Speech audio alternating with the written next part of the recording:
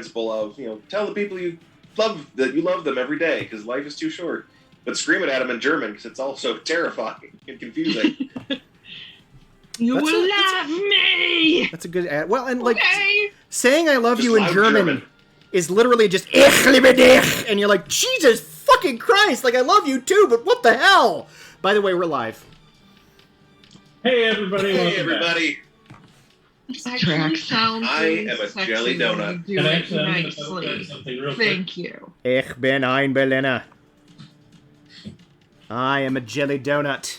Wow. Wow. You're so hot. We're all over the place today, aren't we? You know what?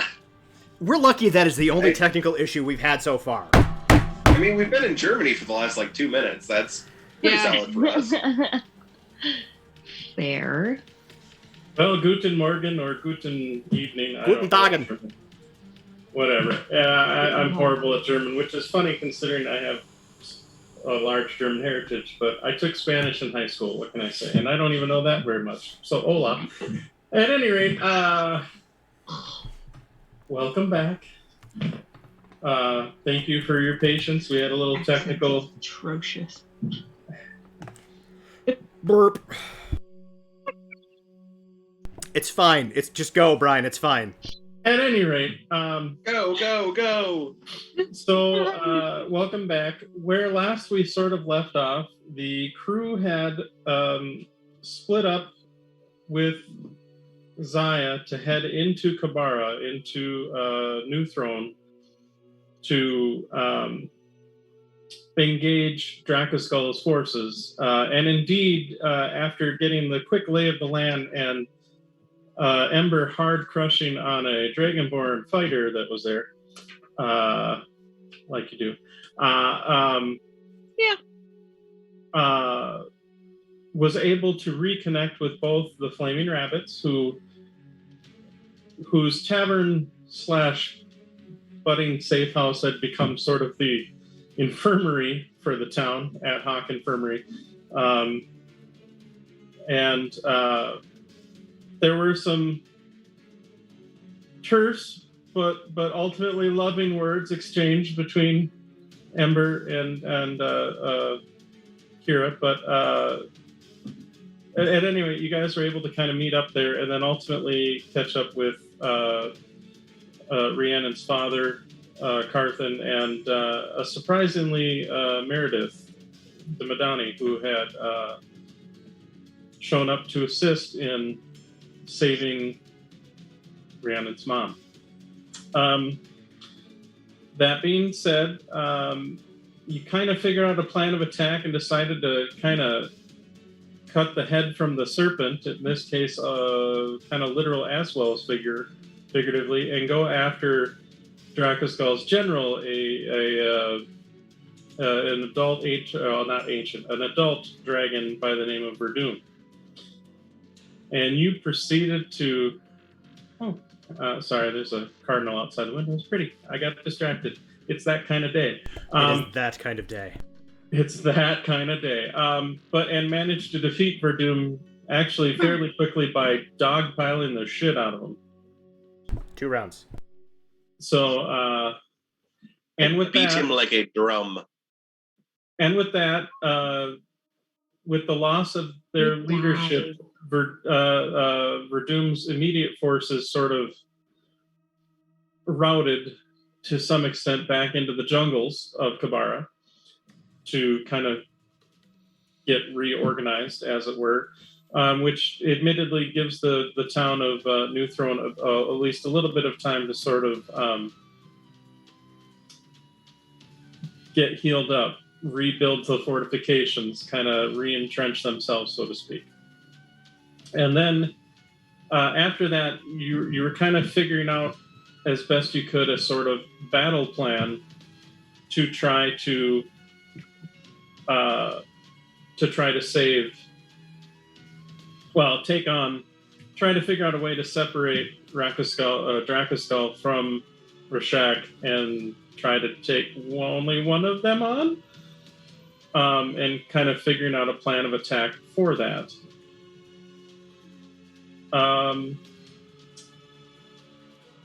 And then, meanwhile, in a slightly separate adventure, going back actually over a month ago in game time, our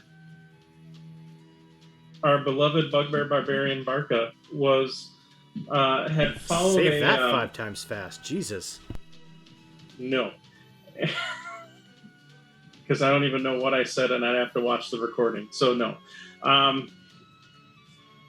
But had perceived or had started to pursue a path to see if it was possible to find his lost mother, as well as go after potentially the group that was well, I shouldn't even say potentially go after the group that was responsible for taking her, the Red Talon clan or tribe.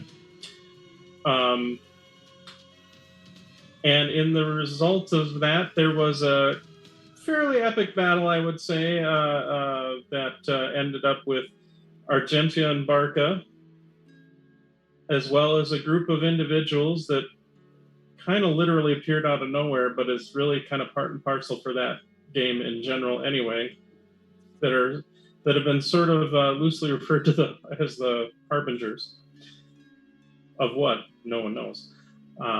Which in and of itself is its own scariness. But, least of all them. Least of all them. I believe what was Gavin's term that he told Soya Katra, Fate's bitches or something like that. Yep, Fate's bitch. Yeah, they are well they are well seeped into that descriptor as far as their them. At any rate, but the battle ended ultimately with Barca taking on and defeating the leader of that tribe, and the harbingers aiding and succeeding on slaughtering a high percentage, if not darn near all of the pardon me, of the bugbears and goblins and hobgoblins that were part of that tribe. And so Barca, we'll actually kind of start off with you. So you and this group of individuals are currently at the village, kind of licking your wounds. Now, granted, the handful of hobgoblins, bugbears, and goblins that are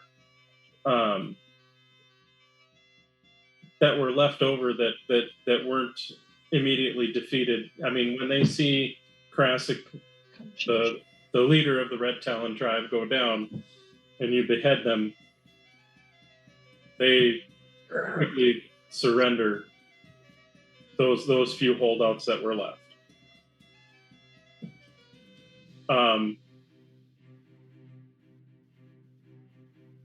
So what do you do?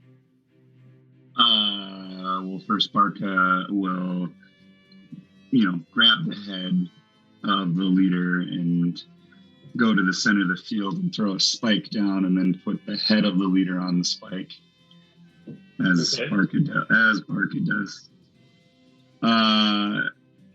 He will go to, and this is my own memory issue, I can't remember. He's gonna go to one of the people he knows that was looking for the mother, or was supposed to go free the mothers or whatnot. Yes. Well, and you had sort of persuaded/intimidated a goblin by the name of Globble that was going to also assist with that a little bit, although admittedly some of the plans got a little kerfuffled, as combat usually causes plans to be. But that particular goblin, who definitely did not want to die and was more than happy to cave into whatever demands you needed, is able to, quite frankly, bring you to a kind of a larger bugbear female that, you know, it's the oddest thing. Sometimes, you know, they say that sort of scent is the kind of the most related to, you know, linked to memory and whatnot. And the thing is, with even everything, the battle and everything going on, as you near this fairly large bugbear woman,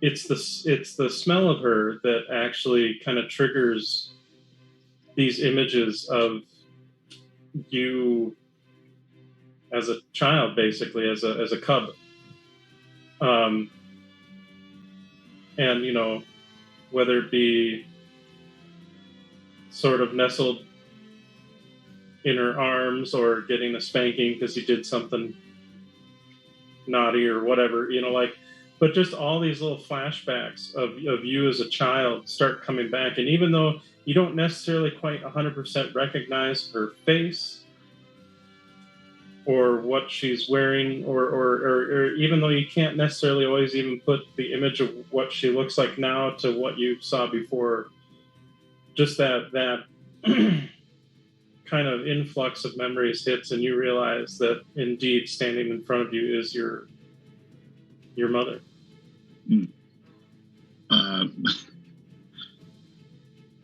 So Barca looks at said bugbear and just goes, "Mama, are you my mama? You smell like her." And you see she leans forward. Arga? Mama. And then he embraces his mother. Yeah, and she gives you a big hug. And for the Harbingers, they're there because several of the players here also played some of the Harbingers. Big surprise. You see this kind of cute reunion of this kind of scruff, kind of gray furred bugbear lady, just giving this big bear hug or bugbear hug to this bloody, covered, disheveled, wounded Barca. And you know, if it weren't for literally all the death surrounding you, it's pretty touching. I give, as this tableau is happening before me, Noro will give Globble a large container of tea.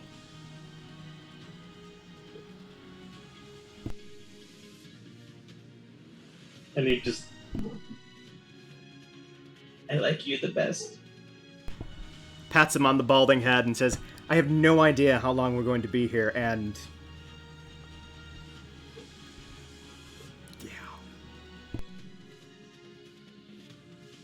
yeah, you see, like, our turtle wizard Koopa, like, immediately heads over to one of the fires and begins, like, rubbing hands and immediately trying to get warm and whatnot. But the battle is over, as far as that goes. So, thinking more of the long term there, Barca.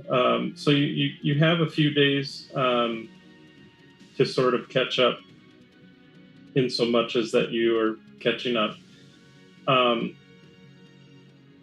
That being said, you do notice that you kind of get a sort of a general overview of what's kind of happened. Like the Red Talon definitely did. They were sort of they were exiled from Dargan, which is the kind of the Goblin nation, and so had sought refuge basically in Droam, the city of, or the kingdom of monsters, so to speak, and worked well and became master slavers. But in time, as their numbers started to dwindle a little bit, they needed to make sure to kind of procreate the line, so to speak, and that's when they started raiding into Dargan itself. to gather, well, mates, for lack of a better term. And you realize you were one of the, you know, your mother and your family and you were some of those that were taken.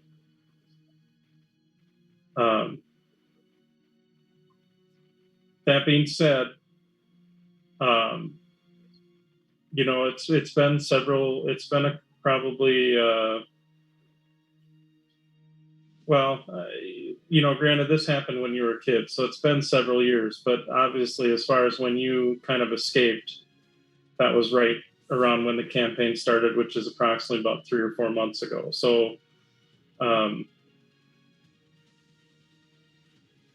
but you'd been doing more of the gladiatorial fighting and had been sort of shipped out a long time ago. So even though you only escaped recently, as far as the last time you saw your mother, it was a long time ago, because they took you and trained you to be a fighter and, well, kind of got you where you are today.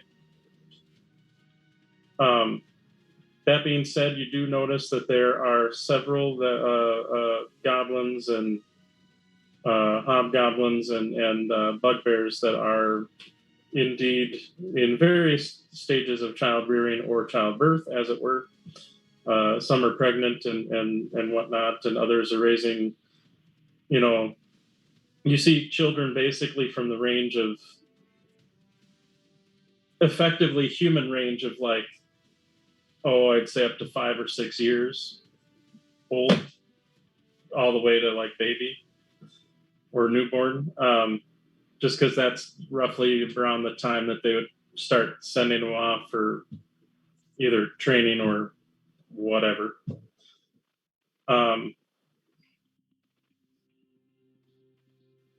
But whatever that equates to in goblin terms, I know goblins have a really short lifespan, so, you know, 2 years for them, maybe. I don't know. At any rate, that being said, they welcome you all in, and as far as like food and whatnot, there is plenty. You do start to identify that you are definitely somewhere within the Frostfell, which is that kind of the tundra and Arctic northern continent, for lack of a better term, in Eberron, north of Corvair. Well, north of everything, really, but. And yeah, that's. I guess that's kind of your immediate thing. So after, I guess, and you take a few days to catch up, but after that, what do you, I guess, what are Barca's intentions, or what does Barca intend to do? I imagine Barca spends probably a decent amount of time, like a day or two, like just getting to know his mother, like learning about what's going on. I'm guessing he's probably, just by the fact he killed the leader of this tribe, that he might have some sort of de facto leadership thought process in his brain. Yeah, you get the sense that none of the surviving warriors or warrior or raider types will, they saw you take down the head boss and your dragon kill a dragon. Like, they're, as far as they're concerned, it's just a normal regime change kind of thing. They seem to fall into place rather quickly because they've seen the alternative. Right. So he'll probably get to know them, probably get to know like the encampment himself, just like in general, just like, hey, you know, we're here for a minute, we're in cold areas, seeing he's in tune. He's a little more, as he's been away from the group and he's had to do more exploring and been with Tina, he has a way of looking at, you know, nature and gaining some knowledge, specifically after Barca got more experience and maybe leveled, and so he's a little more observant than normal. He might not know fully what he's observing, but he's a little bit more observant. But he does feel, I think, after those 2 days, he achieved what he wanted to, but he remembers a promise. He remembers that he promised he would come back after he found his mother. And he found his mother, so he's feeling a pull to go, like, back and find the crew of the Argia, Berezaya Argia. Okay. So I think he sits down with his mother after a couple of days and learning all this knowledge, and just kind of says, Barca, Mama Barca made promise to help some friends, help family with an important task. But Barca learned that you may be alive, and Barca left friends, family, to find them, and they let Barca go. But Barca promised family he return and help them find another mother from a close friend. I know to your friend or family seems like stupid terms because it's mostly about survival. But Barca needs to do this. Barca can't ask Mom to come with Barca. By the way, in these 2 days, Barca would have asked her name. I don't think I. And what is her name, Barca? Damn it. Your mom. See, and that's what we call delegating. Sorry, I'm just being a dick now. All right, anyway. We'll call her Shades. Love you. I'm off camera. You can't see me flicking you off. That's probably a good thing. Oh, I'm a dick. Anyway, there you go. Sorry. We'll call her Shades. How do you spell that? Chaise. Oh God. I like it. I just got the joke. It took a hot minute. I dig it. Well played, dig Darren. it. Well played. Make me Bravo. think on my feet. You're gonna get all the. That is a joke tomorrow. that's like freaking 2 years to build to make it where it is. That's the only reason we wanted to find the mother. Yep. His father straight up is named Fainting. Just.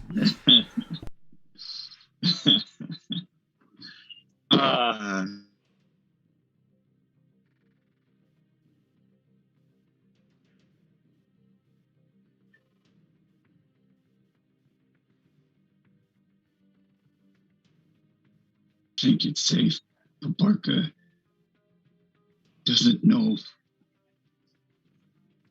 You know,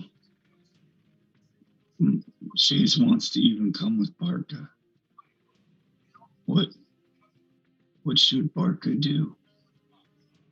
Which is weird because I don't think Barca's never even asked for advice from really anybody, but it's his mother. So he's like showing trust in a way that he hasn't shown trust before. Oh, Barca.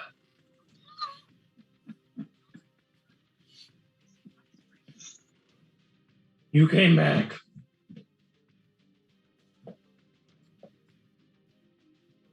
You saved us, which is good.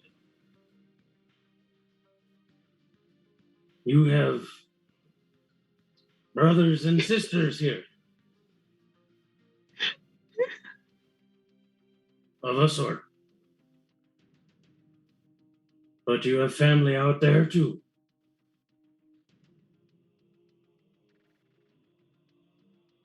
It is good to have family.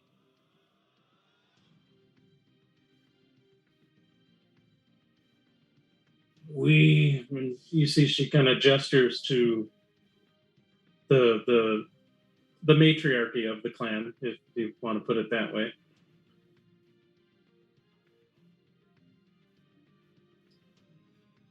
We have become family, like the one you have also gained.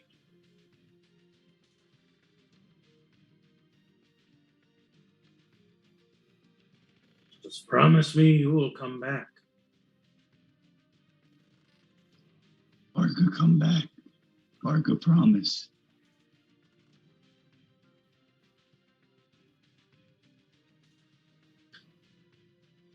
Then go, son, with my love. And slaughter your enemies. Barker will fucking rampage. Barker love Mama too. Like, right up until slaughter your enemies, I was getting some Mad Yoda vibes. And then, yeah. Yeah, except It Yoda's had a to little go more off higher pitch. camera. I can't handle this. Barker, go, I must. And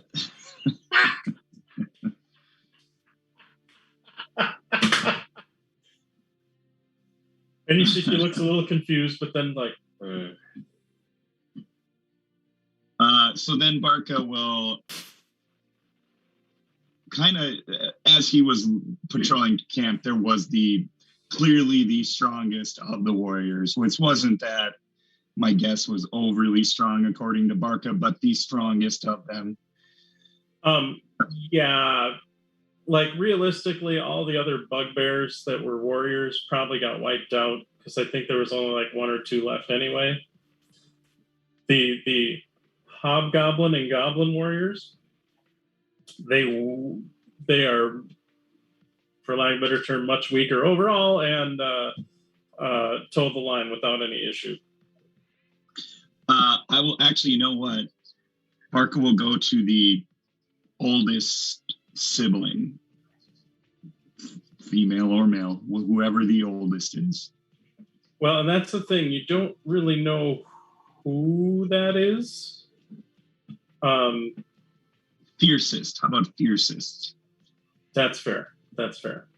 Because I would have probably taken like some sort of like idea of who was a sibling, even though probably not overly close. But I will grab the fiercest one and kind of like stand that bugbear up on its feet with it hands, shoulders in hand, and just say, Barca must go. Barca will be back. You must keep family safe. Don't disappoint Barca. Hard being the one who has to keep everyone alive. Barca used to doing that. Barca died doing that several times. And you see a lot of confusion on the guy's face at that because you're literally standing right there in front of him. It's Barca. Actually, as you say that, there's confusion and then there's just a little poke to the chest just to make sure you're still there. And then realizing that he poked in the chest just kind of... Sorry. Thanks. Barca, trust and believe that you will keep everyone alive. Right? Yes. Okay. Barca, go. Oh, beware of brain thingies that make you do things you don't want to do. Just if anybody in your, in the tribe hands you something, just look before you open, or don't open anything, or just make good decisions. And he walks away.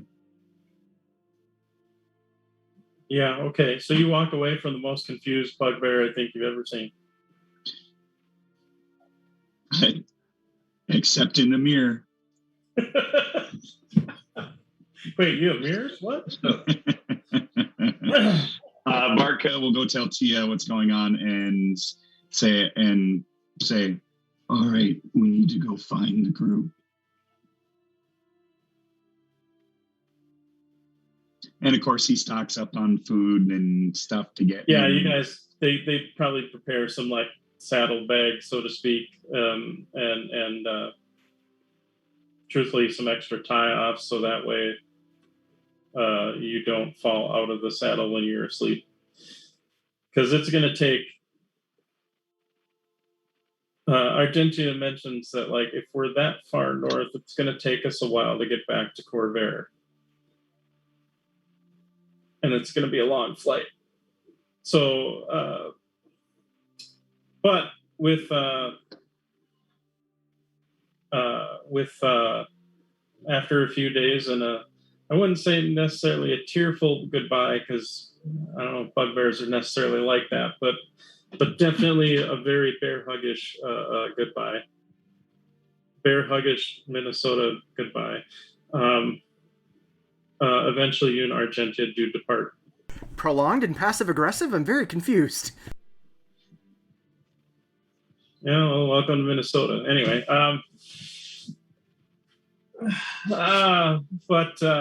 and so you do depart. Now I'm going to let my dog back in. I'll be right back.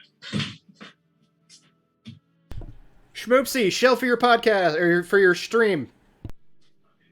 Oh, okay. I stream on Twitch as Seven-Tail Fox. Tail is Tale, like the story, because that's what we like to collect. My schedule right now is pretty all over the place. I try to post on Twitter and in my Discord server when I'm about to go live, but feel free to come check us out. I will be streaming tomorrow night with our good friend Epic Realms and some other mutual friend streamers. We'll be doing Dead by Daylight, which I have never played before. It's going to be real interesting to see how that goes. Go to the back of the show, or else you might pee yourself. I don't want to. A good idea.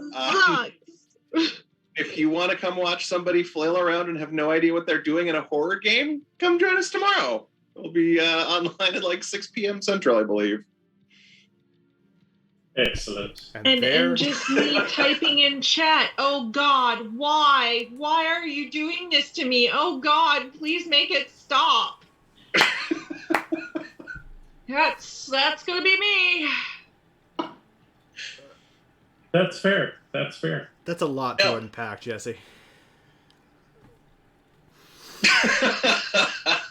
Well, the only time you'll hear me say that, but whatever. So, meanwhile, as far as the rest of you,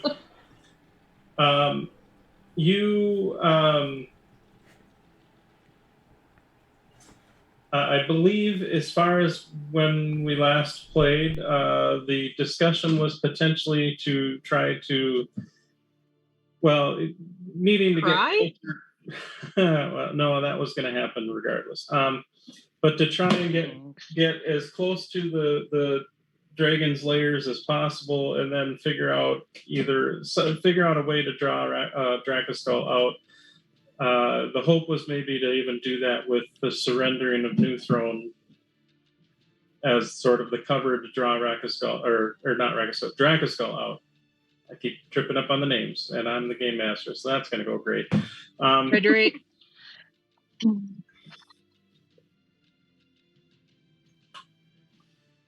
Also, the sound alert is broken, and apparently Nick is going crazy. Oh, Nick. I did everything right. I know what's wrong with it. I'm going to smack it around later. It's all right. Maeve is smacking Nick around in the chat. I'm here for it. Thank you, Maeve. I feel like that is thoroughly appropriate. Stop trying to kill us, Nick. You know, there's such a thing as water poisoning. I mean, that's my job.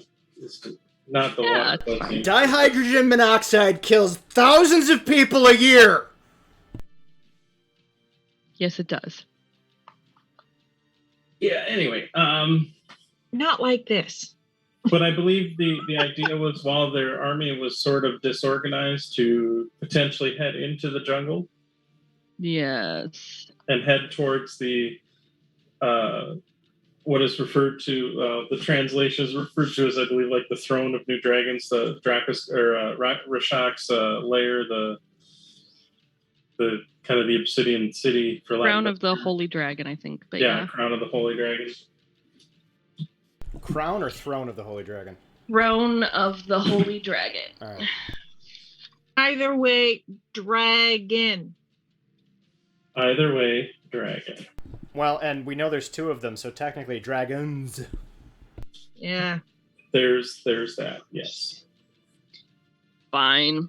So, were we gonna try to kill the chick or the dude? We're going to try to kill the dude once Drakuskull is lured out. Because the whole point was that What's Her Bucket back in the city was going to offer to surrender to Drakuskull, but Drakuskull has to show up in person. And with her out of the picture, we could potentially take on her mate in his lair.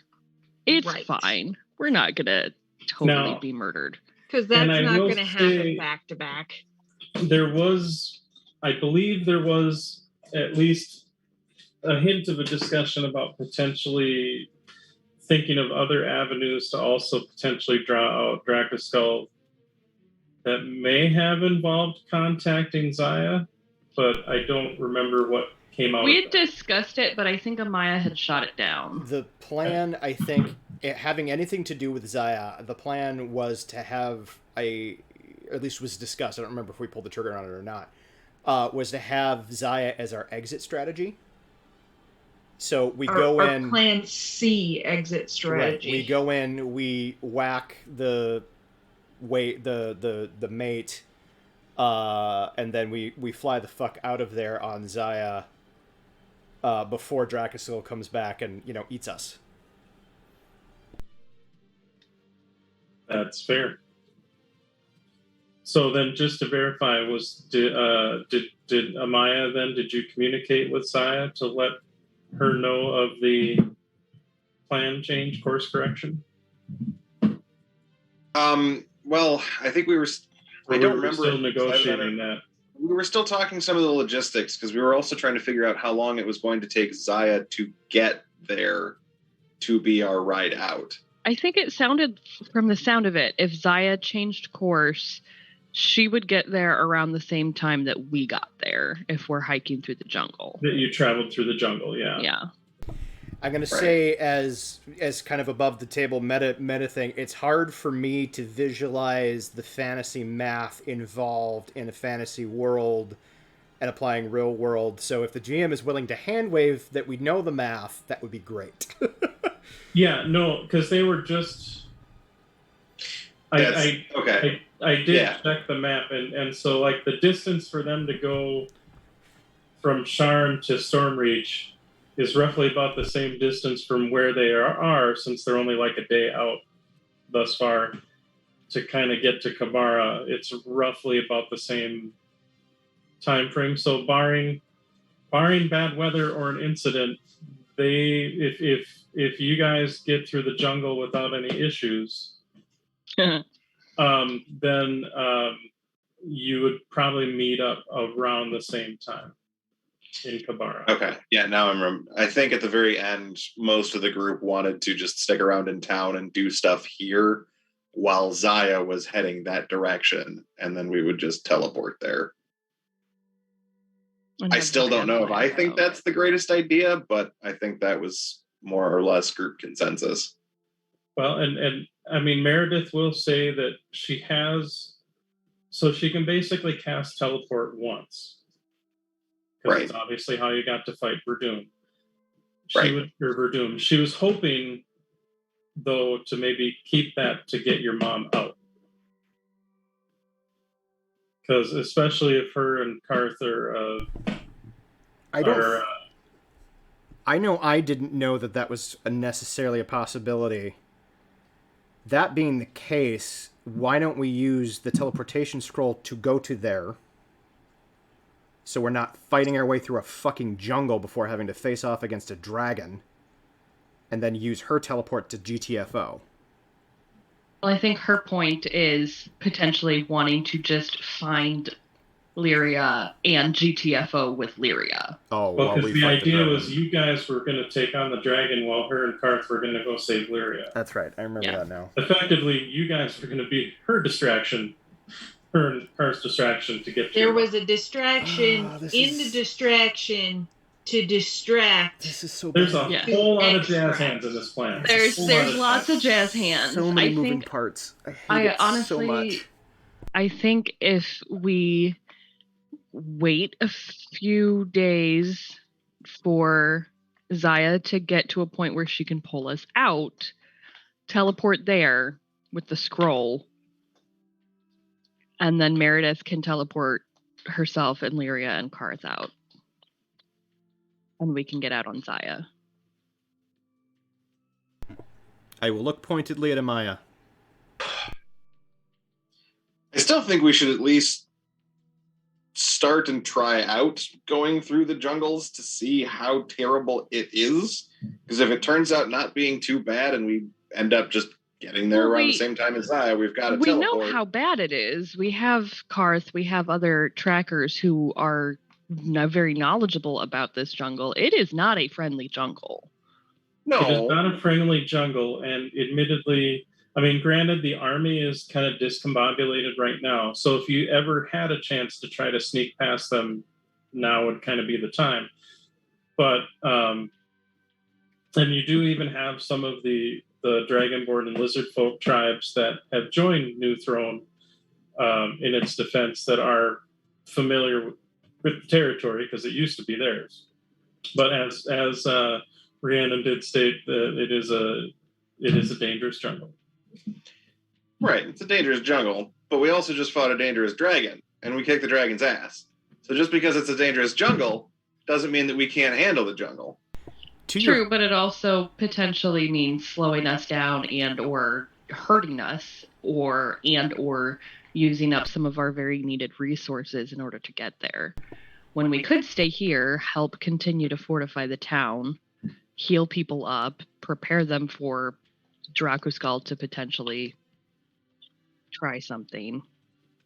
I will also point out that our confrontation with the dragon lasted all of 12 seconds, whereas our time in the jungle is going to be several days. Yeah.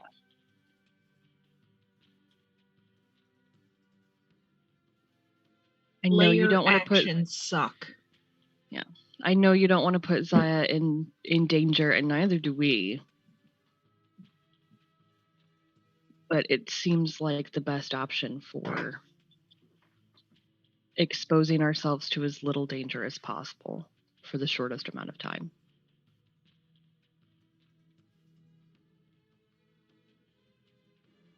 I'm not sure I like that reasoning.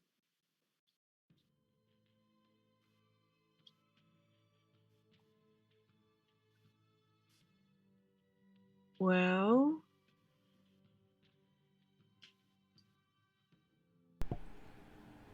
what do you want to do with her?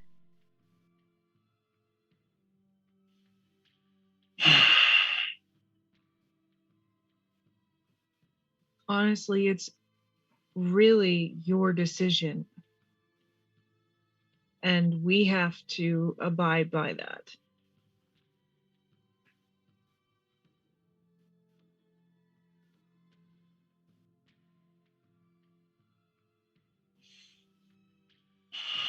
How about a very small compromise? We will have Zaya start moving to meet us after the 7 days. We spend half a day going through the jungles. If after half a day we decide that the jungle is not a viable option and will be far too much of a toll on us, we turn back around. We've spent 1 day of our time seeing if the jungle is viable, and we'll spend the rest of the 6 days here. If the jungle seems viable, we keep going. Here's the added concern that if we start moving through, we don't know for how long the enemy is going to be confused enough for us to slip past them. We may get out there, decide it's not viable, and not be able to return, or have to fight our way through half an army. Is that not what the fly spell is for? Yes, that'll get us going for about an hour. Yeah, it only gives us an hour boost.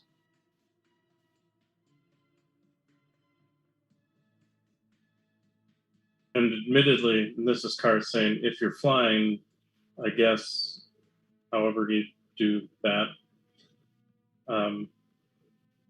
to go fast, I imagine you'd have to be above the tree line, which makes you exposed.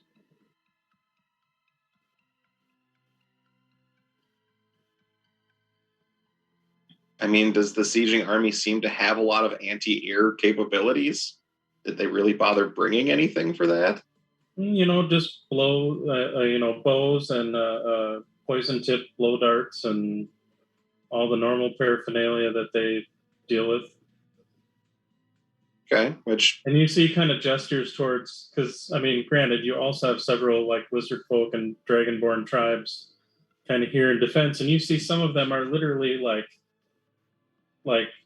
dipping darts and arrows, and they're like putting them on little bandoliers and stuff, and like preparing for the next fight, and like you see it's you definitely see that there's a lot of they've got ranged weapons. Gavin gets up from the table and goes to wherever the fuck it is he's been staying and starts packing his shit. Okay. I think this is an unwise course of action. That being said, I'm not going to try to force you to put Zaya in a position you're not comfortable with. I think this is a bad idea. It's a shit decision no matter what we do. Well, one decision is less likely to get us killed than the other. And I think we're choosing the wrong one. Yeah, we've got lots of GTFO things. We'll don't, though. We really don't. I have a spell scroll. Well, okay, to get us really, really far in a blink of an eye, yeah. But we have a lot of run things. We have a handful of things that a few of us can do a limited number of times. Yeah. For a limited number of people. Well, it's just us.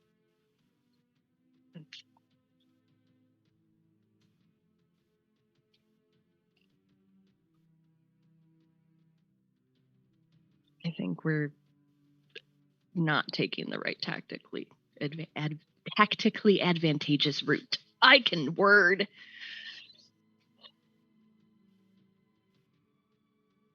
There's far too many factors to make a There's not an easy decision. Guess. There's not an easy decision to make, and I get that, but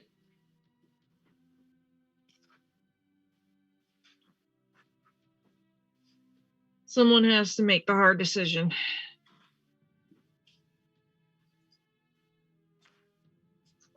Meredith's like, unfortunately, I don't have the ability to. I don't know. I don't have the ability to myself to scry. Otherwise, I could teleport us there. But I've never been there before. I look over at Karth.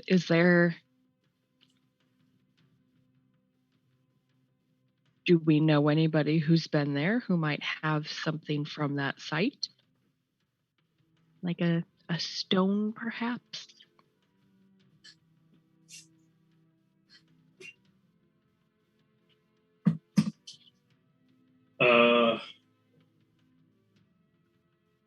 It's a good question.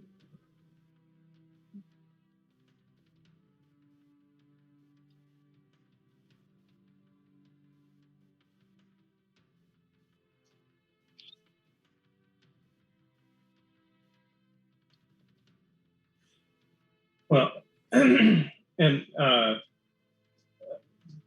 possibly, you do see Meredith's like, yeah, but if I'm not, I mean,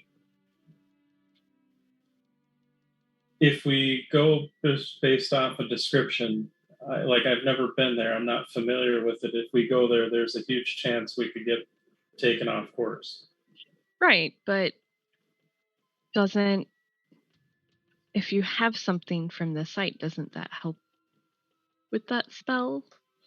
I ask as I totally have studied things and stuff. And know a magic dude back on Zaya? I don't know. I feel like that's something she would know. She has good arcana. Yes and no. Yes, an associated object does help, but it means that you possess an object taken from the desired destination within the last 6 months. So, do any trackers or any of the lizard folk or any of the half dragons or dragonborn that are on our side potentially have something? Maybe, possibly. Yeah, do they have a rock wedged in their... You know what? I'm going to say... possible? Because the movement on the tribes and kind of consolidating power has been happening for probably the past month or two, I'm going to say make a percentage roll. Okay. What's to see if percentage anyone roll? has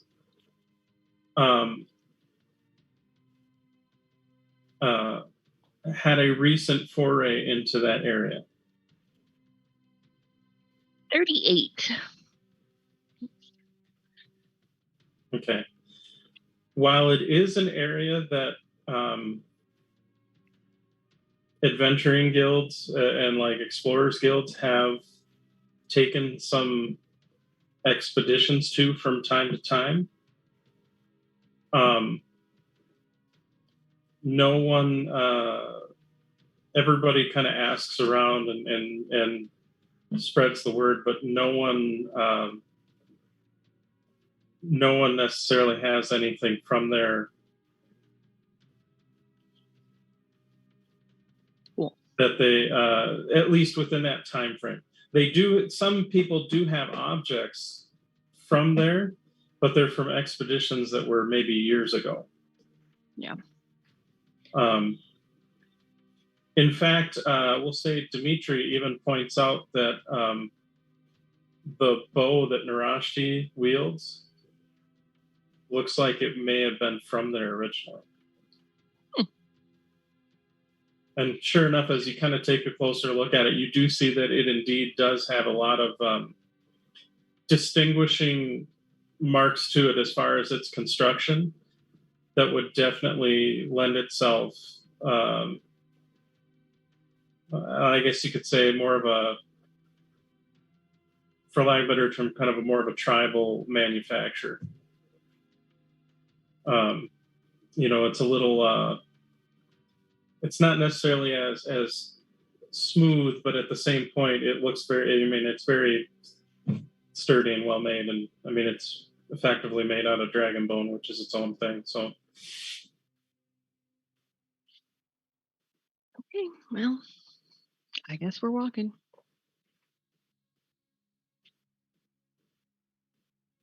Okay.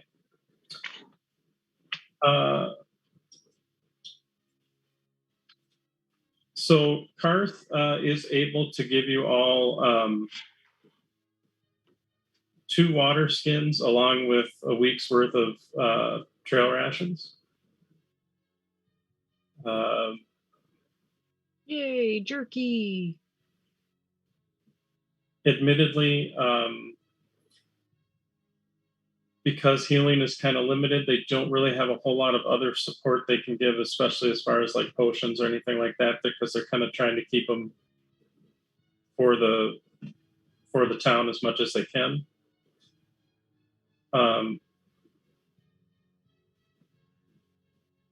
You see the elder, Kadrin, kind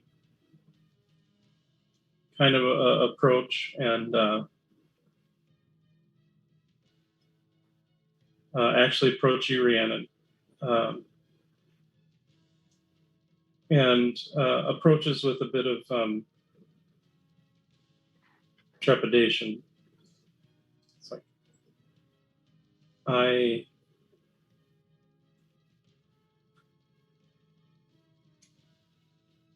heard. Oh,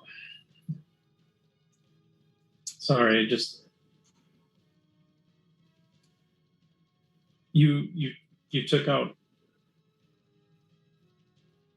her general, so you and your group are definitely powerful, but so much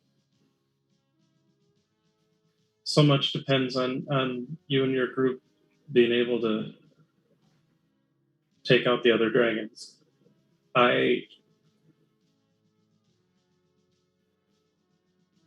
And admittedly, you're taking some of the most capable people I know with you.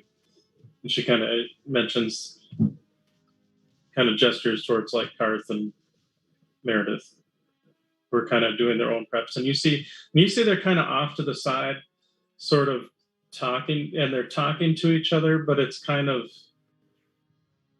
again, there's this sort of weird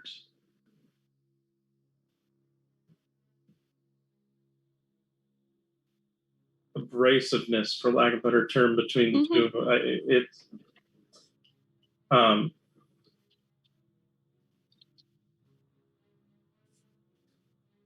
You see Catering kind of takes your hand and goes, I fear that should you fail,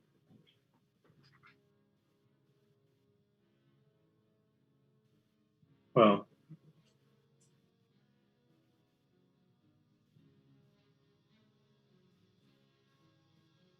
I imagine if you fail, then we're all going to die. But thank you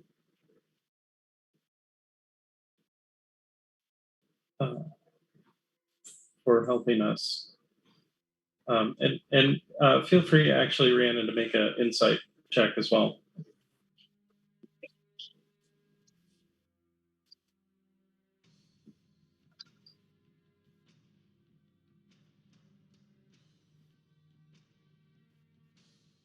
That would be a dirty 20. Okay. You realize she is...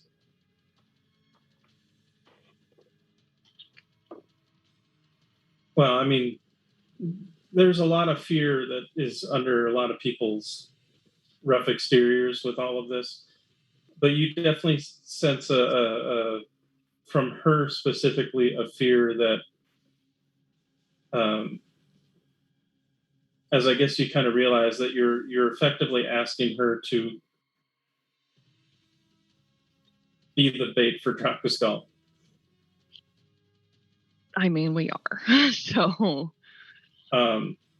Which is horrifying. a little intimidating, yeah. Yeah. We will do everything we can. And your bravery is not unnoticed.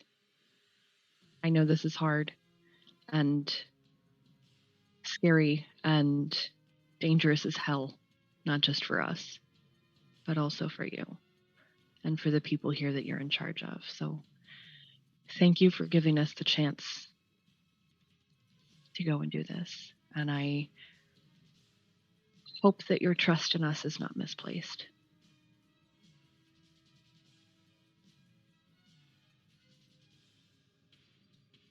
I'll just kind of pat her hand. And she kind of does the same. And then you see her kind of sort of take a deep breath and kind of gather herself a little bit. And then she kind of heads off and starts to kind of go back into sort of no nonsense mode.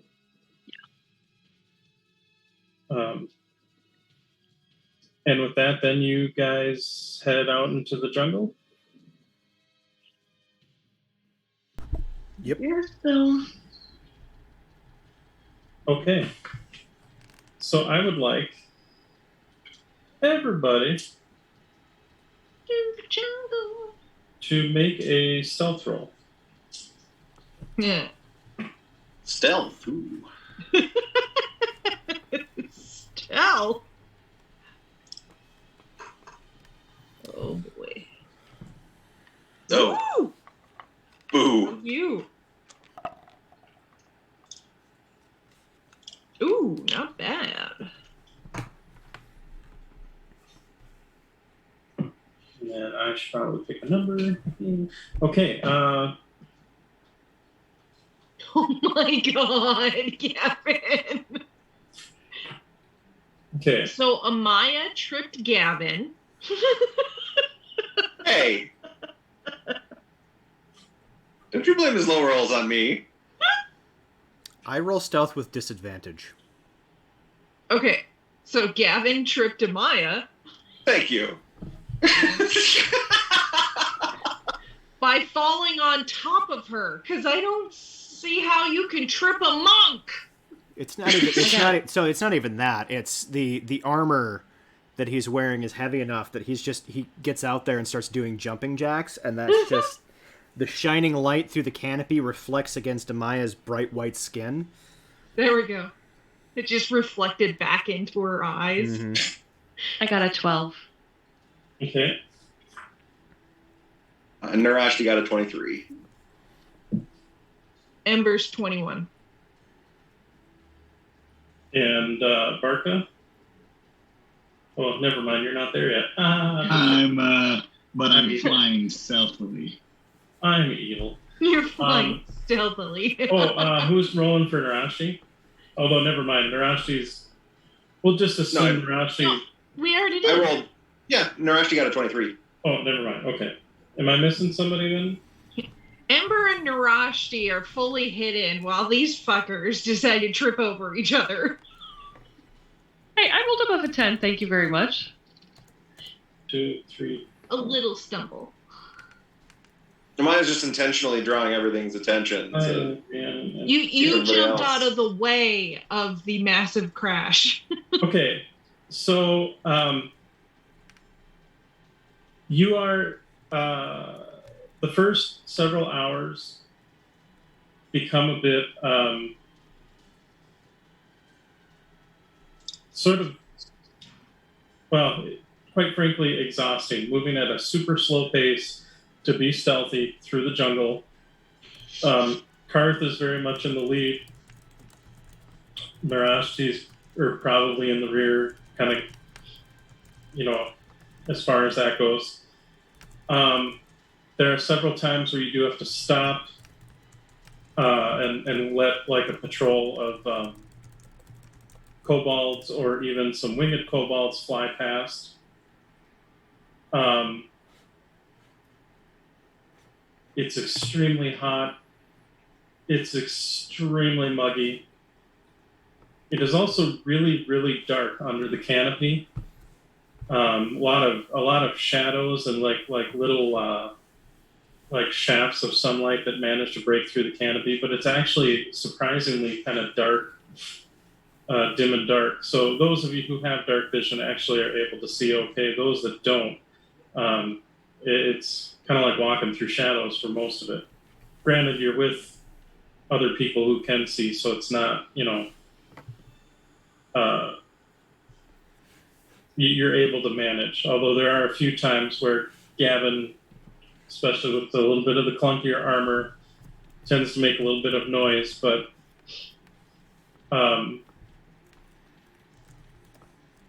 you're able but overall, you guys succeeded very well and are able to get through.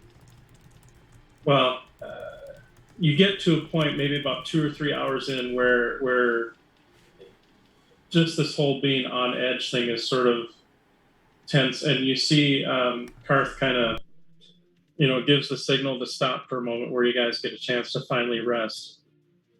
And he says, okay, so I think we're pretty much through the main lines at this point. But as you can see, they're already starting to, you guys saw some of the patrols. As you can see, they're already starting to get formed back up a little bit.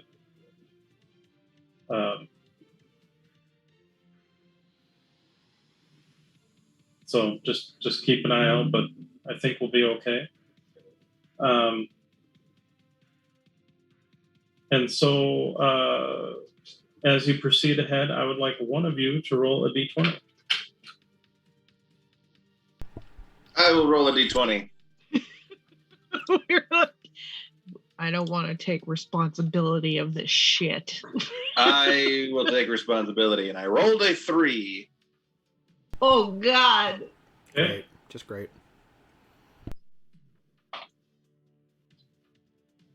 Okay. So you travel for a few more hours, and again, with the heat and everything, it is kind of stifling. I would like everyone to make a Constitution saving throw. If you have anything like resistance or immunity to fire, then I will say you'll have advantage on the roll. Okay. All right. I rolled a natural 1. Ooh. I'm sorry, what was the roll, Brian? Constitution Thank you. save. Oh my God, even with advantage, I rolled shit. My total is 7, but it was a nat 1. Okay. Well, you don't. Yeah. I'm making up for it with a nat 20. Okay. 11. Narashti got a 13. Amaya had an 8. Oh God, guys, we do not do well in the heat. Which is hilarious for a fire genasi.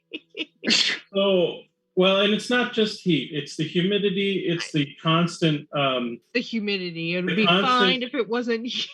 Well, it's also the constantly being on guard and being like hyper tense and alert and moving slowly, through a jungle, trying not to get attacked by things. So because of all the tension and the heat and the moisture, those that did not get a 10 or above will take a level of fatigue. Ooh, I got above a 10.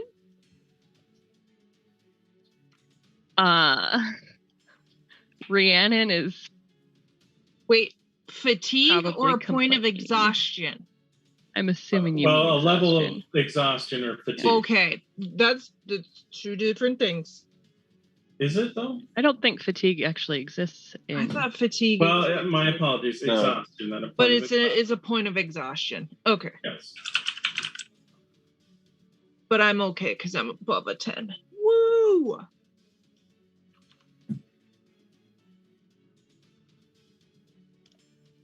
Don't we have any kind of like endure elements spell or something? Thing? If you had endure elements, that would actually, you wouldn't even have to roll a save.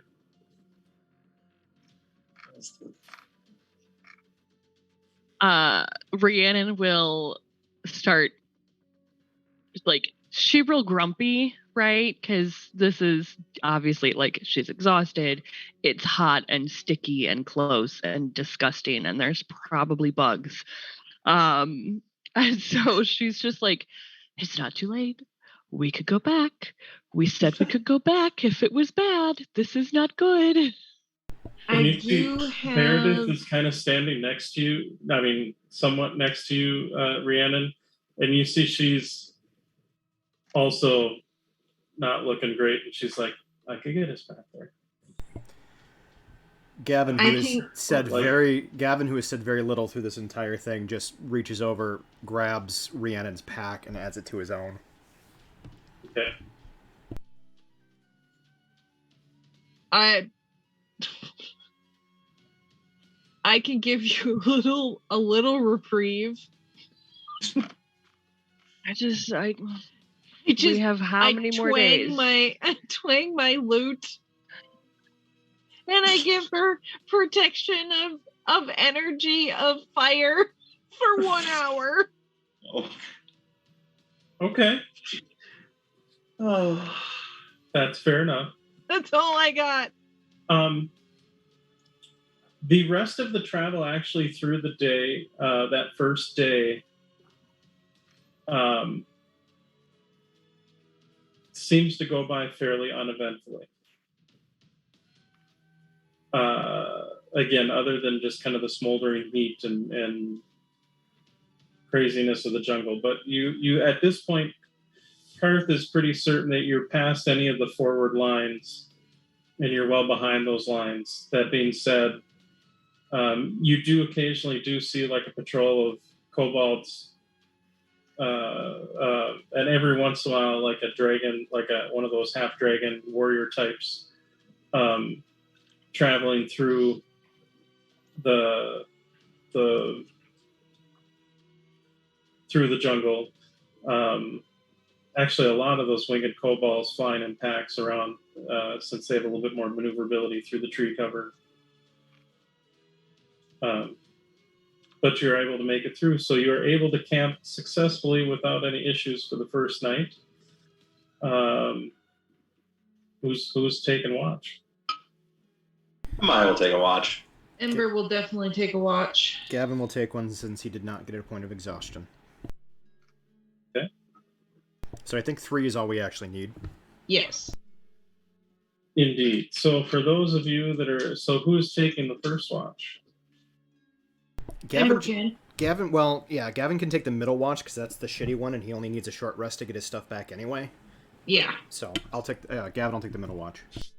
Okay. So who's taking the first watch? Ember. Okay, Ember, go ahead and roll me a d20. Just a d20, not a perception or any other modifiers.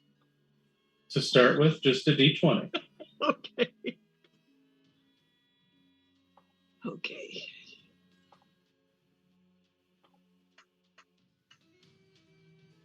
Okay, a 10.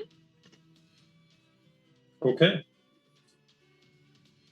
The sounds of the jungle, I mean, you hear all sorts of different animal noises, and I'm not going to try to mimic them because, let's face it, that would just be a insult to people who live in jungles, I guess. I don't know.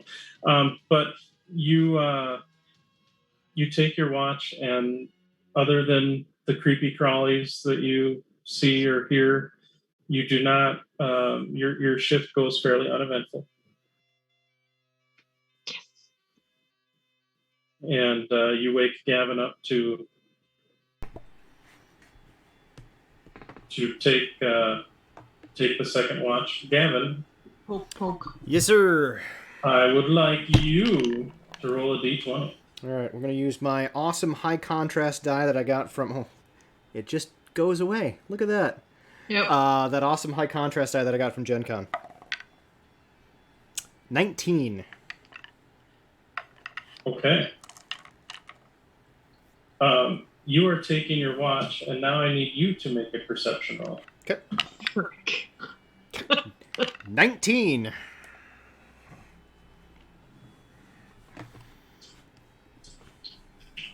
Let me just double check there. Yeah, perception is a 19. All right.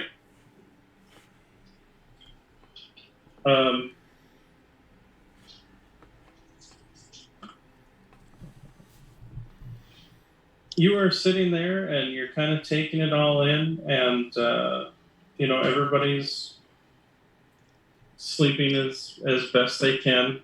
I mean, the heat is only slightly less stifling. It's not like there's really much of a breeze when you're under the thick canopy.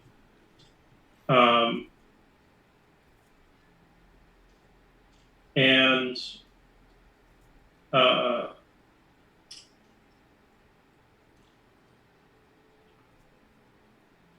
it's just kind of a silent, sort of serene thing.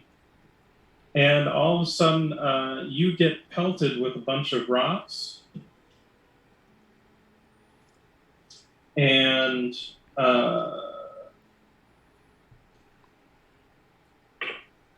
does I think it's like a 21 hit you? Yes, it does. So you'll take 5 damage. Okay. Sadly, the other 2, and like so all of a sudden a rock cracks you like on the skull, and you're like, son of a bitch. And 2 more come down at you, but like bounce off of your aforementioned plate. And you see that there are a group of those winged kobolds that are in the tree line above you throwing rocks down at you, and I need you to roll an inch. How many are there, real quick? That you can see at least 3. But admittedly, I rolled a nat 20 on their stealth check, and it beat your perception. 21 for my Inish.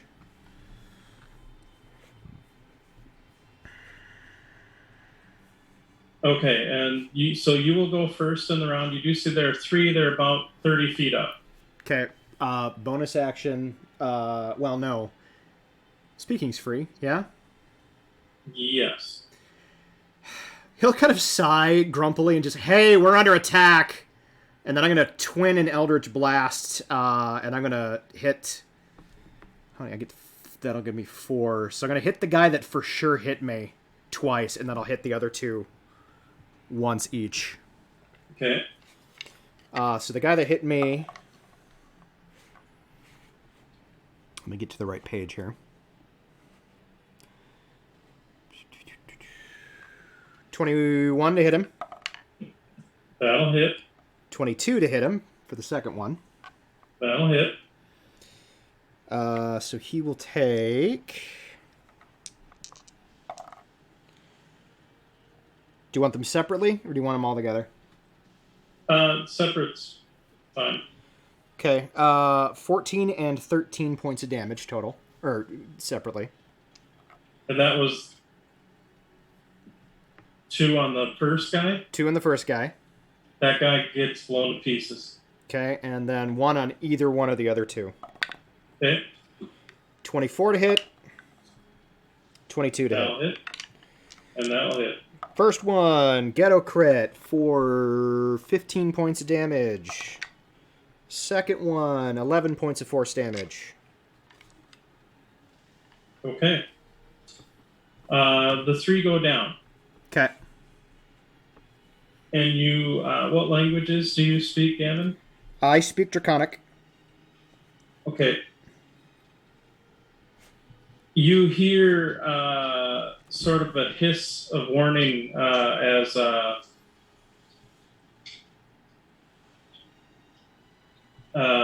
you hear other Draconic creatures. You're guessing more kobolds, judging from the kind of the high-pitched hiss. Quickly kill them before they wake up!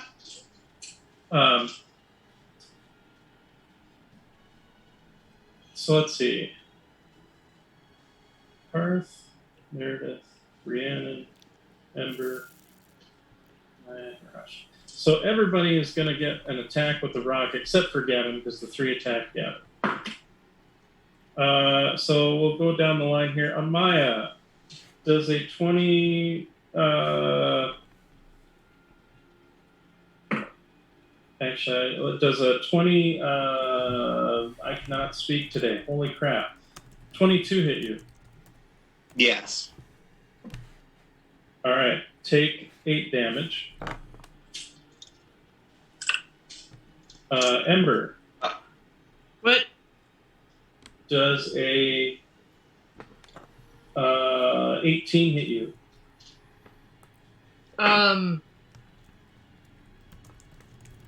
Yes. Then take 5 damage. Rhiannon, I'm guessing a 24 hits you. Yep. So that'll be, oh crap, Ditto crit for 9 damage. For Crit is Narashi, 9 damage. Narashi does an 11 hit. I doubt it. No. However, the 24 on Karth will hit him for sure. And the 22 will hit Meredith.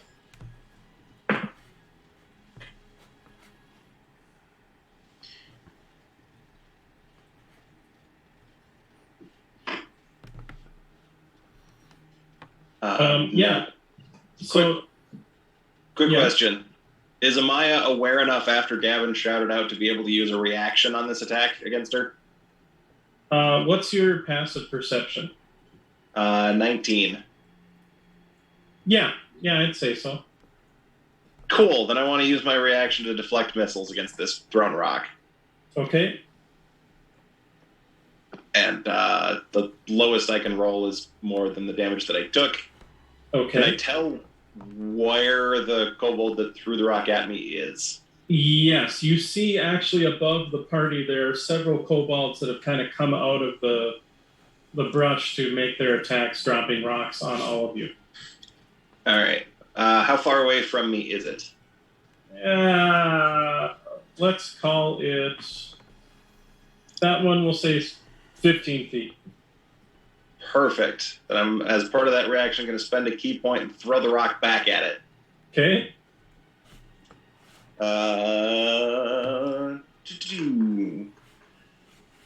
25 to hit.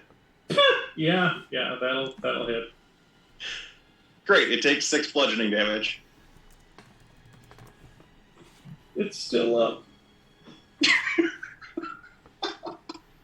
But it certainly regrets its life choices. You want to know what the funny thing is? 1 hit point. All right. So, Yeah. Rude. I knew that was gonna. but yeah, you catch the stone with Gavin sort of waking you up. And granted, you're a fairly perceptive person anyway. But with Gavin waking you up, you manage to see the stone come in, and your reflexes take over. You don't even think about it. You just catch the rock and toss it back, and you hear a high-pitched sort of as you beam the kobold pretty much on the nose and break its nose. With that, I would like everybody else to roll initiative, and I realize now I should probably keep track of that somehow. So let me... Gavin, what was your initiative again? 21 with a +3. So, Amaya, what was your... 19 with a +4.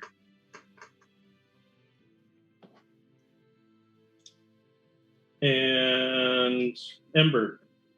15 with a +4. And Rhiannon? 21 with a +2.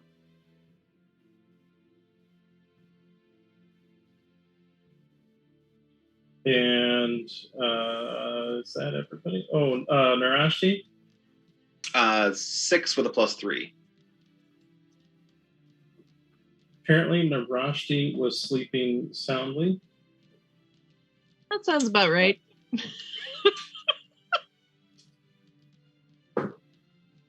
Wow, Meredith, that's not helping at all. Is Narashi and Meredith snuggling? Not in this heat.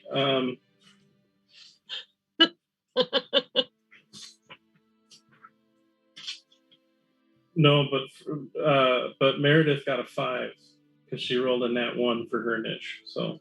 Oof. She's snoring. Ember, what was your niche mod? +4. All right. So top of the round then is Gavin. Now that they have attacked my other friends, do I see them? You do indeed. All right. I'm gonna, because I'm a vicious asshole. I'm gonna target the one that hit Rhiannon.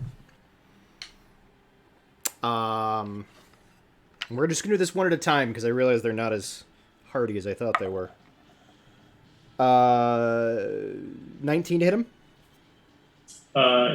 Yes, a 19 will hit. For 14 points of damage. That one goes piff. I will use my second one to target the one that hit, we'll say Ember. Okay. 20 to hit. That will hit. Math is fucking hard today. 9 damage. That one still goes down.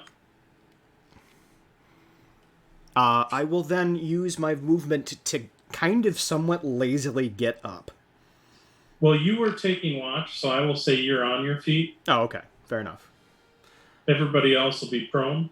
Then I'm going to... she is my girlfriend? Paramour? I really don't know.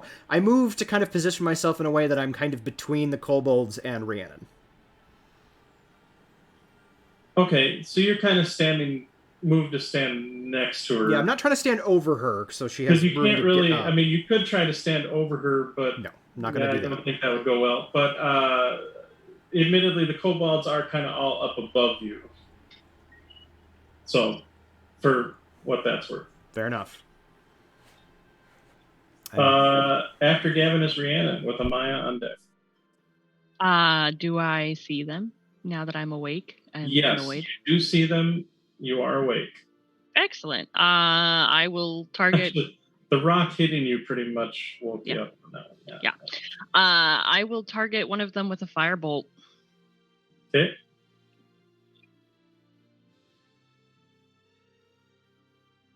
Uh, 17 to hit. That will hit. 14 points of damage. That one dies. That is Rhiannon's turn. So yeah, Gavin, as you move over, you look down at Rhiannon and you see there's this big bruised and kind of bloody welt right on her forehead where the rock hit her. And you see her eyes open up and you see her quite angry, and then there's fire. And then there was fire. Amaya is next with Ember on deck. All right. Amaya is going to hop to her feet and start moving towards where the kobolds are and throw out a couple of sun bolts. Okay. So she'll go for the one that she hit with the rock earlier first. That's fair. Ooh, not a great roll, though. 14 to hit. That will hit. Oh, still hits. Nice. And you need to do at least 1 point of damage, so that one dies. I do. Let's see. It's got a range of 30 feet. So how many others can I put within 30 feet of myself with another 25 feet of move? There's still one above Narashti, Meredith, and Karth. I mean, I guess with 25 more feet of movement speed, could I get myself within 30 feet of at least 3 more? 2 of them are about 20 feet up, so I would say yes. Another one is about 40 feet up.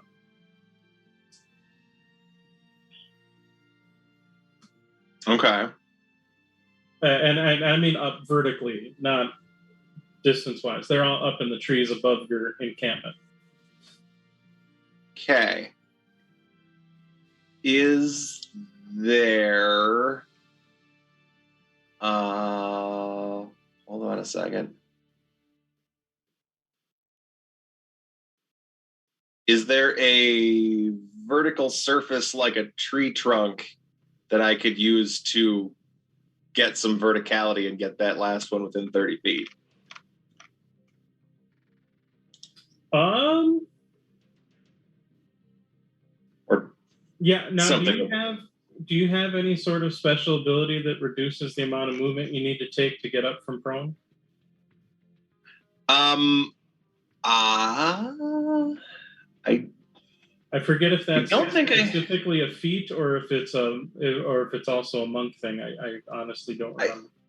I think that is specifically a feat. I don't think monks get that. So just realize half your movement round down. What does that give you for movement? 25.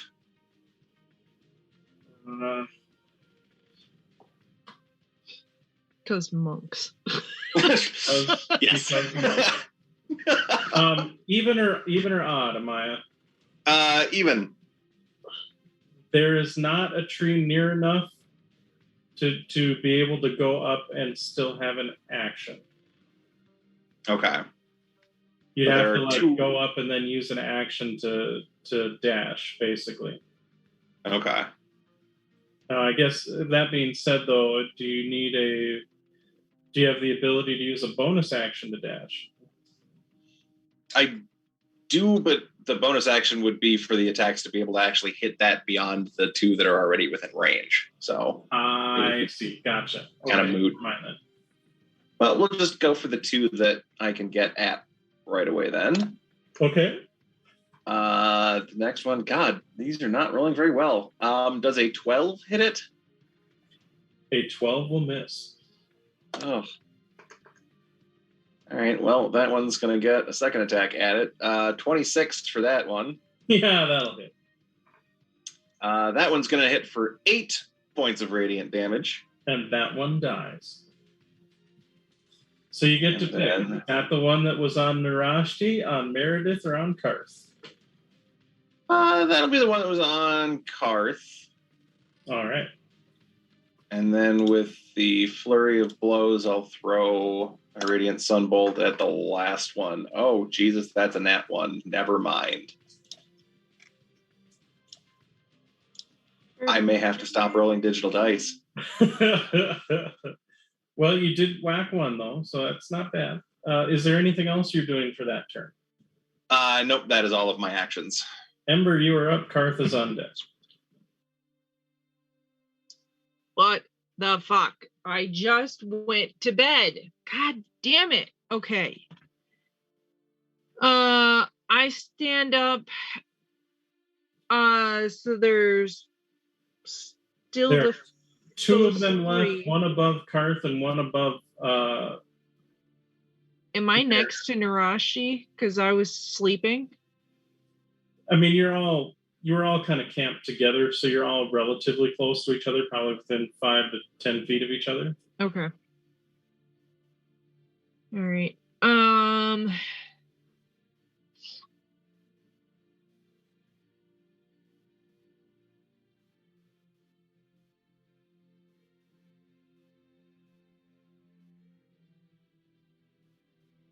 Are there 2 that are within 20 feet that I'm not hitting somebody up? Well, they're all up in the trees, so regardless, they're high enough up that you're not necessarily hitting. Oh, sweet. Are they all within a 20 feet radius? One's at about 40 feet up in the tree. The other one's at about. It's a sphere. It's a 20-foot sphere. 20-foot radius or 20-foot diameter?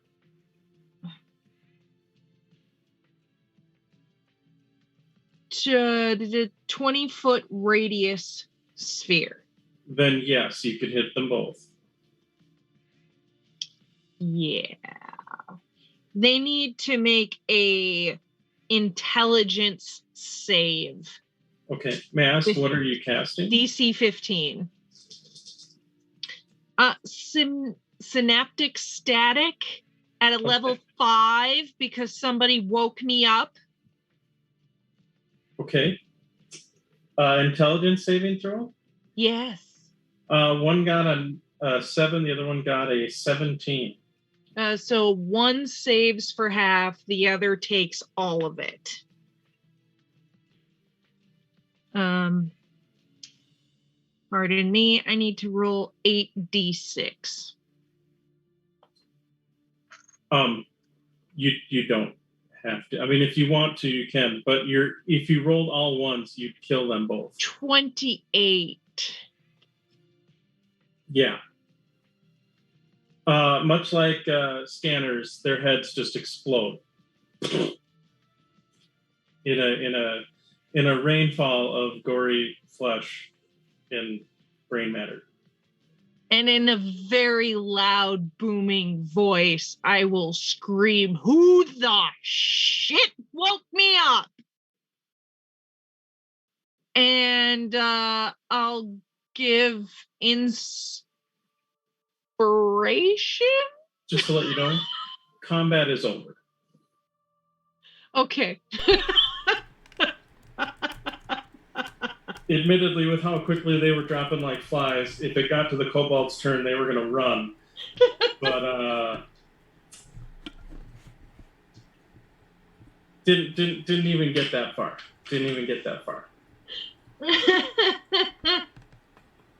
Well, who's saying we're letting him escape to report our position? Yeah. Well, attempt to escape, but they went. Ember's not gonna let anybody live. And actually, you see Rhiannon's dad, Karth, kind of roll over and goes, "Can you all shut the fuck up? I'm trying to sleep." And he kind of rolls back over and goes to bed. Rhiannon also kind of just like nods and just turns over and goes back to sleep. Oh, we loot the bodies. There are some daggers and some rocks and probably like oh wow, that was 3 ones on 3d6. Wow. 3 silver pieces. There you go. You know what? I will take the frickin' silver. Well earned. Actually, funny enough, so not only did you kill the 2 kobolds, but like the rest of you notice there's this sort of like plup, plup, plup, plup, plup, plup, plup, plup, plup, plup, plup, plup, plup, plup, plup, plup, as all this animal life that was in that area. So like some maybe some small rodents and spiders and other things all just drop dead. And it's just this rainfall of dead critter. I'm going to collect the ones that are edible and finish my watch while I am dressing them. Fair enough. The rest of that watch goes uneventfully, and then for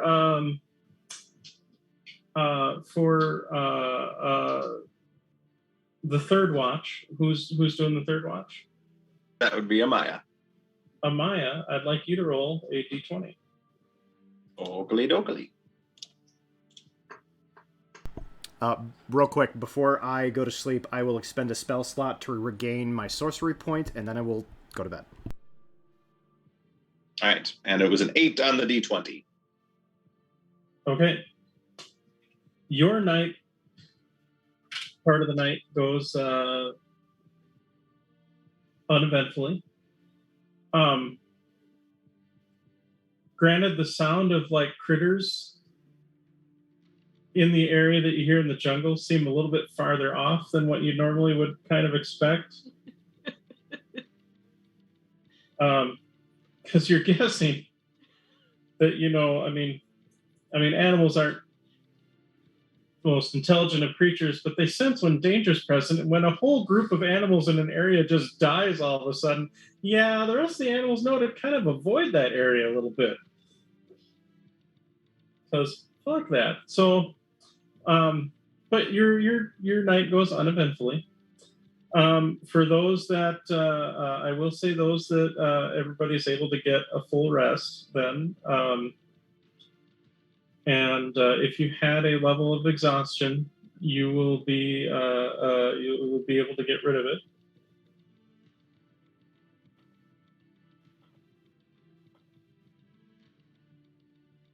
I think it automatically does it on D&D Beyond.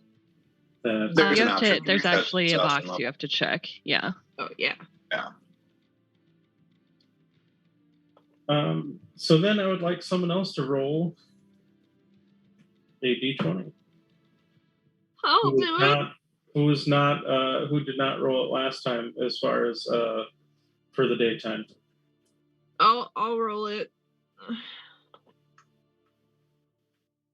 I should not have rolled it. I'm sorry, guys. What'd you get? I got a 1. Okay.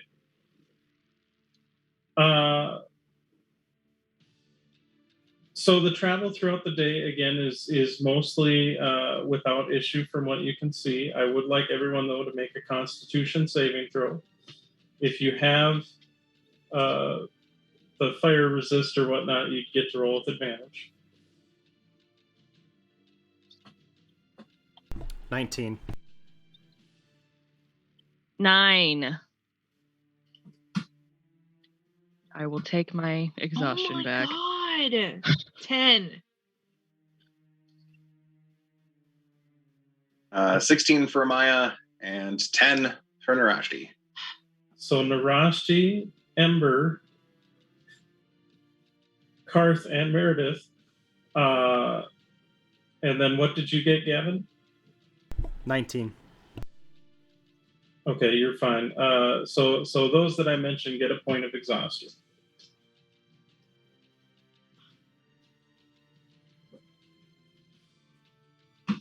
As again, the next day of journey is kind of hellish and whatnot, but is otherwise, thankfully, a bit uneventful. And the second night, again, passes without any issue that you know of.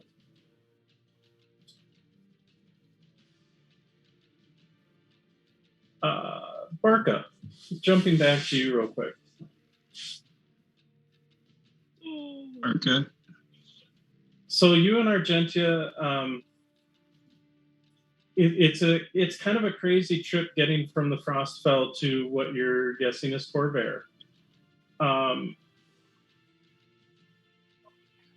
The biggest reason being is it does take several days flight just to cross that northern sea, which I'm totally blanking on the name of. And it does involve at some points having Argentia, basically you having to sort of sleep on Argentia's back as Argentia like sleeps on a cloud to get their rest. Which is a kind of a disturbing situation because to Argentia, the clouds is solid and they can step on it without any issue.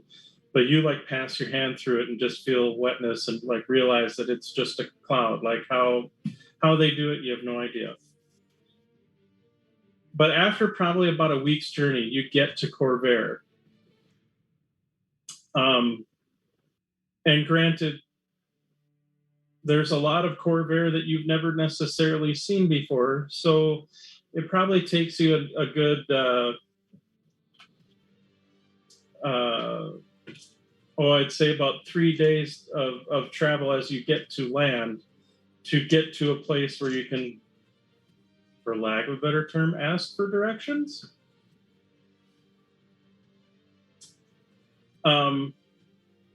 To at least get you to then fly down back towards Sharn.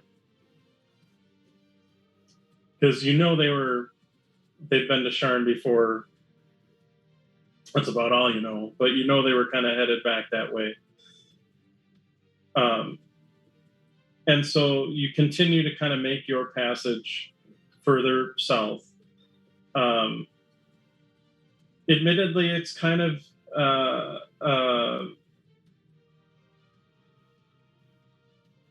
it's kind of a tense trip. There are a few times where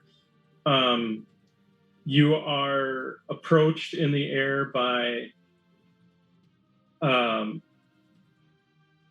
sometimes like griffin riders or sometimes people with their own little flying conveyances, whether it be like a broom or a rug or one person that appears to have a pair of wings on their back, things of that nature.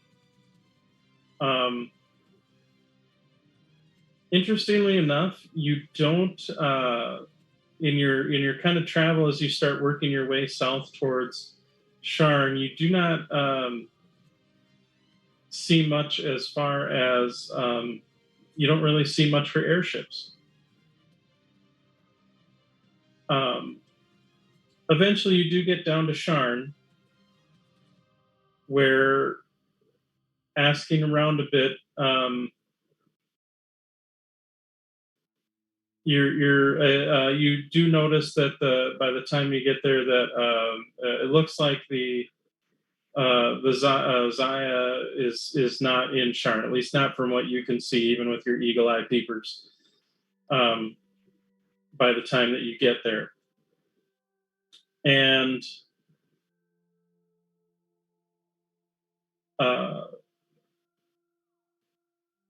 you do overhear when you land in Sharn, you do start to overhear that apparently several airships, or perhaps even an armada of airships, have been sort of stolen or taken by these pirates of the Lazar principalities, which seems to be kind of the biggest kind of news kerfuffle in the ongoing sort of war or battle that seems to be taking place among several of the nations of Corvair, which again doesn't, the battle in and of itself doesn't necessarily, I mean, obviously you've got no stake in that game or anything like that. But yeah, that's kind of where you're at. And so you do get to Sharn. Zaya is gone. What would you like to do?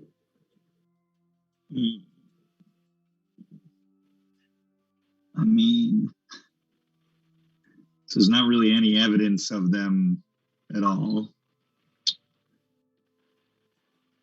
Well, do you, I guess, ask around, ask about them, or what do you do? I would attempt in Sharn to find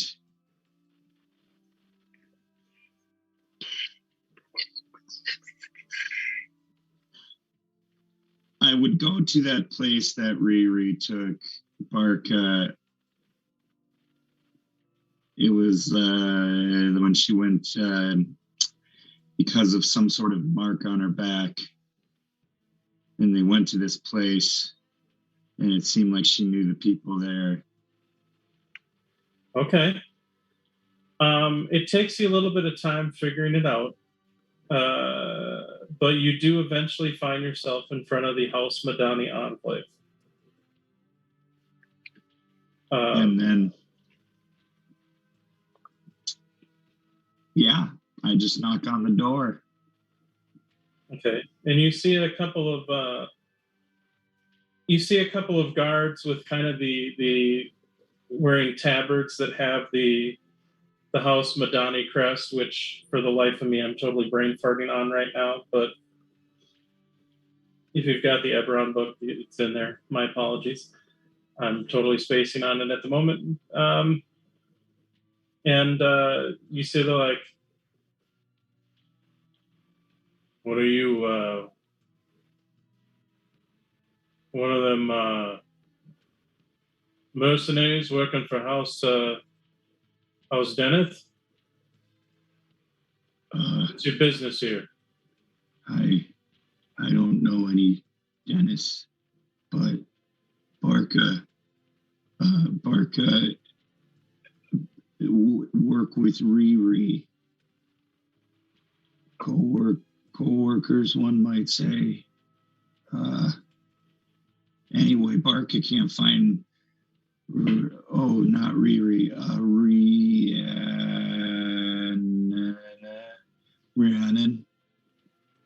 Yeah, Rhiannon. Barca looking for Rhiannon. Barca, her protector. Barca been here before, don't you notice, Barca? How many barbarians you get? All right. Just wait here for a moment. And they kind of look at each other, but you see one of the guards heads in to start talking. And sure enough, you see, maybe like 10, 15 minutes later, you see this kind of older, skinnier, half-elven gentleman wearing some very kind of elaborate robes walks on us. Ah, Barca. I don't know if you remember me. I'm Sian.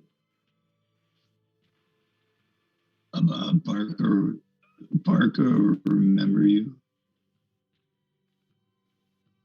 Yes, I'm a friend of Rhiannon's. Please come with, and then kind of looks over to see Argentia kind of standing there with you. Huh. Yes, please come. It'll be okay. And just kind of gestures off to the guards and then steps aside. Please come with me. Actually, and then kind of looks back at the entrance and is like, actually, maybe it might be best if we go grab a seat at the cafe over there. I fear there may not be enough space, and kind of looks over at Argentia. Oh, hey, Tina. Could you go to, like, you know, your other self, the smaller you, but just as powerful? Oh, right. I almost forgot. And then just kind of concentrates, and you see she does they slowly morph into the body of I believe it was a young elven. Like a teenage elf. Yeah. And you see Sian's like, oh, that actually works much better. Then please follow me.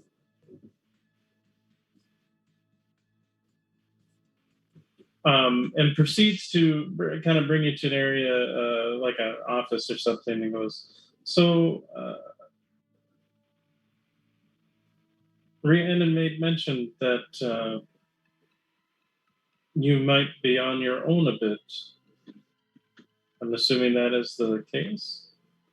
Barca never alone. Barca have Tia.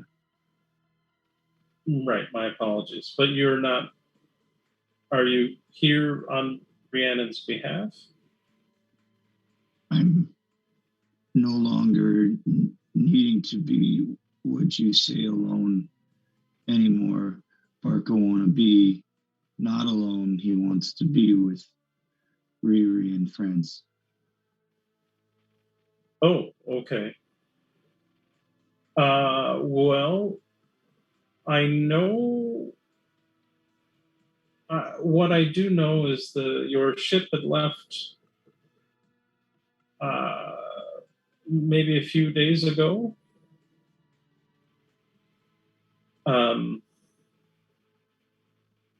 Do you have way of...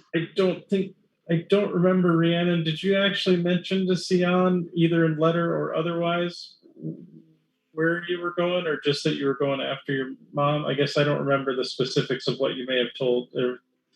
I would have told him where we were going. Okay. So you meant you would have told him about Kabara then? Yes, and that we were going to try to meet with Karth in Newsroan. Okay. So admittedly, I don't necessarily know about your vessel, but I believe Rhiannon was going to go try and save her mother. Oh, okay. So... And I believe they were headed to Kabara to do so. Feels like we just came from there. But I'm not quite sure where we've been. Where is that north? No, actually, a ways to the east. Oh, okay. Well, then Barca never been there. Do you sometimes Riri speaks to the air to people and gets messages from the air back? Do you speak like Riri speak? I think I know what you're talking of. She says it's like a magic thing. I don't have the ability to do that today. However, I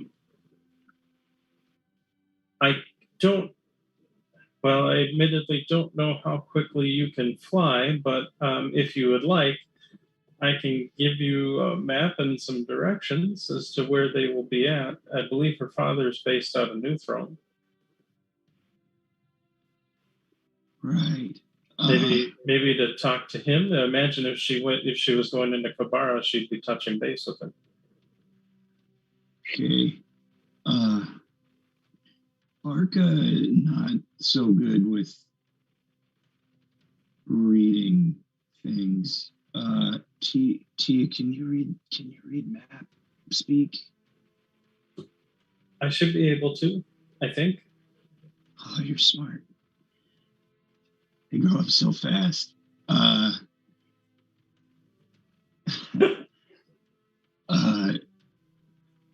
Map would help. Maybe do Barca and Tia will leave for where did you say again? The town is like New Throne is I think where her father is based out of. And you see, it's like, better yet, wait here for just a moment. I'll be right back. And he proceeds to get up and head out, and then a few minutes later comes back and unleashes a couple of different, has a couple of scrolls or whatnot, and starts to roll them out. And you see there actually are a couple of maps. So right before that happens, when he leaves the room, Barker remembers there being I think this was one of the places there was a candy dish on the desk. Yes.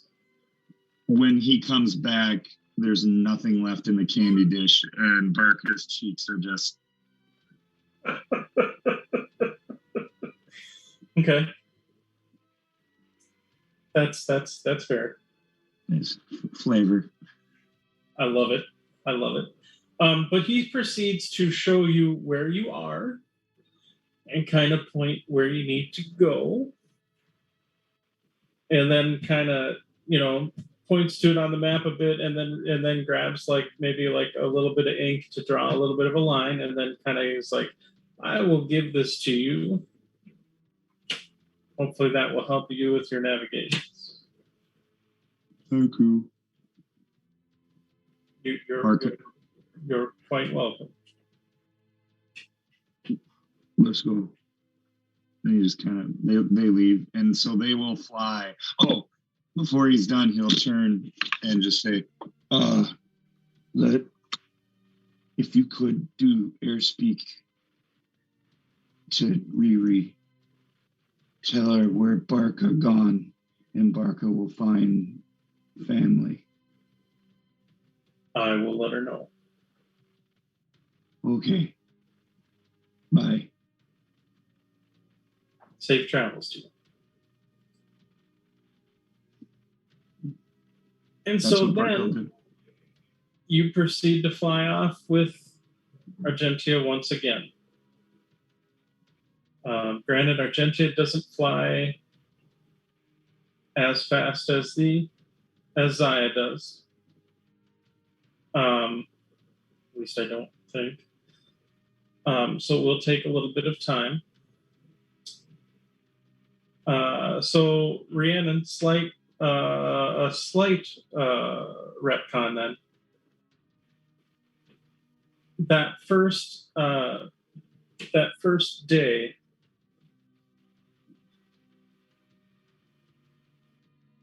that you are kind of starting to sort of camp down a little bit for the night, but before you necessarily go to bed, you hear Sion's voice. I just had an interesting conversation with a dragon and a bugbear.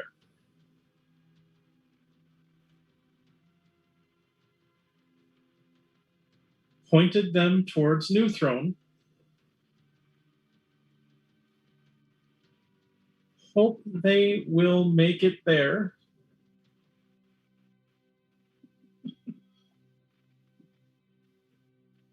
You may want to pick up candy.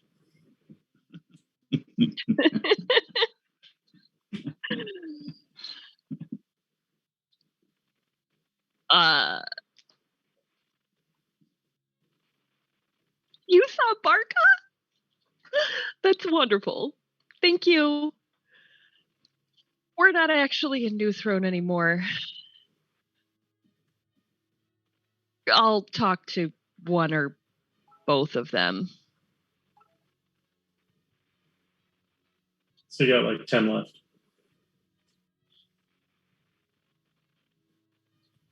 That's all she'll say.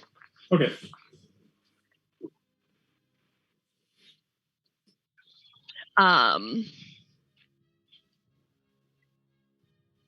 So Rhiannon will pull out her, like, not obviously not while they're like hardcore trekking, but like when they stop for a rest or whatever. One, she'll tell everybody. Okay. And then we'll take out the Wand of Sending. And goes to cast Sending to Barca and hesitates.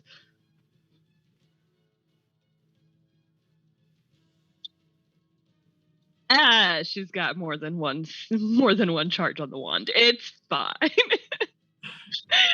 Cast Sending to Barca. Barca! I miss you so much. We are traveling through the jungle. I'm glad you're coming to meet us. Couple of dragons to kill. Bad guys. Is that all? Are those all my words? Okay, I think cool. so. And we'll wait to see if he responds before she messages. So Barca, you're Argentia. almost kind of asleep in the saddle because like you're getting to that kind of like last. You've gotten kind of used to now to these longer jaunts where you pretty much just sort of kind of tie yourself in and sort of nod off because you know Argentia will roar if there's anything coming even close to you guys to get you awake. And admittedly, after a while, that flight motion, you're kind of gotten used to it, almost like being on a boat where you get the waves kind of lulling you a little bit. When all of a sudden you hear Rhiannon's voice in your head saying exactly the words that was just said. Do I know that they're coming from within my head? You can go ahead and make an intelligence roll or an arcana roll if you have arcana. That's the same exact thing. Oh, it's 13. You know that sometimes, Ember, you've seen Ember do some sort of thing where she waves her hands and starts speaking out loud and then like says that she gets a reply back. You didn't necessarily know Rhiannon could do it, but you know she's like got lots of power magically speaking, and magic you can all do all sorts of things. So Okay, someone else is going to have to count this. Are you saying that out loud, or are you? No. Okay, no. I'll count it. Yeah. So Right. So what are you going to say? What are your first thoughts as you say out loud? Oh, don't worry. There's no counting here. Riri, it's Barca. Oh, I'm so good to hear from you. I have so many things to tell you. Barca met his mother. Barca told some really good jokes. He met some new friends. And you get Barca some. That was like the last thing you got. Yeah. But that's wonderful. Rhiannon is just like giddy happy right now. in the midst of the suck that is the jungle. Like, yay, happy moments. Okay. We'll cast again to Argentia this time. Okay. Sure. It's Rhiannon. Left New Throne yesterday. Because it was yesterday, right?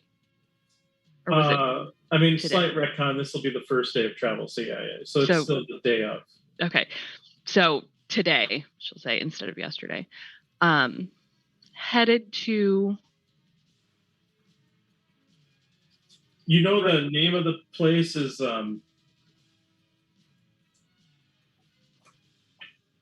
Yeah, name of the place.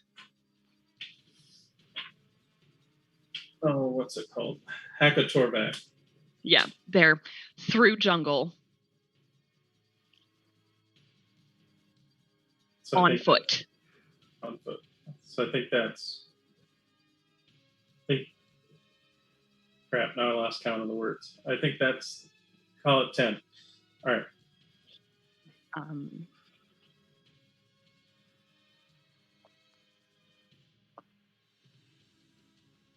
We'll check in tomorrow.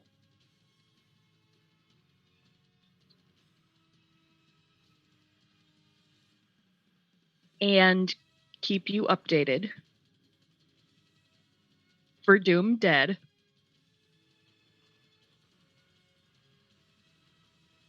Rakash next. Whatever is Rakash? Yeah, Is that his name? Rashak. Rashak. Yeah, Rashak next.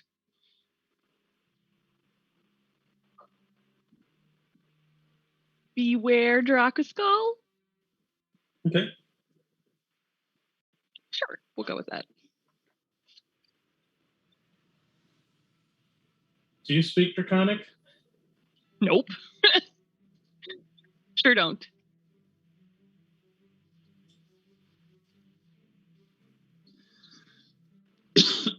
See here, Rhiannon. Good to hear you. Which direction outside New Throne did you go? She doesn't know where the place is, does she? She's never been there.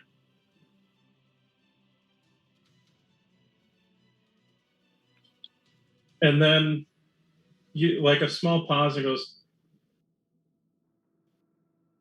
we met some interesting people. I killed a dragon. Barca's mom is nice.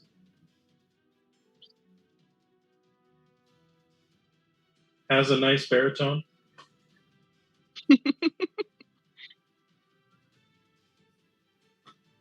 The place is like north, isn't it? North of It's actually, I looked on the map, it's actually kind of east of where. Okay.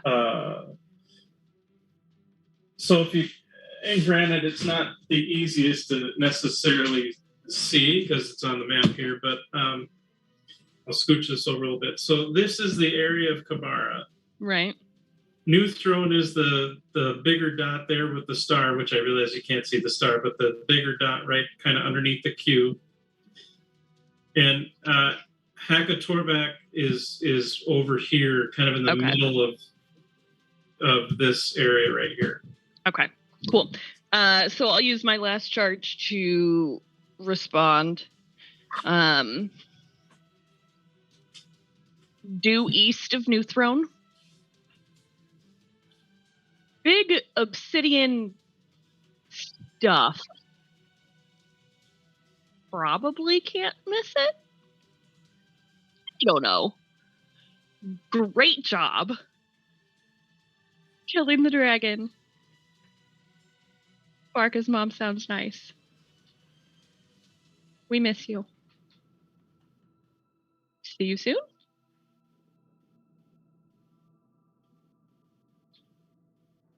See you soon.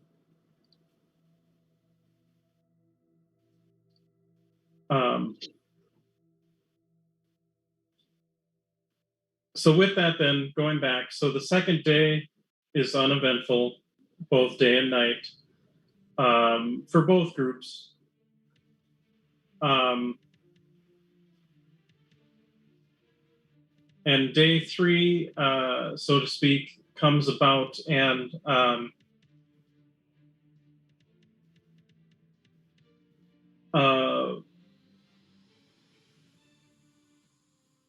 I need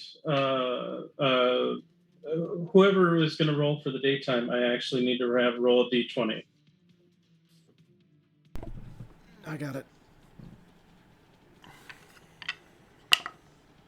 18. Okay. So the third day, for those that are hiking through the jungles, again, it's hot, it's sticky. Although, quite frankly, you've kind of gotten used to it at the point where you know the feeling of whatever may be creepy crawly on you could just be sweat. But at this point, you're so hot you don't care. Everybody is stinky and hot. The first day you probably slapped at the mosquitoes. By the third day, you just don't give a fuck. Because it's just you've just kind of accepted it. And admittedly, the jungle is kind of interesting because you will find pools of liquid, like this crystal clear liquid. But as you start to approach it, you'll see Karth actually kind of waves you off. And it's like, you got to be careful.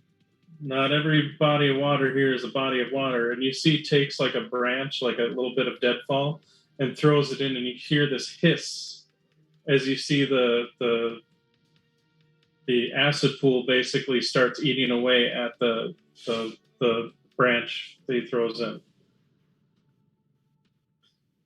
Make sure before you try to dip your water skin in anything to see if there's animal tracks around it. If there's animal tracks, then it's water. If there's no animal tracks, then it's an acid pool.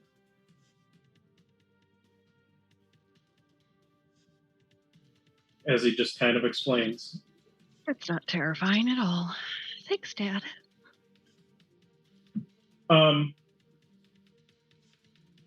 And as you're treading through, and it's been about half of a day, it's probably about, as best as you can tell underneath the canopy. I mean, you see rays of sunlight kind of breaking through. Your dad's like, I think it's about noon. Let's take a brief moment here. And then, and just as he's about to take his pack off, all of a sudden you hear the roar of, you've now experienced them several times, the roar of what can only be a bunch of dragons. Perhaps a clutch of dragons.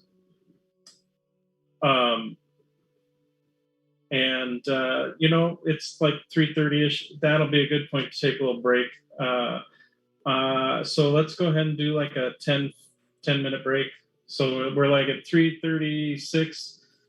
Let's say if we can, actually, let's make it 14 minutes. We'll make it so if we can get back by like 3:50. Done and done. And that's Central Time for those that are not Central Time with us, although I'm guessing a good chunk might be, but... All right, we'll be back shortly. Clear.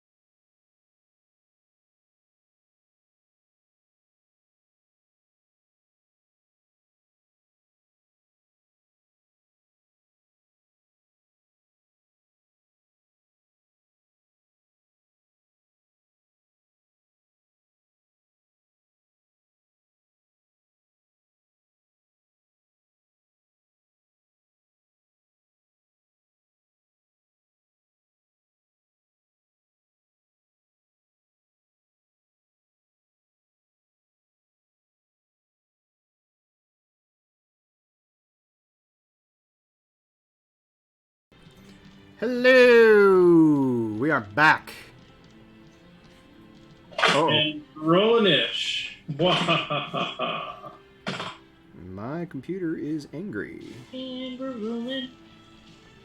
Hey, Maeve, do me a favor. If you can hear the sound of my voice, say something in chat. Ooh.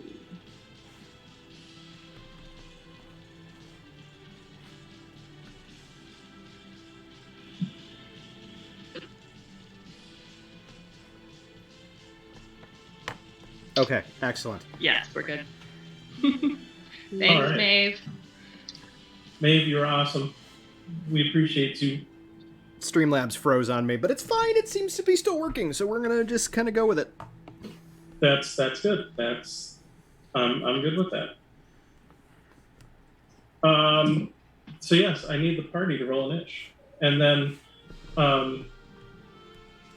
let's see.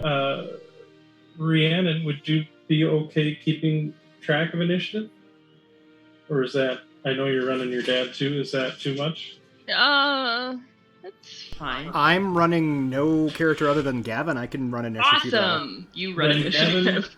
if you would be so kind. I will call your name momentarily, people. Wow, Meredith, you are just rolling shit today. Amaya, what did you roll? Amaya got. Oh shoot! I had it for a second here. 22. With Plus what's your 4. +4? Thank you. Ember. 20 plus 4. Rhiannon. 20 plus 2. Good God, people. Narashti. 22 with a +3. We're all gonna go, and then it's gonna be the fucking bad guy somewhere. Karth. 20 plus 4. Fucking kidding me? Am I worrying about Barca and Tina? Yes, Barca and Tia can roll. I'll let you know when you're coming to play on here, but yes. All right, they Barca. 18 plus 3. And Tia. 5. +0. Plus 0, yep. Did I miss any of the PCs and PC run NPCs? Meredith is at a 10. Thank you. With a... Plus 4. Poor Meredith. Yeah. All right. Dragons. So blue will go at 7. Okay. Black will go at 8. Okay. Or no, green will go at 8. Pardon me. Scratch that. Green will go at 8. Okay. And black will go at 19. So literally all of the main actual played characters, and then mostly the bad guys is what's going to happen here. Yeah. All right, give me a second to get everybody in order. Now, I will say this much. We have a round to buff. And While I have several draconic minis, I do not apparently have a large black draconic mini. So the large black draconic mini will be replaced with a red draconic mini. So if you see red, pretend it's black. like, we could even see the difference. That's fair. Top of the round. Honestly, they all look black. Top of the round is going to be Amaya with Narashti on deck. Okay. So you hear the roar of dragons above the canopy from what you can hear. You do not see them through the canopy just yet. Okay. If I can hear them, but I'm not able to see them. And just to let you know, as far as describing, so basically you're on kind of like a little like hunting path or trail, which is regular movement, but everything else is basically like I didn't necessarily bother drawing tree trunks and whatever because it's a big fucking jungle. It's just like full of vegetation. So I would say that if you go off of the trail, you're probably going to be at like half speed unless you have movement, that allows you to traverse through plant life without issue, which I don't believe any of you have. Okay. If we don't see anything yet, then I think I'm just going to delay for now. I just don't like this all in a line. All right, Narashti with Karth on deck. Narashti is going to try to move into a spot of a little bit more dense vegetation that's a little bit out from the group and hide. Okay. So what's Narashti's movement?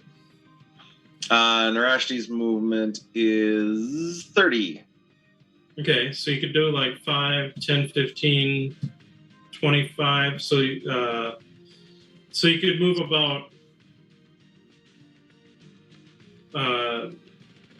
say about two spaces outside of the black lines where she's at, kind of.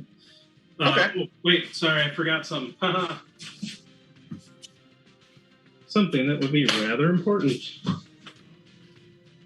Just kablam. Ah, there you go. This is quite the initiative list, by the by. Okay, we So knew the colors of the dragons, right? We technically don't, as we have not seen them. We only know them because I had to put them on the initiative.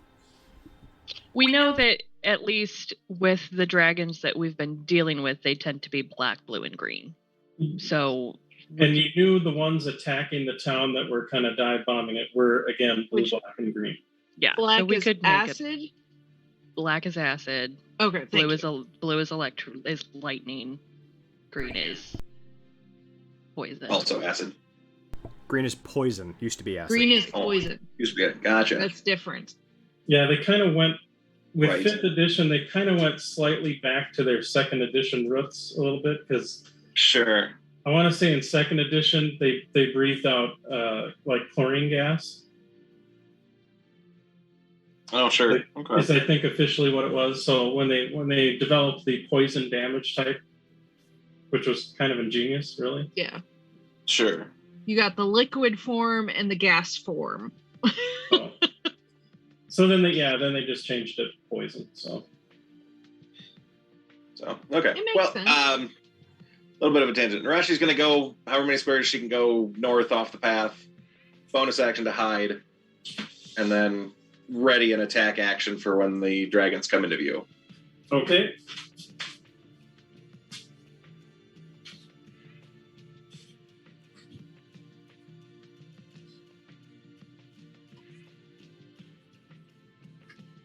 That is Amaya then? No, that was That is Narashti's. Or Narashi, I'm sorry. Yep. All right, so Narashti is done. So Karth with Ember on deck. We are officially in the 20s, All right. of which there are 4 of us, by the way. Karth, there are no dragons in view at this point. He knows that they're currently above the canopy. Okay. He will ready an action with his longbow to shoot as soon as he sees one. Okay. Now, sorry, go ahead. readying is so readying is an action, so he's still got like a move and a bonus. Mm-hmm. Yeah, so he's gonna move about I'll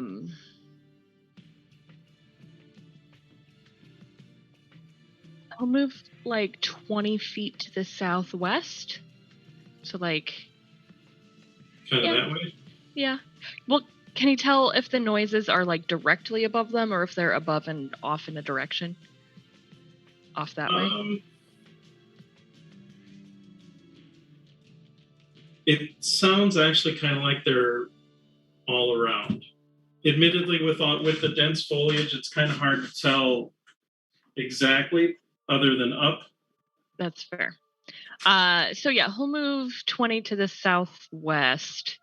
Now, I forget, because it's been a while. For rangers, they can move through their preferred terrain with normal movement? Yes. Okay. And I will say, jungle was not an option for their terrain, so I gave him forest and mountains. I figured forest was fine. probably closest to jungle. Forest, jungle, all good. Okay. Cool. And yeah, so 20 feet to the southwest, and he will ready an action to shoot. Okay. And that will be Karth's turn. Yeah.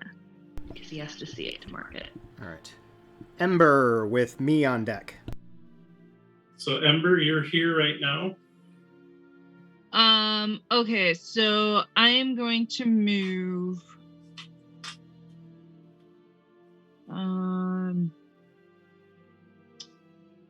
south 3 squares.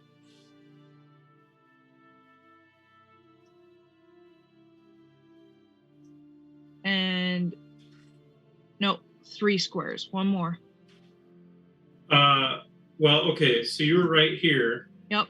So 5, 10, 15, 25 will get you there. Do you have another 10 feet of movement? No, I don't. Never mind. Okay, that's fine. That's fine. Ugh, don't like that, but it's fine. And then I am going to be casting protection energy acid on myself. Okay. And the bonus action, I will inspire.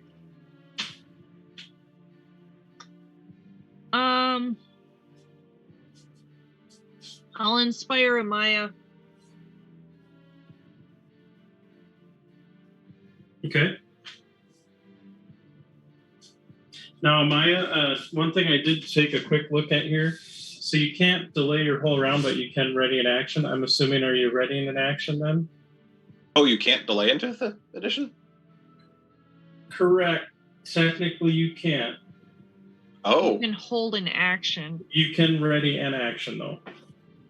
Which, Okay. Granted, if your action is an attack action, if you have multiple attacks in your attack action, you can. Sure. But I guess Amaya's just ready an attack action then. Okay. I didn't realize you couldn't delay. That being said, you'd still have your move and your bonus. Is there anything else you'd want to do?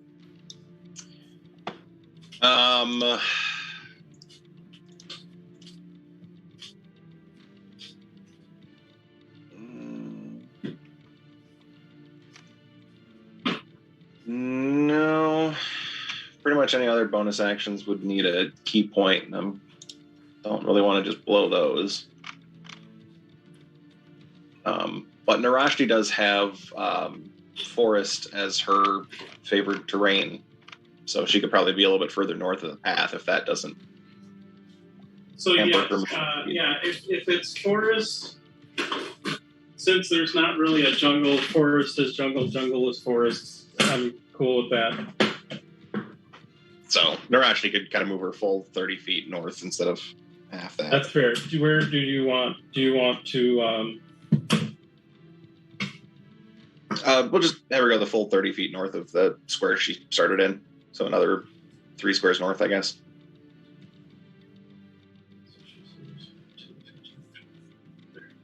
Like so? Yep, perfect. All right.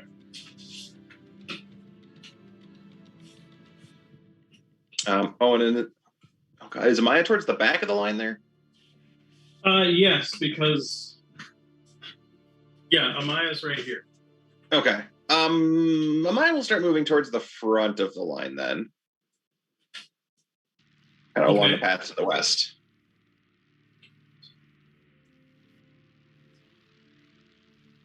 So 40 would put you right in between Rhiannon and Meredith if you're... Where would 50 put her? right in front of Meredith. I'll go there. Or, I mean, you could be like kitty corner to Meredith if you wanted. Yeah, that works. I'll do that as a move. All right. That works for me. And you do so. So then, since we kind of retconned Maya's turn a little bit there, who would have been next? All right, Ember, are you done? After inspiring Amaya, yeah, that would Okay. be the Then rest of my turn. That is going to be me. I'm going to move, staying on the path kind of ahead of the group to the west. So like 30 feet would get you there. We'll plant myself right there. I'm going to keep an eye on the sky. And I'm going to ready an action to cast Greater Summon Demon. Or Summon Greater Demon, because words are hard. The minute I lay eyes on a fucking dragon. Okay. And that will be my turn. After me is Rhiannon with the black dragon on deck. Cool. Rhiannon, since Amaya was so kind as to move up, kind of as Amaya is scooting past her, is just gonna kind of tap at her, and we'll cast haste, because hasting the monk is always fun. No argument here. And, well, question for you, DM. Yes. Do you allow twinning of concentration spells? Ooh, that's good question. That, because if technically the twinning doesn't say you can't twin a concentration spell, but No, and that's true. So I would say yes. You could, because granted, if you lose concentration, but I would say then too, if you lose concentration, you lose both of them. fair. Not rolling for one and not rolling, and like maybe succeed on one or the other. So it's because yes, you can. It's going to be an all or nothing thing if you lose concentration.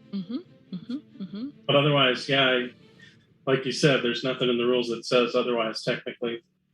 Awesome. So I will twin my haste spell. Okay. And I will also haste. Mark is not on the board yet. I will haste Gavin, because he can flit about pretty well, and that seems like having more Eldritch Blast would be a good idea. And I would like to then move. I'm actually going to move east on the path, because I don't like all of the clumping. Do you want to move east? I would like to move east. Yeah. So if you would move my 30 feet along the full 30. Mm-hmm. Okay, so you're kind of back like that then. Yep. Okay. And that will be Rhiannon. All right, so Black Dragon, and if he's coming, Barca is on deck.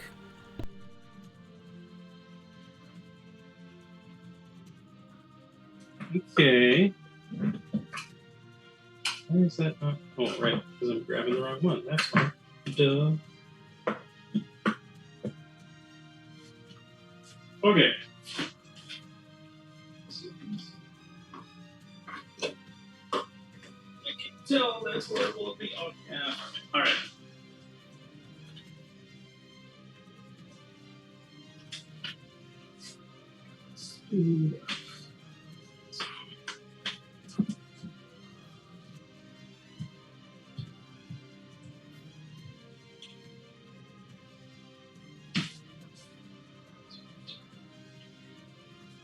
Okay. So coming through the brush, you all see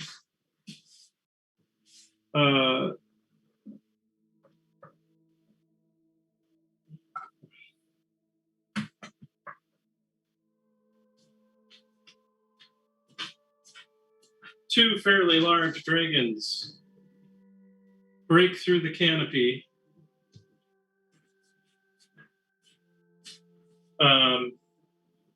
And begin their, for lack of a better term, strafing run. Those that had a ready to action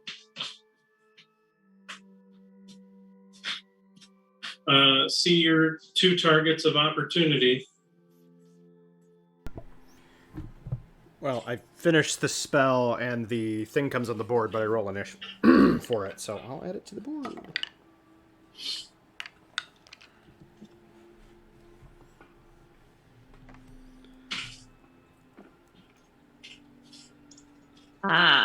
I've got 2 attacks on the dragon. Karth has 2 attacks on the dragon southwest of him. Okay. Both were a 21 to hit with the longbow. And these were the black dragons. Yes, a 21 will hit.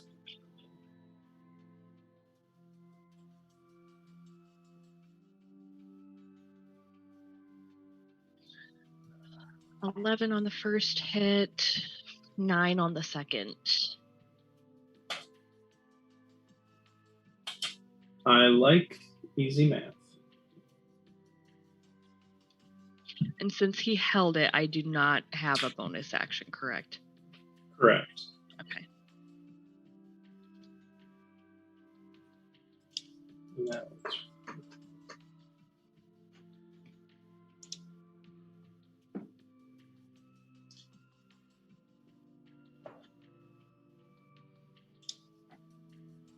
Okay, yeah, he sinks 2 arrows into its thick, scaly hide. It roars in pain and is not happy.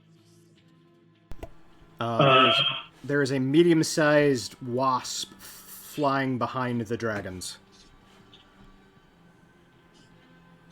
Just one wasp? I'm sorry, I lied. There is a horse-sized wasp hovering behind the dragons. Yes, it is one wasp.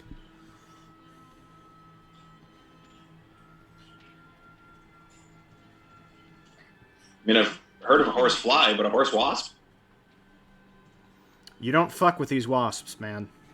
So I don't actually have a large-sized insect.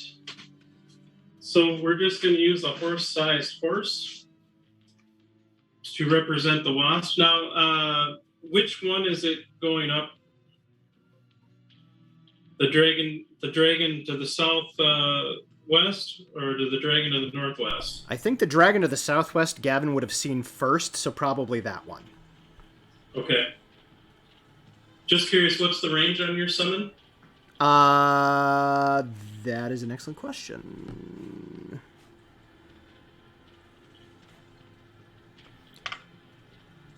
Although if it's like 60 feet, you should be fine. It is 60 feet. Okay, then it's fine. You're...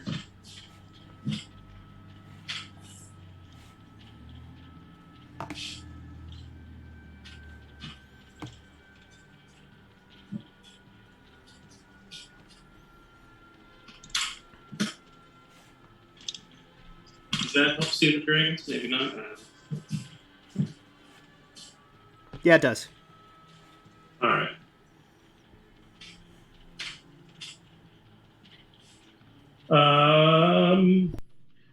Okay, so that summons that. Who else had a ready to action? Narashti had a ready to action. And I had forgotten to actually make a stealth roll for her hiding last time. So her stealth roll for hiding was a 19.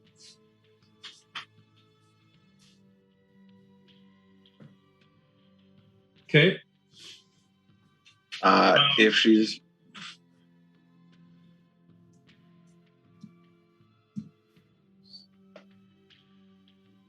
So she's about,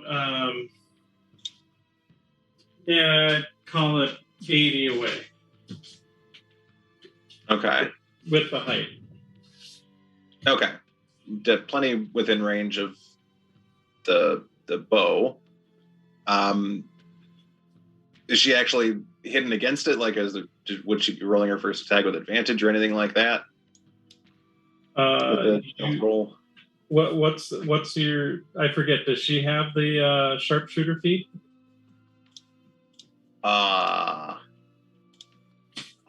don't think so. No, she doesn't have any feats. Okay.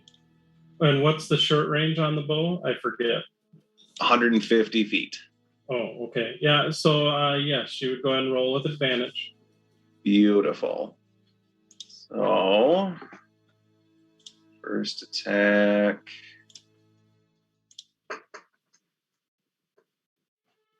Oh, beautiful. That's a nat 20. And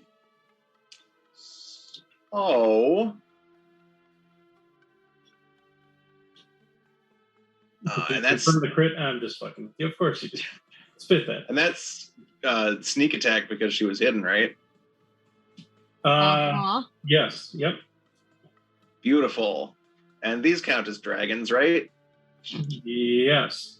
Yes, they do. So the 3d6 points of extra slashing damage from the Dragon Bonebane Bow would also be doubled, right? Yeah. Yes, it would. Beautiful.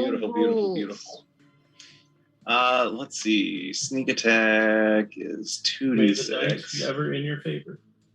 So we'll start with regular damage. Oh wait, that gets doubled too. Oops, not that much. 30 bars. Okay, so we've got 12 from the base bow, and we've got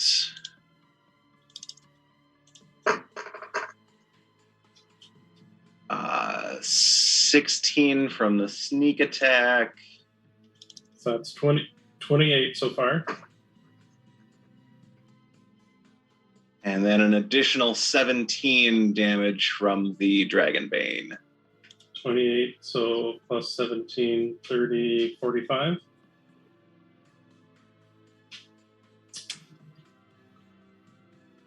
Yeah. So there's the first attack. Uh-huh. And I think Narashta gets 2 attacks around. Yeah. Well, I don't know how high a level of ranger and is she? We're not up to 3. Yes. 3 attacks. She does have extra attack. You can attack twice. Right, because she can bonus. Well, no, because it's based on their character level in that class that gives the bonus. Yep. But she has enough levels in ranger where she can get a second attack. Yep. So not one though, everybody does. Yeah, this one though is not an advantage, I believe, because it is not an advantage. You are now visible. Oh my god! That's another nat 20. Well, I know who that dragon's going to go after.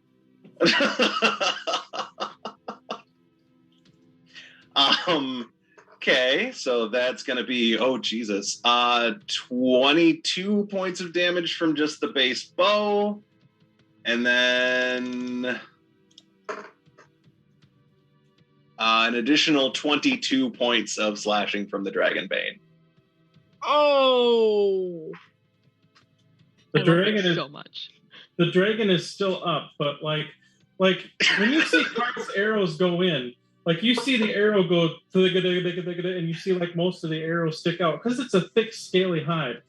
You see Narashi's arrows when they go in, you don't see the fletchings, like they go in.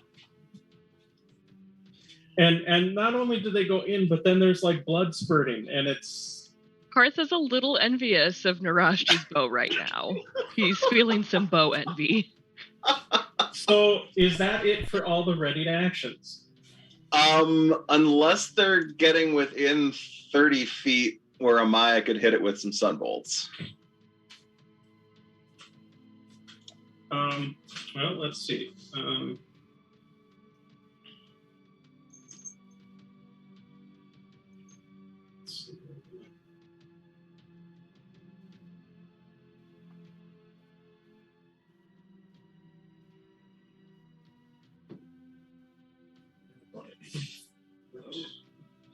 So yeah, this one is going to redirect itself. It's going to go 10.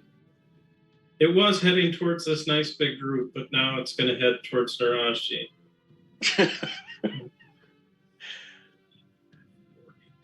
Now, let's see, where is Amaya? So 5, and 15, 20, and then there.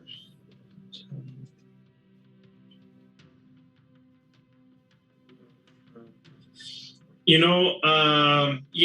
Maya, I'd say you're right on the cusp of the 30-foot range. You can probably ping this one. All right. I'm going to throw those 2 sunbolts at it. Are you fucking serious? So I'm using the digital dice. You can check what I've been rolling in the chat history, but that's another nat 20. Dear Lord. Okay. Can confirm. So that's going to be 11 points of radiant damage. And then the second attack is only a 16 to hit. That will miss, actually. Okay. So then for that black dragon, I would like Narashi to make a dexterity saving throw as it exhales a line of acid straight at her. Okay. 25.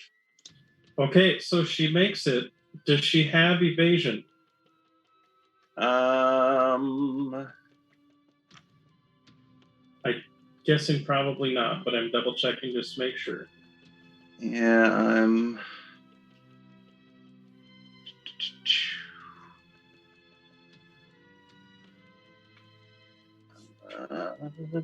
does not look like she does. Okay, so she will take 24 acid damage. That's the halved damage. Okay.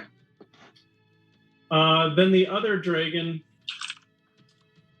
You know what? The other dragon got shot by Karth. I think the other dragon is also going to breath weapon a line right on him.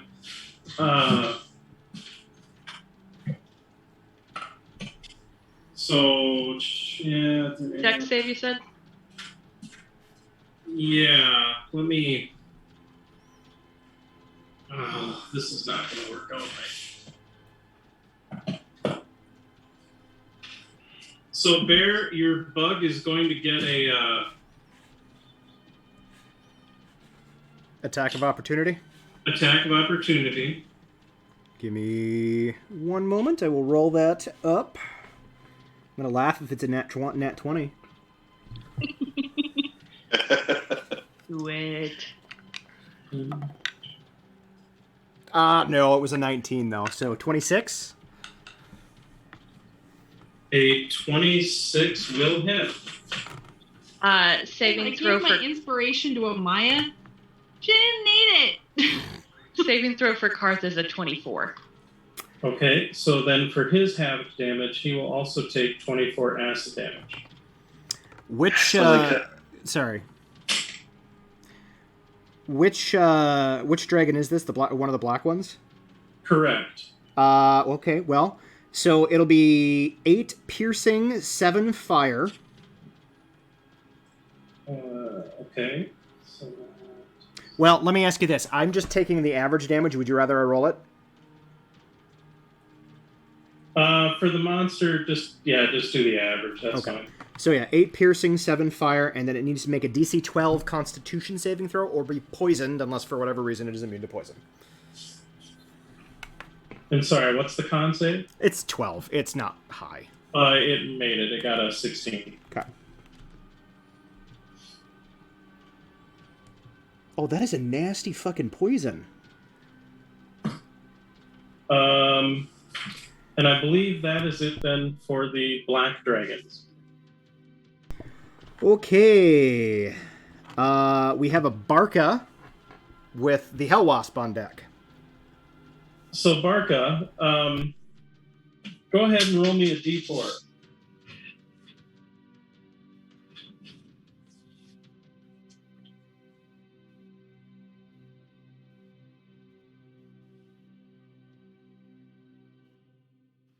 Four. right. So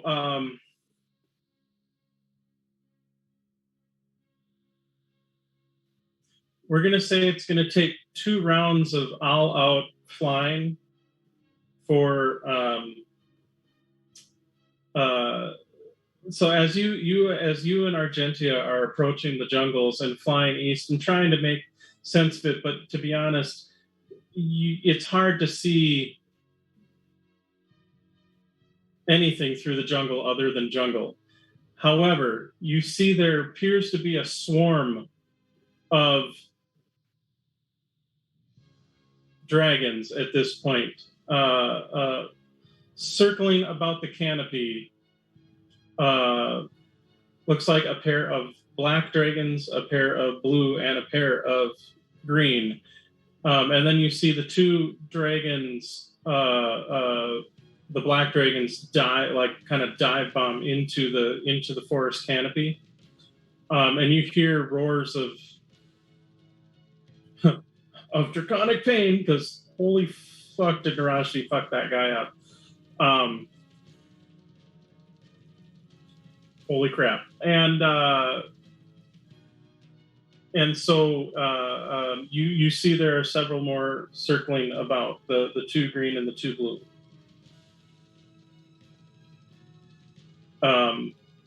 Currently where they are circling, it'll be about give or take 2 rounds of like moving and dashing potentially to get there. Sounds good. All right, So I'm assuming including you and so what's Argentia's fly speed?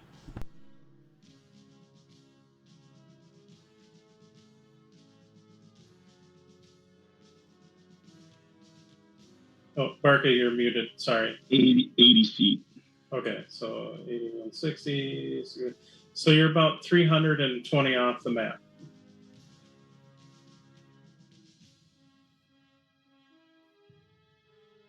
So, I mean, I move and dash. Fair enough. Did Barco want to ready an action then? If anything comes within range, I'll ready a bow shot. Okay. If anything comes within range. Well, what's the max range on your bow? Let's see. Because they're probably in the long distance range. It is in the long distance. You know what? Let's So if it's the long distance range, you typically roll at disadvantage unless you have a feat or ability that makes it cool.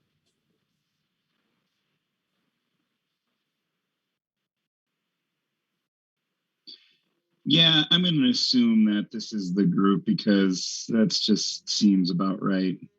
That fucking tracks.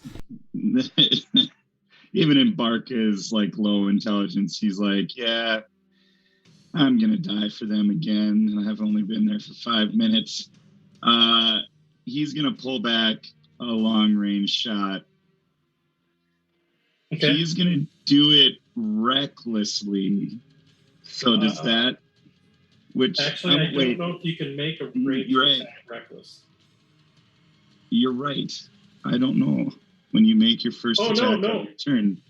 It just says your first attack on the turn. Yeah. So I'm going to rage. However, though, it does say doing so gives you advantage on melee weapon attack rolls. So it does say on melee. Yeah, you're right. So reckless wouldn't necessarily assist you in this particular case. All right. Well, I'll aim for the closest one to me. Okay. And this is with disadvantage.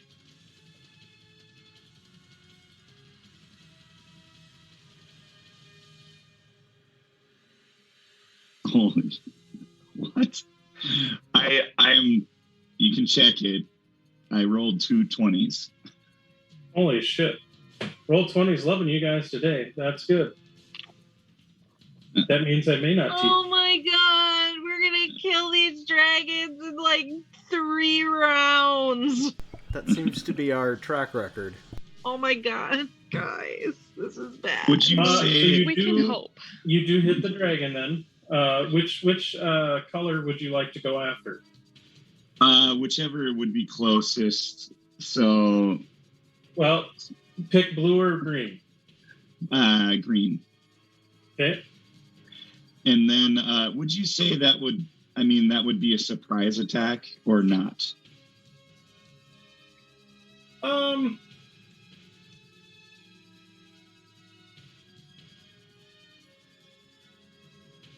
No, you're not really hiding. They're not really hiding. Okay. I mean, it's long range, but they do notice something is approaching.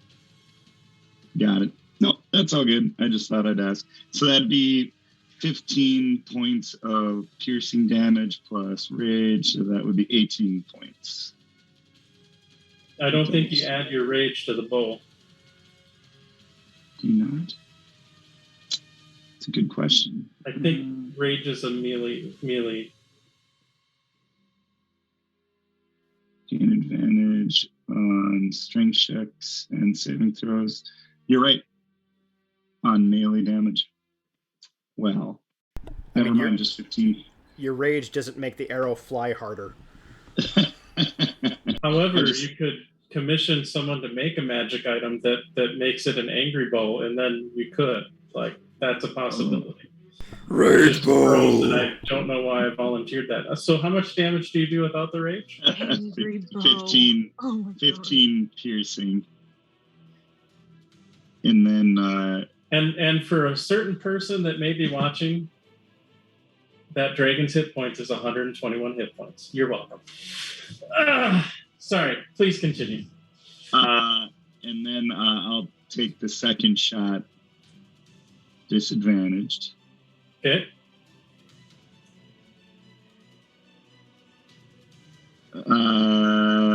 14 to hit. That will miss. You see the second arrow bounces off of its hide and just spins off into the jungle. All right. He's seen again.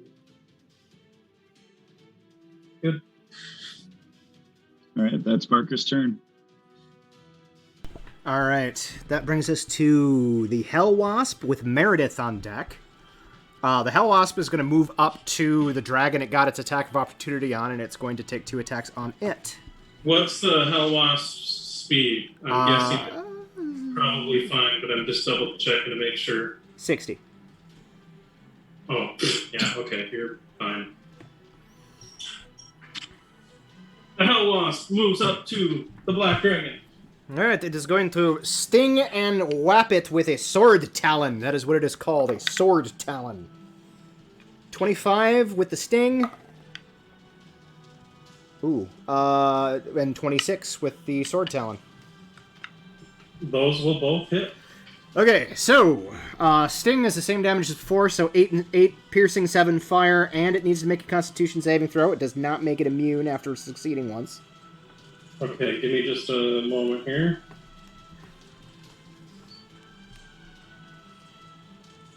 Okay. DC 12 con save. Yep, makes it. Okay, and then the sword talon is 11 points of damage. Okay, that Black Dragon is not happy. That is the Hell Wasp's turn, so Meredith with the green dragon on deck. It'll go green and black right after each other. So Meredith first. Okay, well... You mean green and blue? I mean green and blue.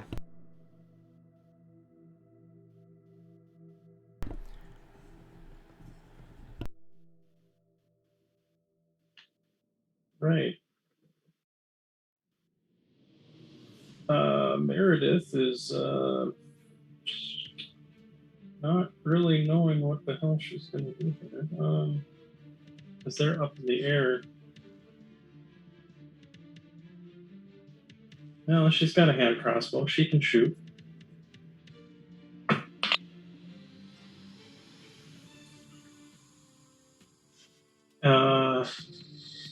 Oh, actually, but this is going to be, she's there. Even that one, though, is going to be, it's probably a disadvantage. Because it's more than 50 feet. Okay. So she shoots once with her hand crossbow and is kind of cursing and says quickly, kind of leaning into you, Rhiannon, I can't do much to them unless they're on the ground. And then she will, as a bonus action, give inspiration, which is a D10, to Rhiannon. And then she's going to move kind of like that to spread out. Meredith's done. Green, then black.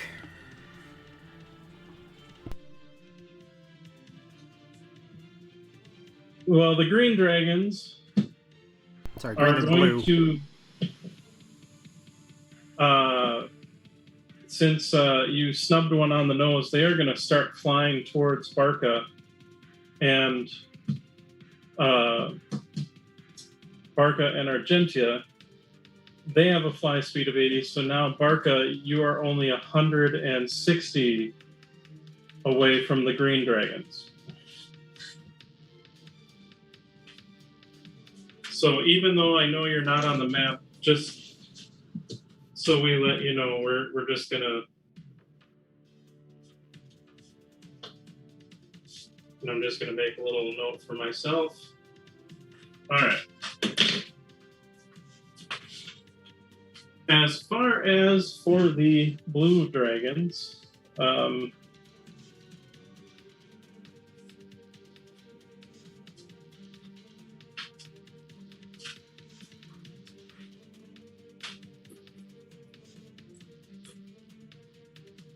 one is going to land on the ground here and is going to breathe a line that is going to potentially hit Gavin, Meredith, and Ember. I'm going to burn my reaction as Gavin to cast a first level absorb elements. Erg.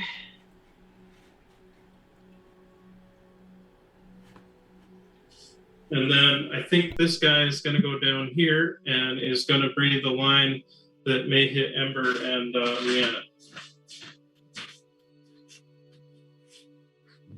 So, for the blue dragons, it is a dexterity saving throw.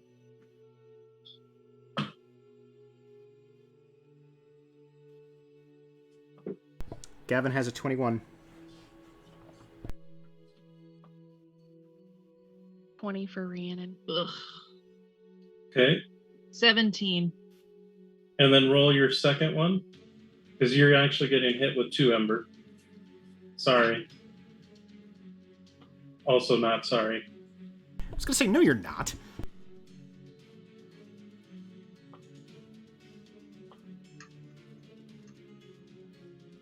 Oh, I got a nat 20 on that. Okay. So you all make the saves, so you're going to take half damage, which for the majority of you is going to be 27 lightning damage. That's halved? Yeah. Jesus. Unfortunately, Ember, because you are hit by 2 of them, you're basically taking that twice. So it'd be 40, 54 lightning. I rolled a 24 on my concentration check for haste. Guys, I'm a little crispy over here. And sorry, Rhiannon, say that again. My concentration check for my twinned haste spell. I rolled a 24, so I should be good. Yeah, you should be. Yeah, you should be fine.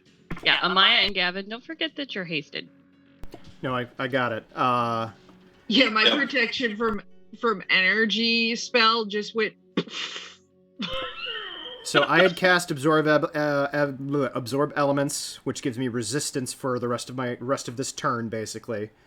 and I'd made the save, so I took 13 of that 27 points of damage, and I rolled a 19 on my concentration check, so the demon is still under my control. Okay. And Gavin is a little salty at the moment. That is it for the blues. That brings us to the very bottom of the round, which is Tia.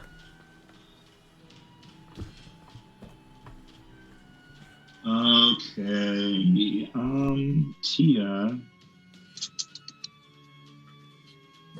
I'm 160 feet away.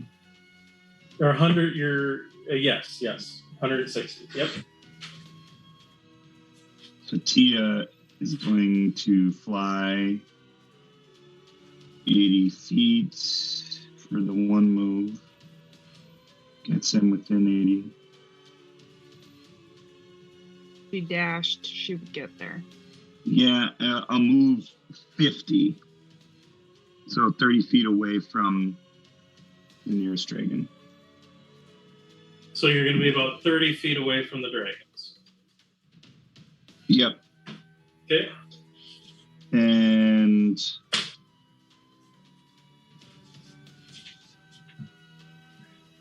hold attack for anything that... No, I used a dash. Sorry, that's right. That's Tia's turn. That is, at long last, the end of round 1. So, going back to the top of the round, we have Amaya with Narashti on deck. I'm going to step away, but I should be back long before you need me again.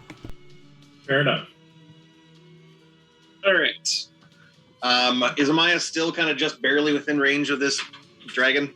Yes, because this one is still flying about 20 feet up, so yes. This one is just barely in range. Now, this one here that just landed, so this one is on the ground. Both of these blues are on the ground, and this blue is like 15 feet away from you. Gotcha. That's right. Or There's 20 those on the feet ground. away from you. So you have targets of opportunity. You have a target-rich environment. That's what I meant to say. Yeah. Beautiful. I will then move 15 feet or so forward so that I'm right next to that blue dragon.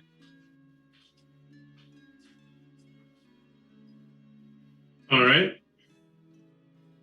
And then I will use my Sunblade to start stabulating the crap out of it. Yeah, okay. So 28 to hit for the first attack. That will hit. All right. It will take 13 points of radiant damage. Second attack, 21 to hit. That will also hit. It will take 16 more points of radiant damage. Okay. I'll use our haste to attack. 14. That will miss. I thought it might. The 25 will hit, though. The 25 will indeed hit. So another 15 points of radiant damage. And then we will key point to Flurry of Blows. So that is 27 to hit. That will hit. For 11 radiant damage. And Hit. 22 to hit. That will also hit. So that will be another 15 points of radiant damage. It is not happy. Not happy at all. It really shouldn't be. But that will be all Maya does this round. All right, Narashti then with Karth on deck. All right. Narashti is going to go after this big old dragon that's up in the air. The black dragon that she shot twice and pissed off? Yep. Okay.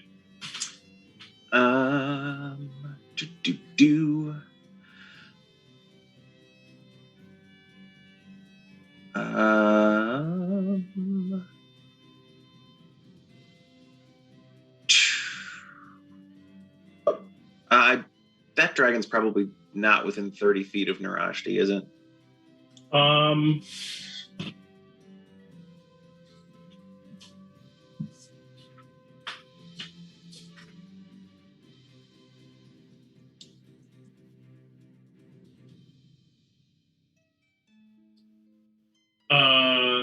Actually, it hit her with its breath weapon. So yes, actually, I screwed up on that. Yeah, it should be actually here. So yes, 30 feet. Okay. Then as a bonus action first, Narashti is going to use her Planar Warrior ability. And then is going to attempt the attack. So that's a plus 8. Ooh, not a great roll for that. That's a 14. 14 will miss. So we'll try the second attack. There we go. That's much better. 26. That will hit. All right. So looking at you.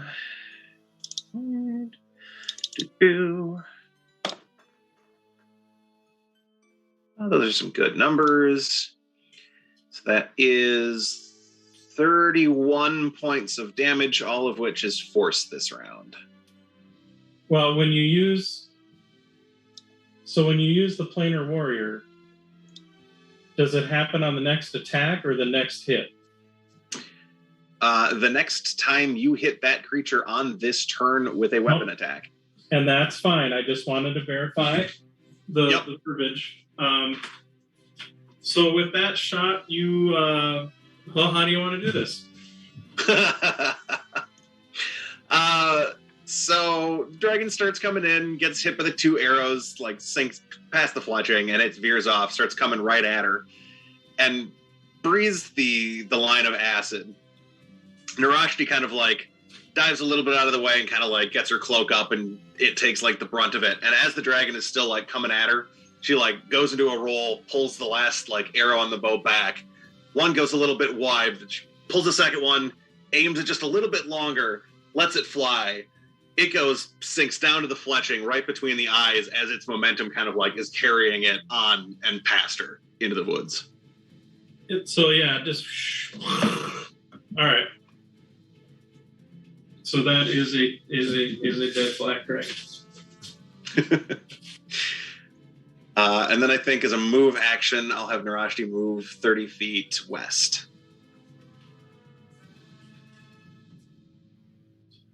Dead black dragon in 2 rounds. I mean, she has a weapon specifically meant to hunt dragons that she is also using to shoot said dragons. You know what? Don't belittle our accomplishments. Rolling her dice. Critted with it twice. And yeah, the critting with it twice and causing it to be bloodied, and then some. Yeah, also, that first readied action was 4d8 plus 16d6 plus 12. No, I know. yeah, it was. I believe the term is gross. It was gross. Yeah. I accept your terminology. After Narashti? Narashti has Karth with Ember on deck. Oh, hey, Karth's So turn. Karth has a dragon kind of flying up above it. Yeah. Currently. I mean, he would. And is roughly about, I'd say like 25, 30 feet away. So. Cool. So he's gonna shoot it. First, he's going to. Nope, that's Rhiannon. Sorry, brief hold. Do the thing with the thing and the stuff. He is going to cast Hunter's Mark on it. And whoops, not that one. At first level, that'll add a d6 to his stuff if he hits it, and he's gonna shoot it at it twice. Okay. Natural 20. And the black dragons are not going to be lasting long in this fight. 14 plus 7. 21 should still hit, I think. 21 does hit. Okay. Cool.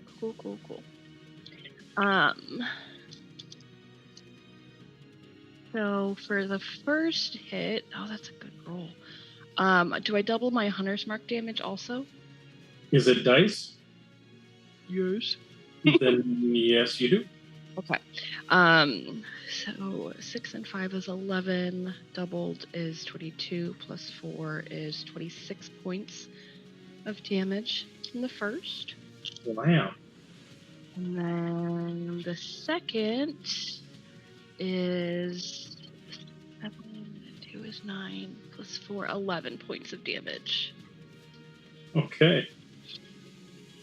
So yeah, like you said, Karth was feeling a little outdone, so he used a little magic whoopee, and you see now his arrows are sinking deep into the flesh of the black dragon, who is definitely making its life choices as it's sitting here getting dogpiled and shit. Question: Is it?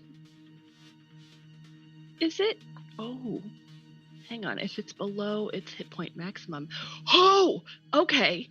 Also, I thought it had to be below half its hit points. Also, I get an extra D8 of damage because I have a thing called Colossus Slayer. Yes, I think that's only for one of your attacks. Though. It's only for one of my attacks. But yes, it would either one of those. Choose to do it on the crit and double it? Because you love me? Even or odd? Even. God damn, I rolled a 4. Fine. Yes! I rolled a 7 on the dice to take 14 extra points of damage. It's still up, but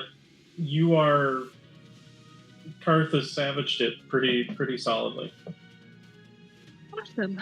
And Karth is going to move.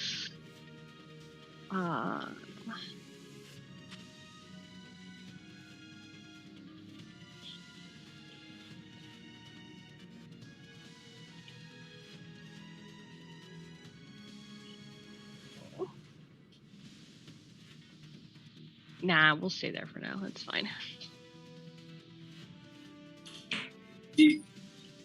All right.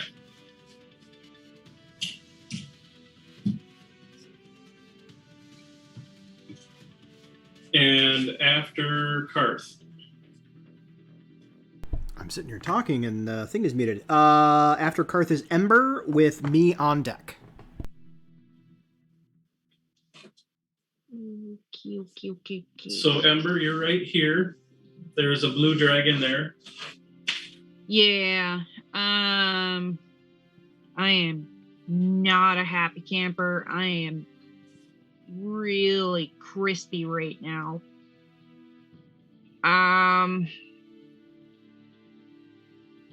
But these things have got to die. Okay.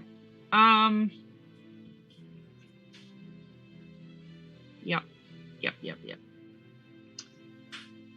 That blue dragon there needs to roll a intelligence save. Okay, what are you, Well, I'm assuming you're casting something? I am casting something. I am casting Synaptic Static because Okay. it worked so well the last time. And it's an intelligence save? It is an intelligence save. 15. It got an 11. Holy balls. Okie dokies. This is going to be interesting.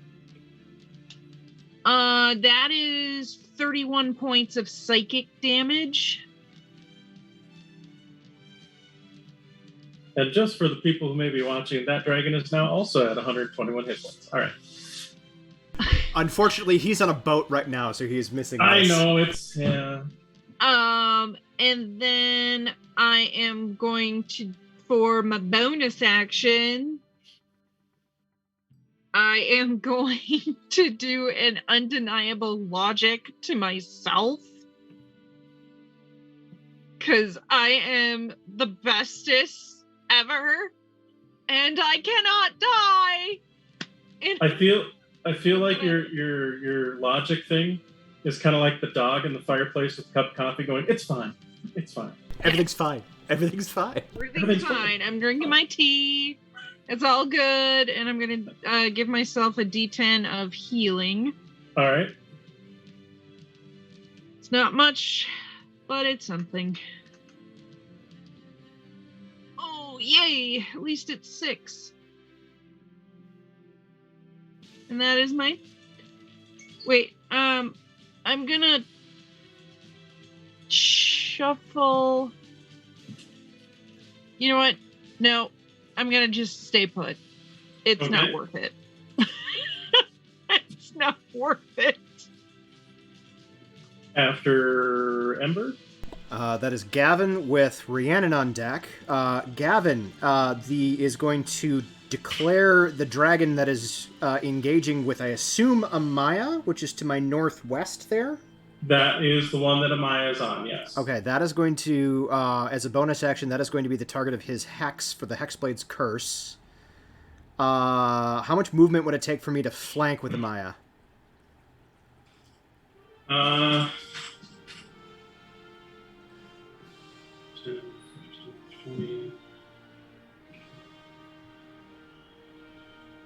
35. All right, I can only move 30, so move me to 30, I won't get the flanking. Okay. I am going to then do a full attack on that sumbitch. Aren't you hasted? Oh, I am hasted. I will move to hasted. flanking. Thank you for reminding me. I will move to flanking position. Okay, you are flanking. I will now roll to attack with advantage.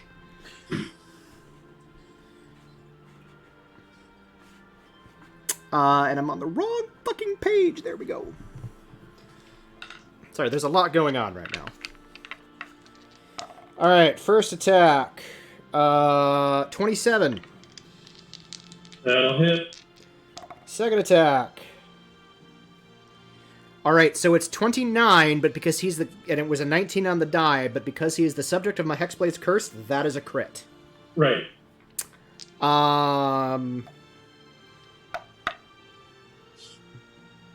Okay, so here's the question. With the hasted attack, is it just an additional attack, or is it an additional attack action, which would be 2 additional attacks? If you make an attack action, it's 1 extra attack.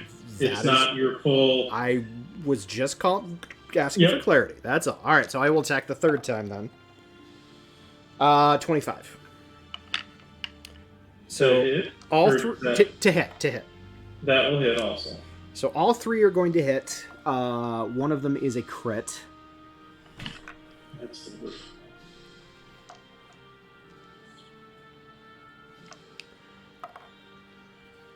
So that is also going to do additional damage because of that. So we're going to add that. So that is a total of that. All right, so the first attack is going to be 19 points of damage. And is that a regular hit, or is that the crit? That was the regular hit. That is magical slashing damage. Second attack. Yeah, they don't have any damage reduction we need to worry about. Okay. Other than energy type, which... The crit was 24 points of damage. Oh, ghetto crit. Except for... Damn it. Alright, well, I'll take it. 20 points of damage for the second one. Or third one, sorry. Third one.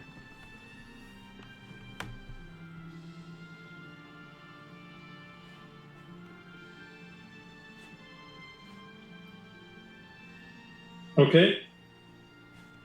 The bugger is still up. Jesus Christ. It is definitely hurting, but it's still up. That is going to end Gavin's turn. Rhiannon, you are up with the Black Dragons on deck. Oh, Black Dragon. Black Dragon.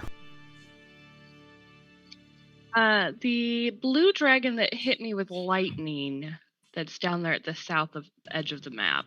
Yes. How far away is that from me? Is it 30 feet? 10, 20, 10, 20, 25, 30. Yeah, 30 feet. Wonderful. And that's the one that Ember hit with the synaptic thingamajiggity? It is. Cool. Rhiannon casts Blight. He needs to make a con save, DC 15, and I think he has to subtract something for synaptic static. Right? Am I crazy? Ember, can you look up synaptic static real quick to see what it gives for potential penalties? I think it's a D6.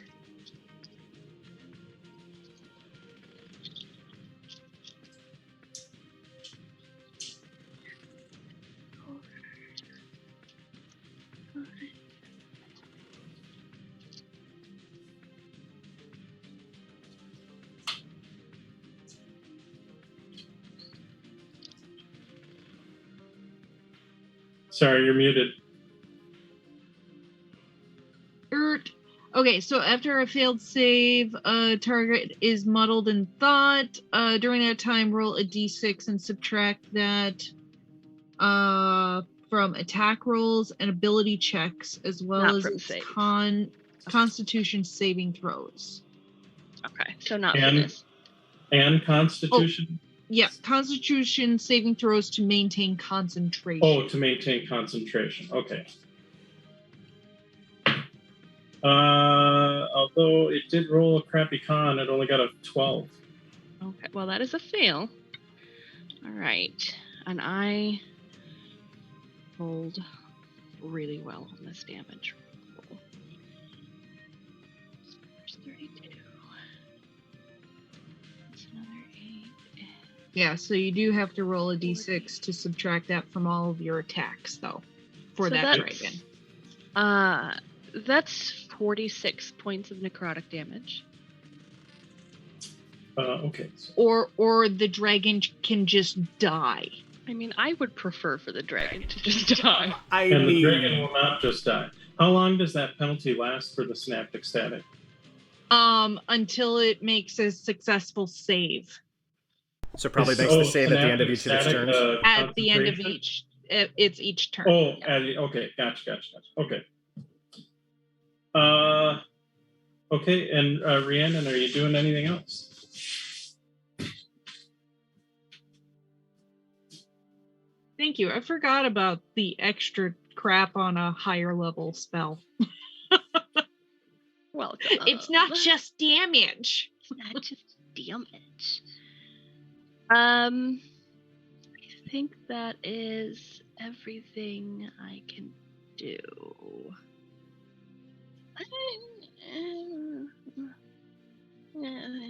Yeah, I could do that, but that never works out for me. So yeah, we're not wasting sorcery points on that frickin' hound again. It's gone poorly too many times. So yeah, Rhiannon will be finished. Then after Rhiannon, The Black Dragon, followed by Barca.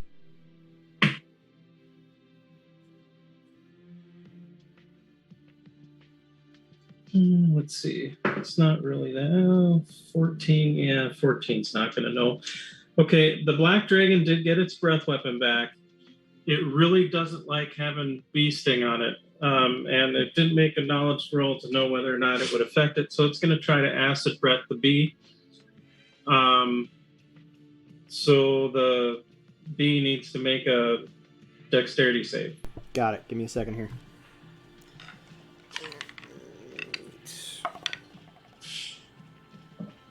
Uh, 18.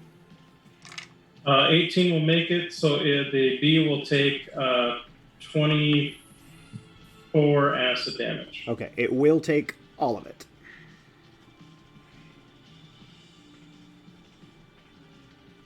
It is still up, though. And then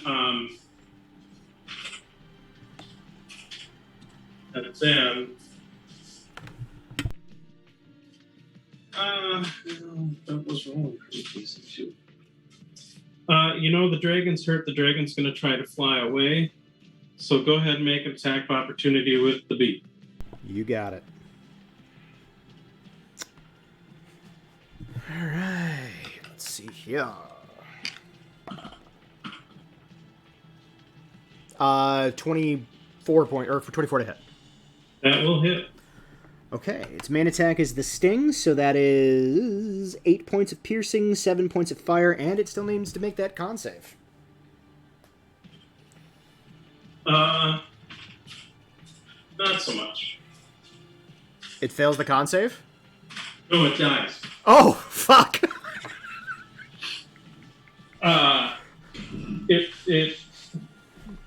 To be It fair, was thinking its yes, AC was it hardy failed. enough that it would try to fly and get away, but it apparently wasn't. So And No if anybody, survivors. Nobody talks. if anybody speaks Infernal, you hear the bee go, or the wasp go, it's time for you to buzz off. Look, it got the killing blow. It gets to say the worst possible joke.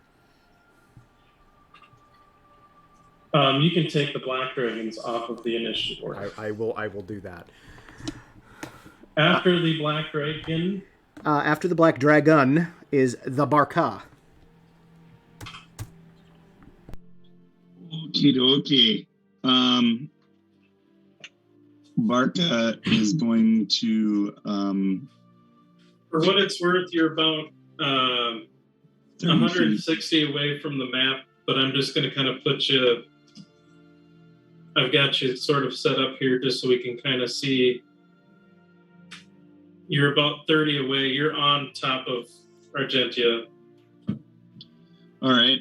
I will blink dog teleport over to the back of the dragon. Okay. And recklessly go after this guy. Okay.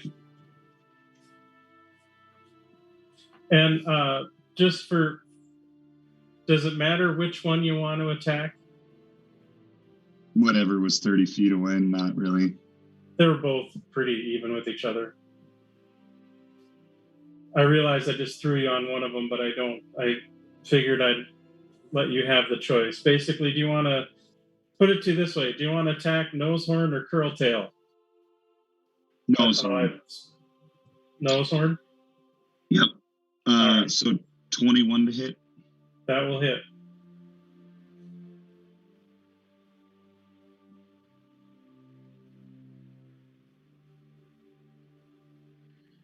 Nine, 12.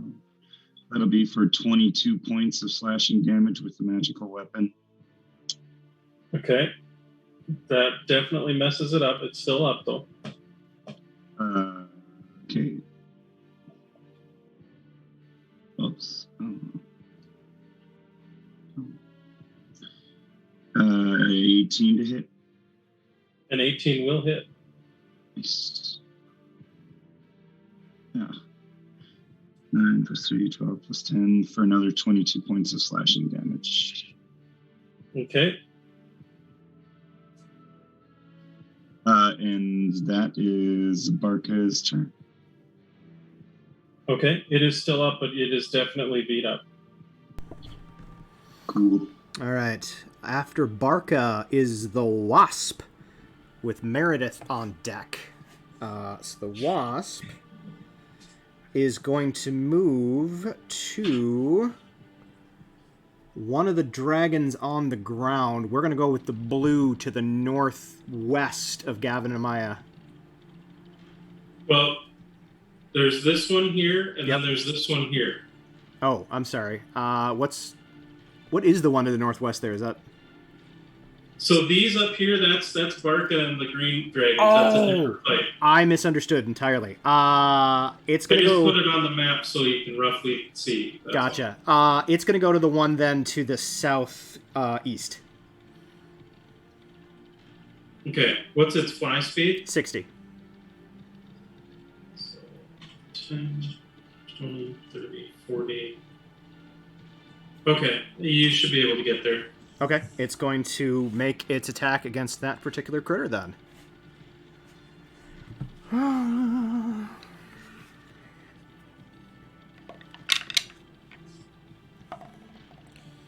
So its sting attack is a 25. That will hit. The Sword Talon was a 19. That will also hit. All right. So the sting is going to be 8 piercing, 7 fire, and then the DC 12 Constitution saving throw. Definitely made it. Got like a 19. And the Sword Talon is 11 points of piercing damage. All right. Something really cool happens if they fail their Constitution save, so I'm hoping that happens.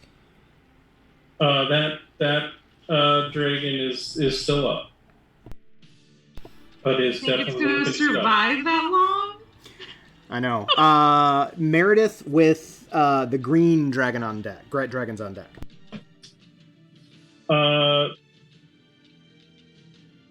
So Meredith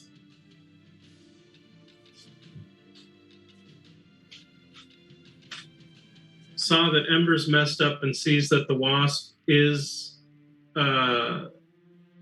attacking the dragon, which will help hopefully draw a little bit of fire.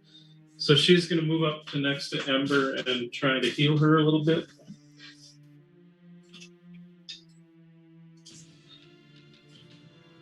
Because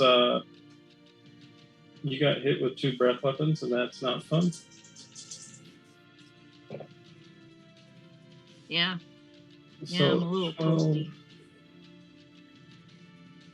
So 22, heal 22 hit points. Sweet. Does that drop my dice? Because that's a thing.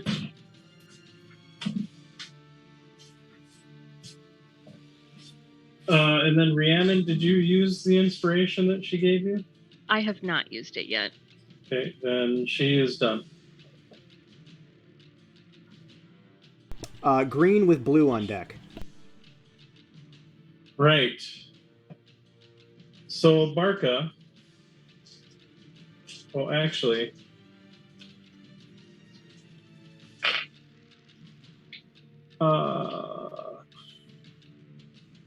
So Barca, I need you to make a Constitution saving throw.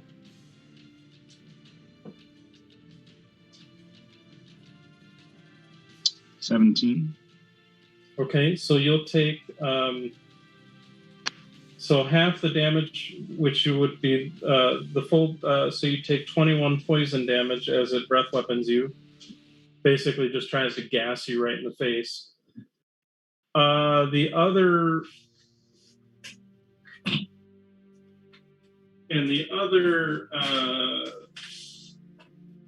green dragon is going to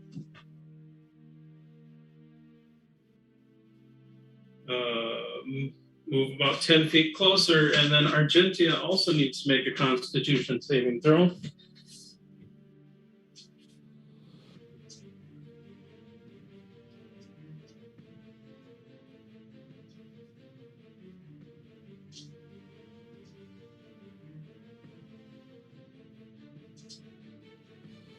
$25. Okay, Argentia will also take 21 poison damage.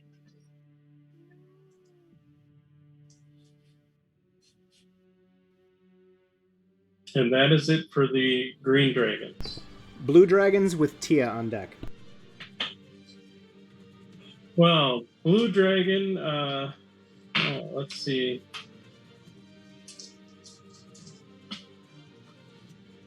Neither one gets their breath weapon back. That's not good.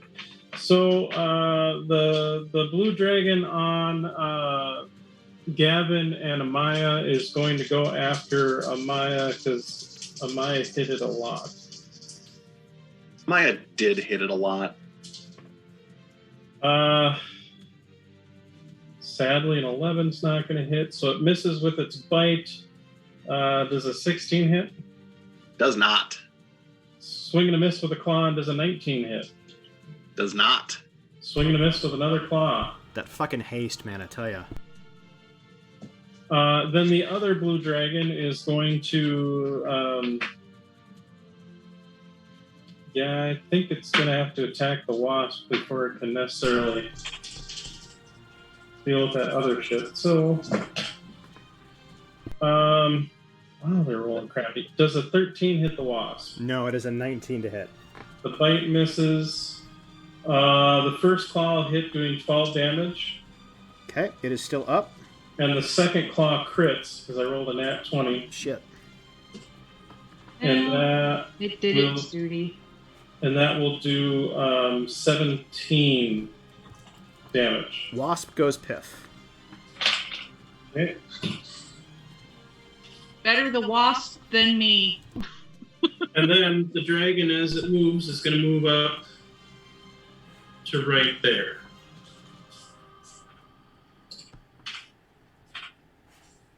Right up against Meredith and Ember.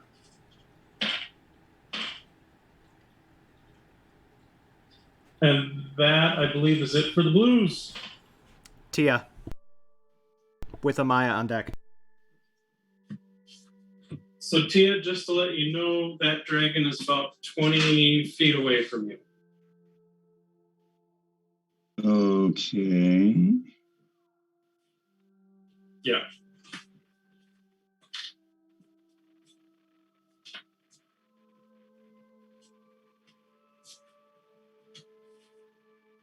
I appreciate that we're going a little bit late tonight. But truthfully, the way you guys are going in combat, I can't imagine it's going to last too much longer. All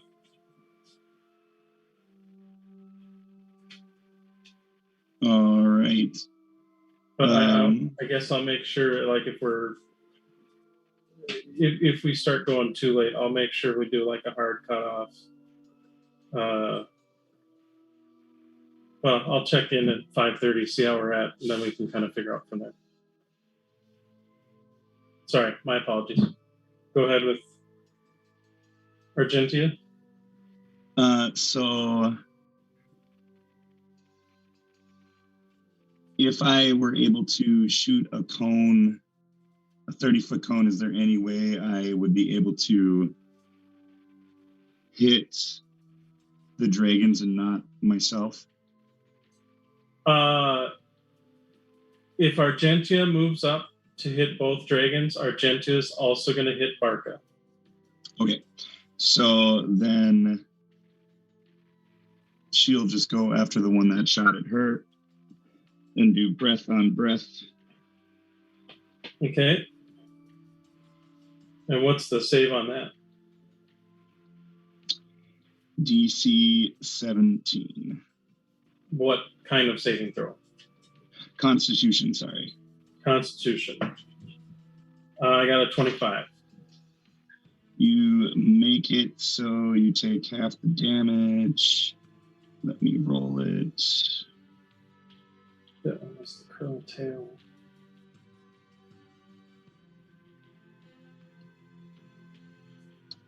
Oh, man.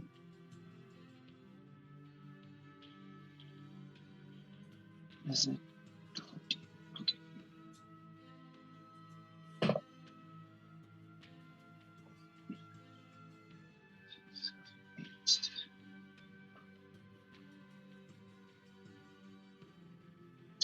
So 34 halved would be 17. So you take 17 points of ice damage.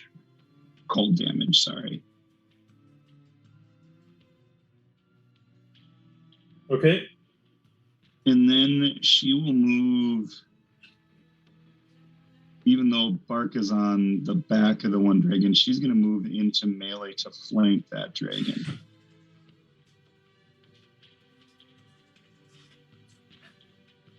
Okay.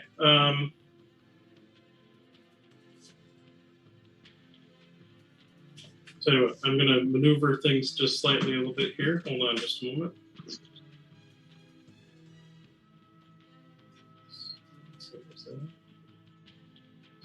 Yeah, okay.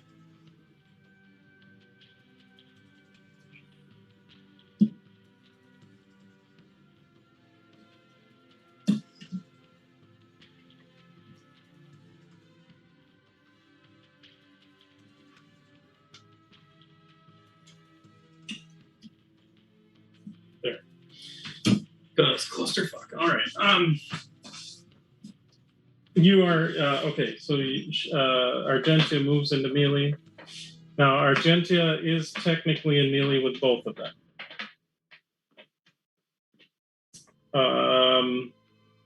But flanking with Barca. Flanking, well, not really, because Barca's on the back of it. Argentia would have to be underneath it.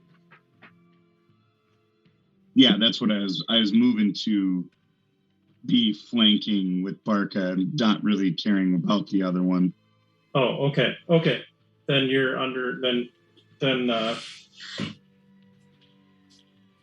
then they are underneath.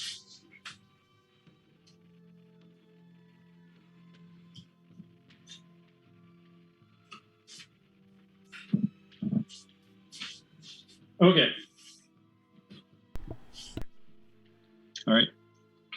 After Argentia. Amaya, then Narashti. All right. I'm going to make sure that if I'm not already, Amaya is in a position to flank this blue dragon. You are flanking, yep. Beautiful. Then I'm going to start out attacking the crap out of it.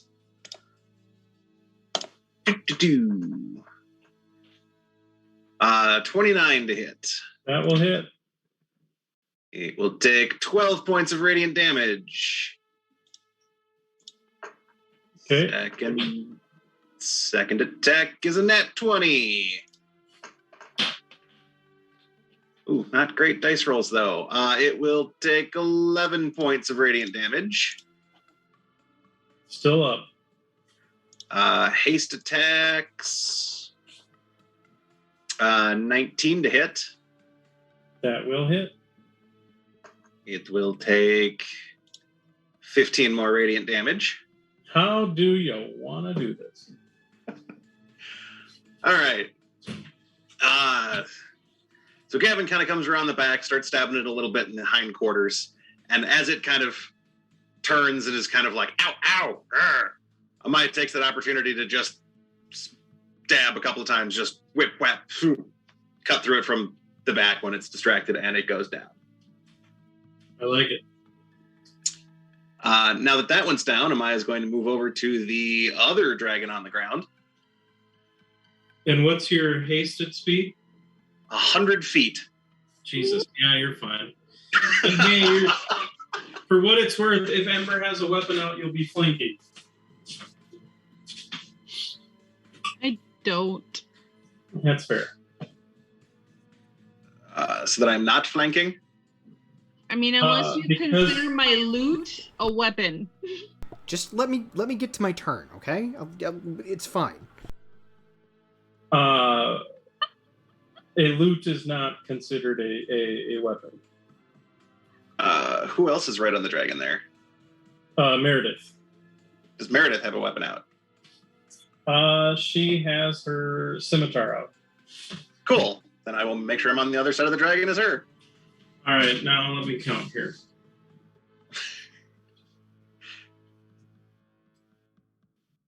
And Gavin, no. Yeah, okay, never mind. You're good to go. Oh, yeah.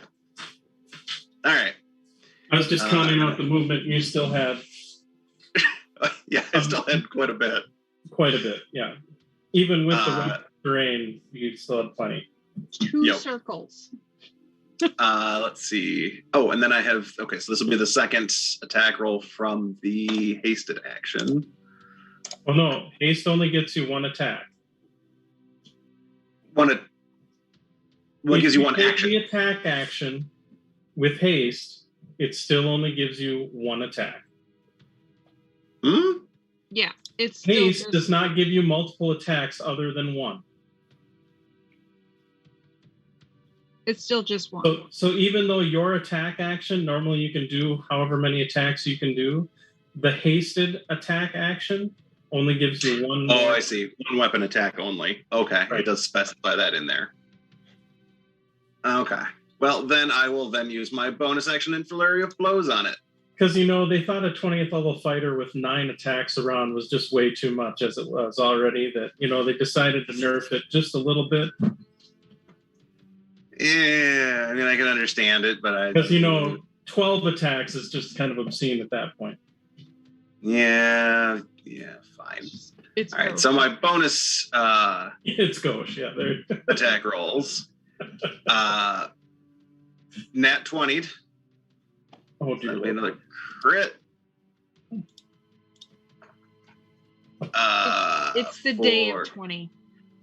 It is. 18 points of radiant damage. Dear Lord. Okay, so okay, it's still up, but it's not happy. All right, and 25 for the last one. To hit? To hit. Yeah, that'll hit. And that will do another 15 points of radiant. I can do math. Is it down? No, it's still up.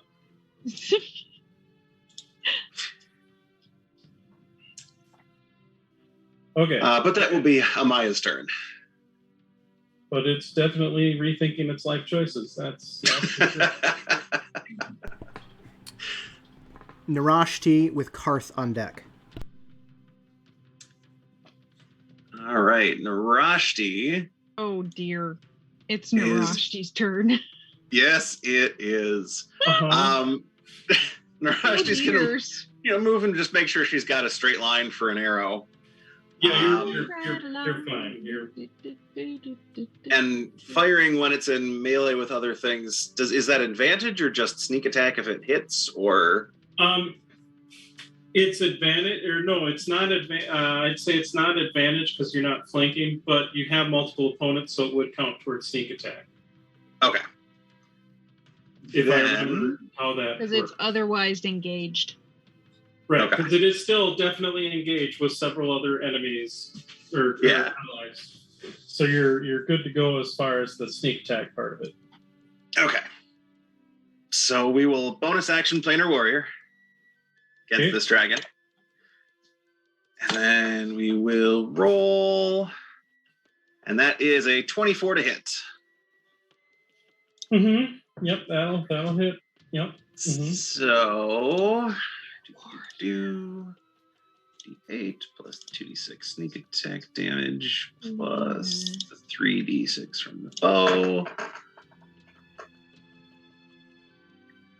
Will be a total of 29 points of force damage. How do you want to do this?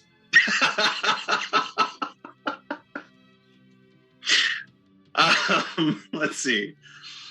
All right, so Amaya zooms in up on this one, just blinding speed. Again, kind of a couple of cuts into its flank. This time the dragon kind of spins and ow, arr, like Amaya kind of being the distraction there. And Narashti just kind of dashes forward just a little bit, gets that clear shot, lines it up. And this time the arrow goes right into the back of this one's head and just barely pops out between its eyes in the front and drops. Fair enough. You can take the blues off of the initiative order. Oh, darn. Oh no. And I guess, is there any other enemy target within like 600 feet that Narashti can see? 600 feet. That's long range for the bow. 100. Not that you can tell. Technically, observing is an action. There's a mouse at 456 feet. It's a The draconic enemy mouse. telling me 600 Mean. feet is long range for this bow, which means if it's within 600 feet, I can at least try to shoot it. So here's the deal. You hear the sounds of other dragons further away, but it's above the canopy where you cannot see it. Okay. Because admittedly, the jungle foliage is just super, super dense and Sure.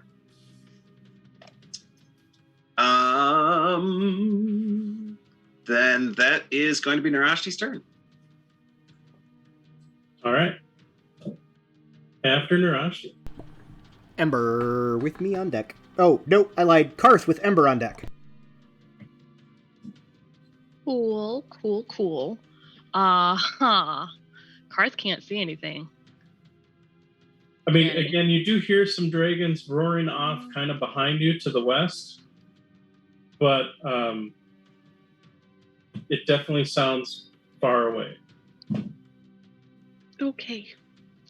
Karth is just gonna cure wounds on himself because he got hit a while back and didn't do anything about it. So,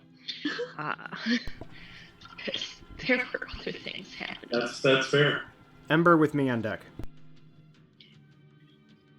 Okay, so I see that guy? No, I don't see any guy. There's nobody. Currently, you guys don't see... Are we still in combat? Yes, technically, because you hear, the sounds of dragon roars to the west. Or east. No. To the east. To the south. Sorry. It was to the east. Let's put it that way. It was to the east, Brian. Yeah. To the east. Okay. Yeah. I mean, whether you want them to know that or not, that's what you had said before. Okay, so do I see anybody that is bloodied around me? Well, I mean, everybody got injured from the breath weapons. No, I know that, but do I see anybody bloodied, aka less than half? You don't. Well, go ahead and make a heal check. Sure. Medicine. Medicine, sorry. Oh, frickin' 8. Everybody's bloodied. Oh my god, everybody's dying. What the fuck? Mass healing word. Mass healing word. Everybody was hit by at least one breath weapon. You were unlucky enough to hit by a couple. Yeah, okay. So everyone's looking injured. Yeah. Well, I don't have mass healing yet. But I am hit. And I hear dragons. So sorry guys. I'm gonna just heal myself.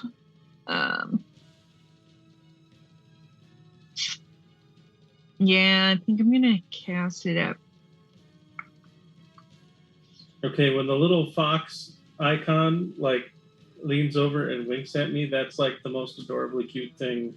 I know, I get so distracted by his fox all the time. Seriously. Can't help it that I'm cute.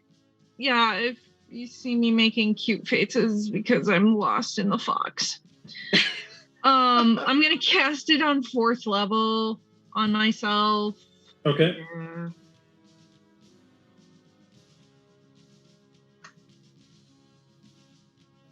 Oh, that was a good one. 21 to me. I'm almost full now, so I look good. I'm good. I'm not moving. All right. It is my turn with Rhiannon on deck. I've been paying attention to the battlefield. I know who's still able to act. I'm going to cast Fly at sufficient level to cast it on both me and Rhiannon. I believe you have to get within range to touch her then, right? Oh, you're correct. Yeah, that's a touch spell. So you are here right now. Sorry, I'm not looking at the right spot. And Rhiannon is all the way over there. Fuck. Yeah, she's to the east. You're the west. Sorry, Riri. I'm just going to cast it on myself. I mean, you are hasted. I am hasted. Yeah, you can run. Yeah, but I wanted to... Because that's a pass. Yeah, okay. I will move to Riri with the haste speed and cast Fly on the both of us. 50. What's your speed? It'll be total of 60. 60 gets you right there. You're about 10 feet away from her. Shit. Fuck. Damn it. Well, you do could get hold that it. extra. You could Yeah, hold you don't that get an spell extra. for her to back up into it. You Yeah. could ready to cast. Yeah, but Or if you haven't used your haste action, you could use it to dash. Oh, yeah, actually. and then still cast true. the spell. Yeah, And then because cast your the hasted spell. action would be to dash. Yeah, you could do that. Yeah, because you get an extra action. I will do that, and I will cast Fly. Is Riri alone, or is there somebody else there? We're all right there. I mean, Meredith and Ember are to the south of you. Although Yeah. I don't think you're going to be able to touch us all. You'd have to hold it. Yeah, Ember and Ember is about 15 feet away from you. Meredith's about 10 feet away from you. They're both kind of to the south. All right. Narashti's about 20. And sadly, I already had my action. Otherwise, I would have moved closer to you. You know what? I'll do the dash action. I'll move up to Rhiannon, and I will cast Fly on she and I. Okay. That's all I can do. Fine. Wait, no. You have a bonus action left. I can use... Oh, no, I can't. Never mind. Because I've already cast a spell this round. So yeah, I'll cast Fly on me and her, and then I will be done for the time being. Okay, and after Gavin? Is Rhiannon. Is Rhiannon with Barca on deck? Okay. I will fly into the air. Oh, it's definitely he walks up, touches you on the... he caresses your ass, doesn't smack you, caresses your ass and says, "Go get him, babe." Okay. So An ass caress. Got it. Okay. you just flying straight up then? Yeah. Yeah, I don't know what's up there, so I just want to get Okay, up. so you break the tree line at about 45 feet of movement. Beautiful. You see what appears to be 3 dragons kind of dogfighting each other, 2 of which are green, and one that it is a shiny silverish color. Yay. How far away from me are they? They are 160 plus another 30, so like 190 away. Oh, God. Okay. That's no bueno.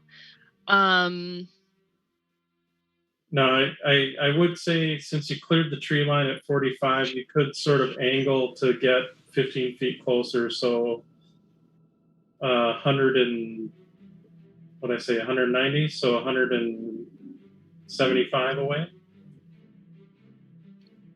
Okay. That's not going to do me any good. Now remember, you're not hasted, are you? I'm not hasted, no. Okay, never mind then. Yeah, Meredith, that would have been a great spell to take. Mass haste. But she didn't take that spell.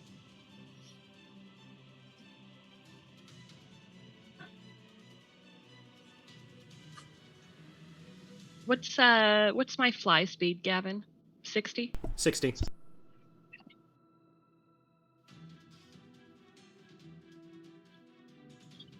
Do you have Quicken? Nope. No, I do not have Quicken, which I have regretted for quite some time. I have Empowered and Twinned. Yeah, you have twinning, don't you? Yeah, but I took Empowered instead of taking Quickened. I mean, to be fair, twinning is pretty damn beefy. Oh no, Twinning I don't regret. It's Empowered that I regret taking in place of Quickened. Okay. I'm like 100 and... Sorry. Tell me. So if you used your last 15 feet to sort of angle towards them, I'd say you're about 175 feet away. 175 feet. Okay. I will...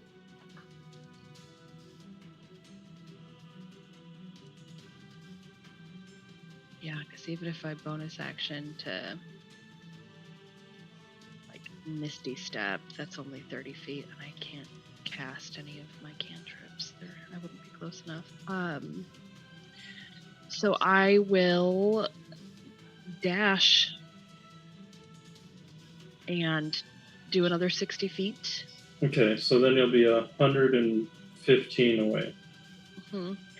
And I will use my bonus action to Healing Word myself.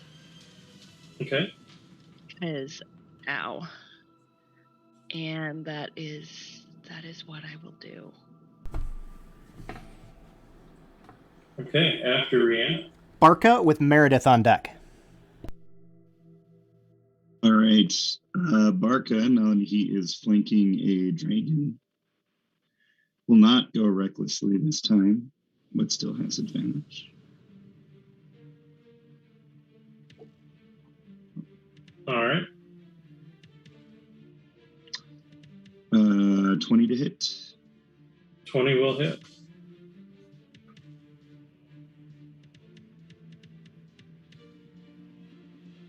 That'll be for 14 points of slashing damage. Alrighty.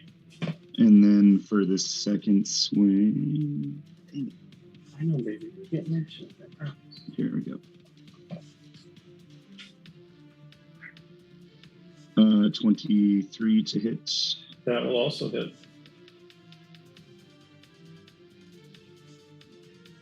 Eight, 11 for 21 points of slashing damage. It's not doing well. Okay. Just swinging all the long-lived day. And yeah, that's Barca. After the Barkinator. Meredith with... Sorry, I lost my place. The dragon's on deck. Well, Meredith,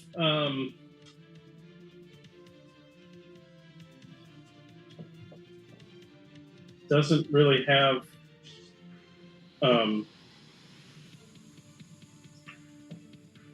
so Gavin and Ember and Meredith are all injured, yes?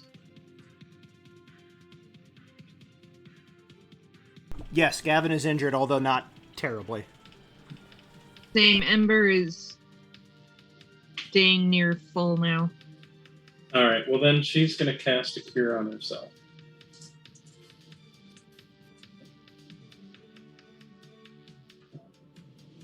So that's 7, 13, plus 14, it's 27. Oh, that heals her to full. All right. Yay, easy math. So she heals herself, she's done.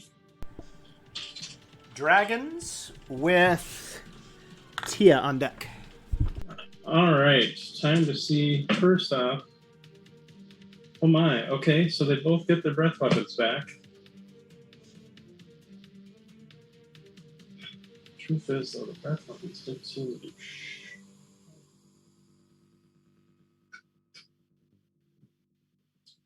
So the one that Barca is on is going to I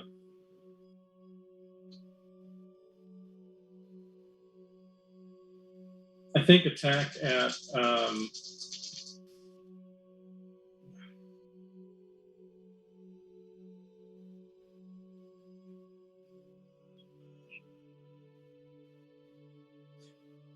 is going to fly up, so it will provoke an attack from Argentia.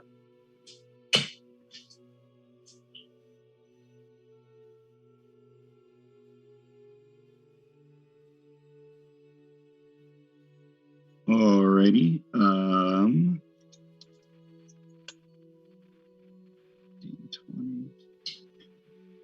Ooh, that's gonna miss.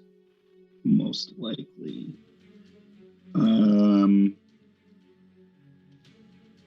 13 to hit. That will miss. So that dragon flies up about 80 feet, and then it is going to attempt to attack Barca and try to knock you off.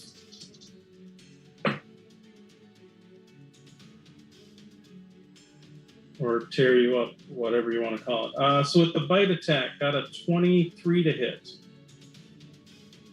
Hits. So that is 15 piercing damage and 7 poison damage. Okay.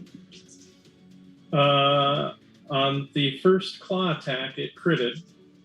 Got a nat 20, which will do 21 slashing. And then the other claw attack was a 27 to hit. Hits.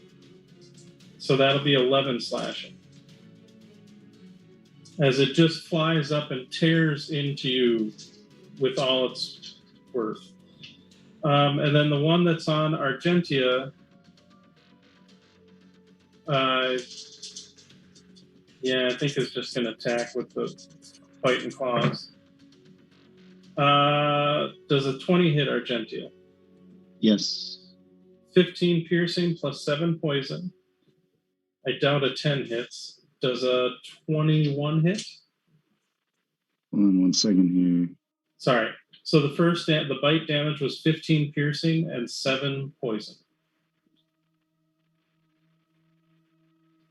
Okay, go ahead. And then the second claw attack missed. The third claw attack hit, or the second claw attack hit, I should say, the third attack, doing 11 slashing damage. 11, okay.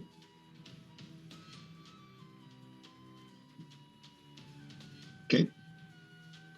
And that's it for the dragons. That is Tio with a Maya on deck.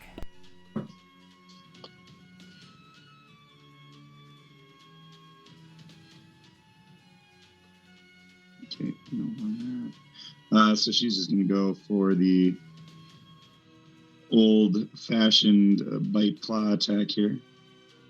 Okay. 19 to hit. That will hit. And a 18 to hit. That will hit.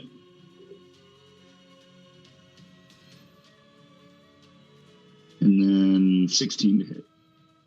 That will miss. So bite in one of the claws. So bite in one of the claws.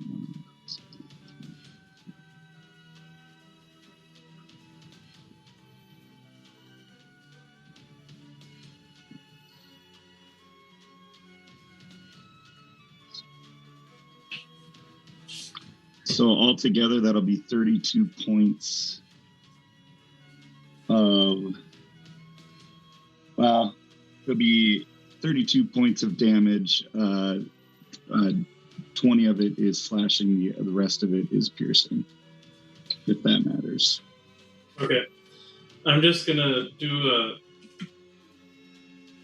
just for ease of reference, since they're up higher, I'm just going to kind of move them over here. So you kind of know they're separate, even though they're kind of on top of each other.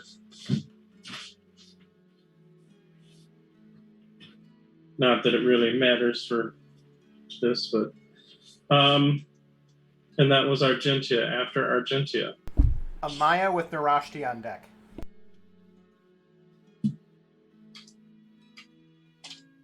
At this point, is Amaya still even able to see anything above the canopy? No, but you did see Rhiannon shoot kind of straight up through the trees and tree branches, and so I mean, if there's trees, I don't know. Then I guess Amaya is going to try to go up a tree and try to see up above the canopy. Okay. So I forget. Are you high enough monk level that you can do cool maneuver monk shit? I am high enough level that I... where was it here? That's it.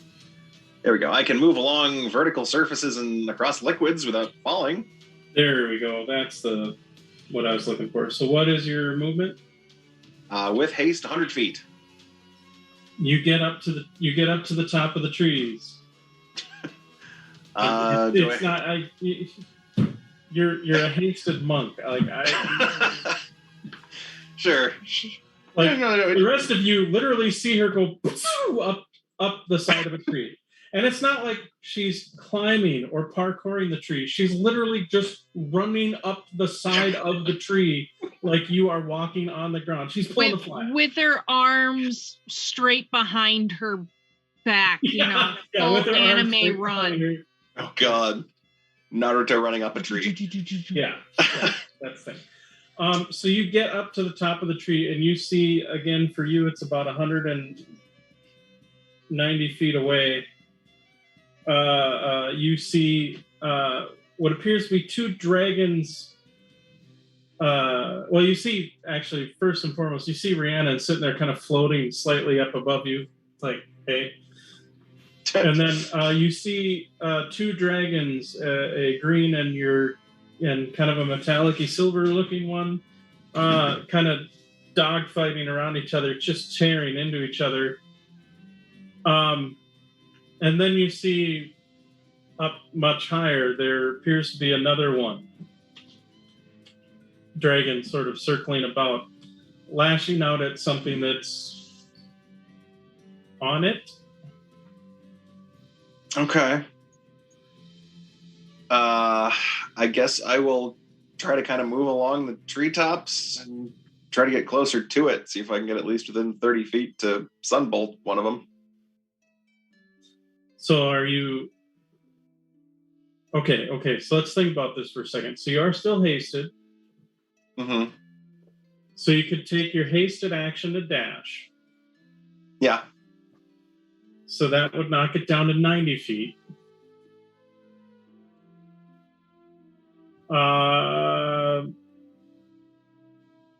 So then if you took your action... What is she dashing on, though? The leaves. The treetops. Oh, okay. This is Crouching Tiger, Hidden Dragon at this point. Got it.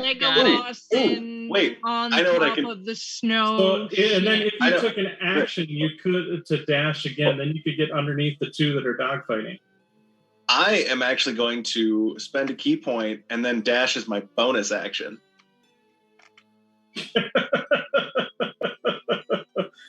Okay. So you are... There just aren't fucking words for this.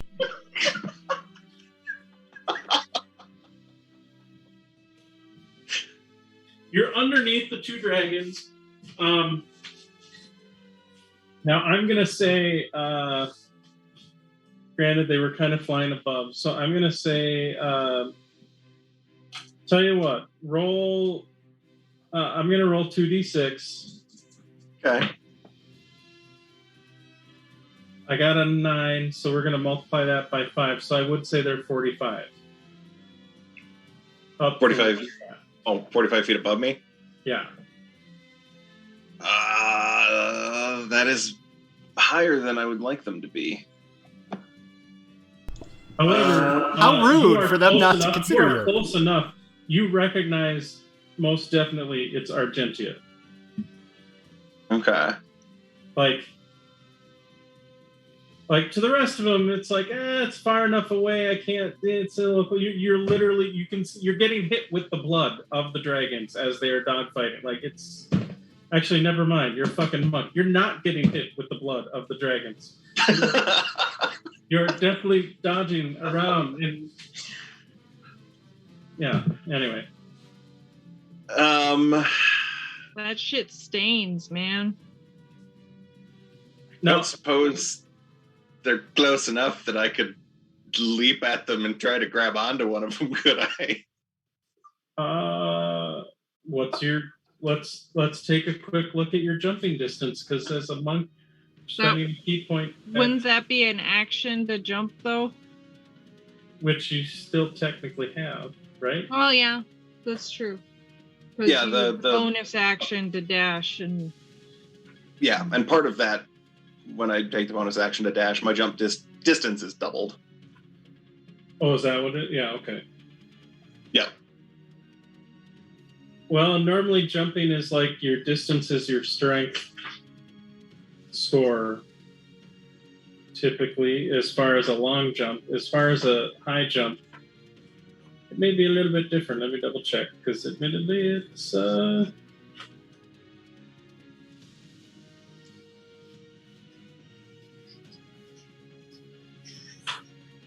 Jumping's got kind of weird rules. It does. Ooh, I found a cool jump calculator. Hang on. High jump. You leap in the air a number of feet equal to 3 plus your strength modifier. If you moved at least 10 feet on foot immediately before the jump. Yeah, I think you met that requirement. Fucking A. So 3 plus your strength modifier, and then you double that for your monkeyness of coolness. Oh, 3 plus strength modifier? Yeah, for a high jump. Oh. That's not super high. So strength modifier is a +2, so I guess 5, and then double would be 10. And it does say you can extend your arms half your height above your during jump, thus for reaching above your distance equal to your jump plus 1.5 times your height, basically. But you have Step of the Wind activated already, correct? Yeah, and that doubled the jump distance, so it moved it from 5 to 10. Okay. So that'd put you within 35. 35. Still not enough. No. Well, I need to be... 35 from the base of your feet. So technically... Technically 30. Technically 30? Are you taller than 5 feet? I am. Guys, If it's the base of your feet, it's technically within 30. Rules, lawyer. It's not working. Yeah. Just let it go. No, I refuse! I want to see dope monk shit! Can I sunbolt him from that distance? If you jumped, yes. Now, the question is, if you're jumping, do you still have an action to do a sunbolt? Yes. Yes, because I moved with my move, I dashed with the hasted bonus action, and then I dashed again with my bonus. I haven't used my actual normal action. Then, yes, dear God in heaven, yes. You can... This is... Wow. Oh, God. All right, well, I rolled a 2 for my first attack, so a 10's not going to hit him. Oh, my God. And I don't think it's worth using the... Well, do I use the inspiration die for that? Try to bump it up? What is the size of the die? It's a D10. What was you rolled a 2. What was your total? Total was 10. Good. You could... With the inspiration die, there is a chance you can hit it. We just don't know which number. I know. I'm going to do it because I want this to be... I'm going to do it because I want this to be dope monk shit. Ah! Fuck, that's only a 3. So that'd be 13? Yeah, 13? no. Yeah, 13 will not hit.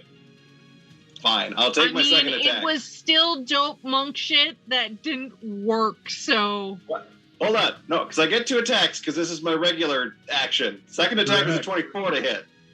That will hit. All right. It will do 5 points of radiant damage. Oh my God. It is still up. And probably very surprised. So Rhiannon, you fly up and you see like, oh, there's a silver dragon. All of a sudden you see the head pop up. Hi. And by the time you process the person, you see these leaves go away, as this person speeds by. And then by the time it takes you to go like there to that, you see pew pew 2 like beams of light shoot up into the air. And you're like, I mean, this is why I haste the monk, though. Like, this is exactly why. And there are math symbols crashing in your brain. We use the spells well. As you're trying to process exactly how... I mean, you don't haste the bard. No, we don't There's no haste the bard. point. No, dope monk So, shit. so yeah, and then...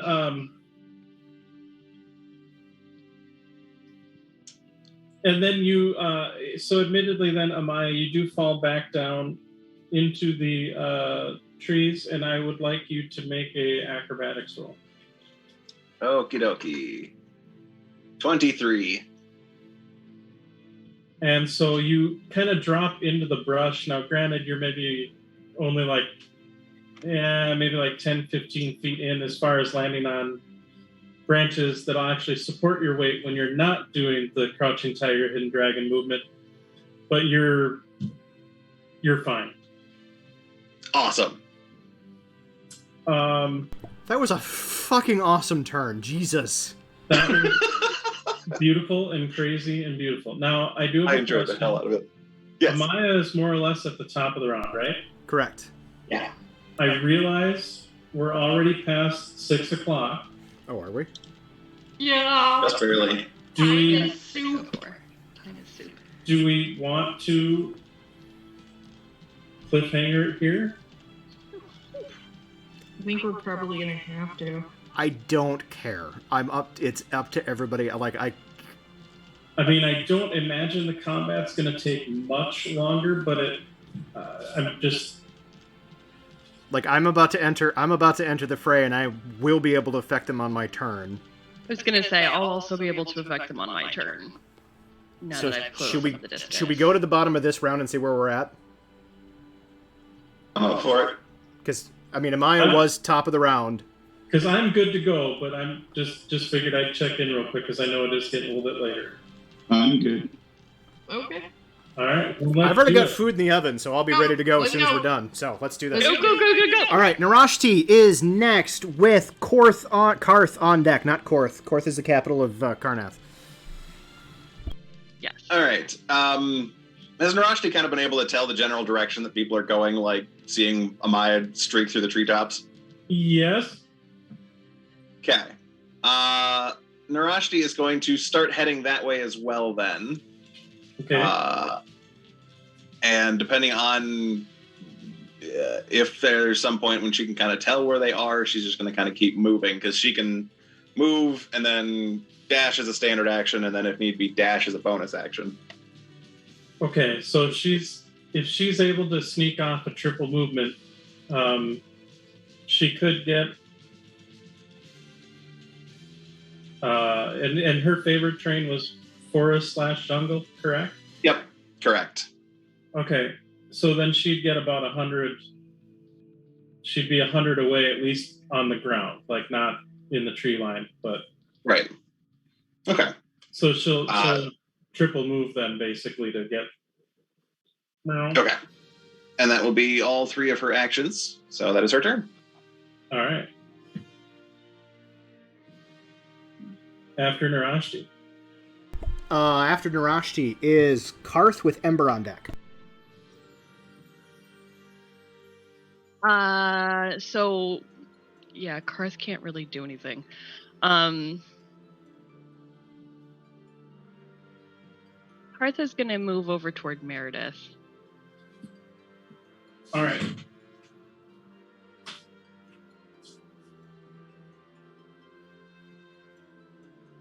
So if he double moves. Yeah, he'll just double move over that way because he can't do anything with dragons all the way up there. That is the downside of having creatures that fly. Yes, and a thick canopy to deal with. Yeah. After Karth. Ember with me on deck. So, just to clarify, I cannot see Amaya. Correct. And Not for, anymore. that matter, and for that matter, you really can't really see Rhiannon at this point either.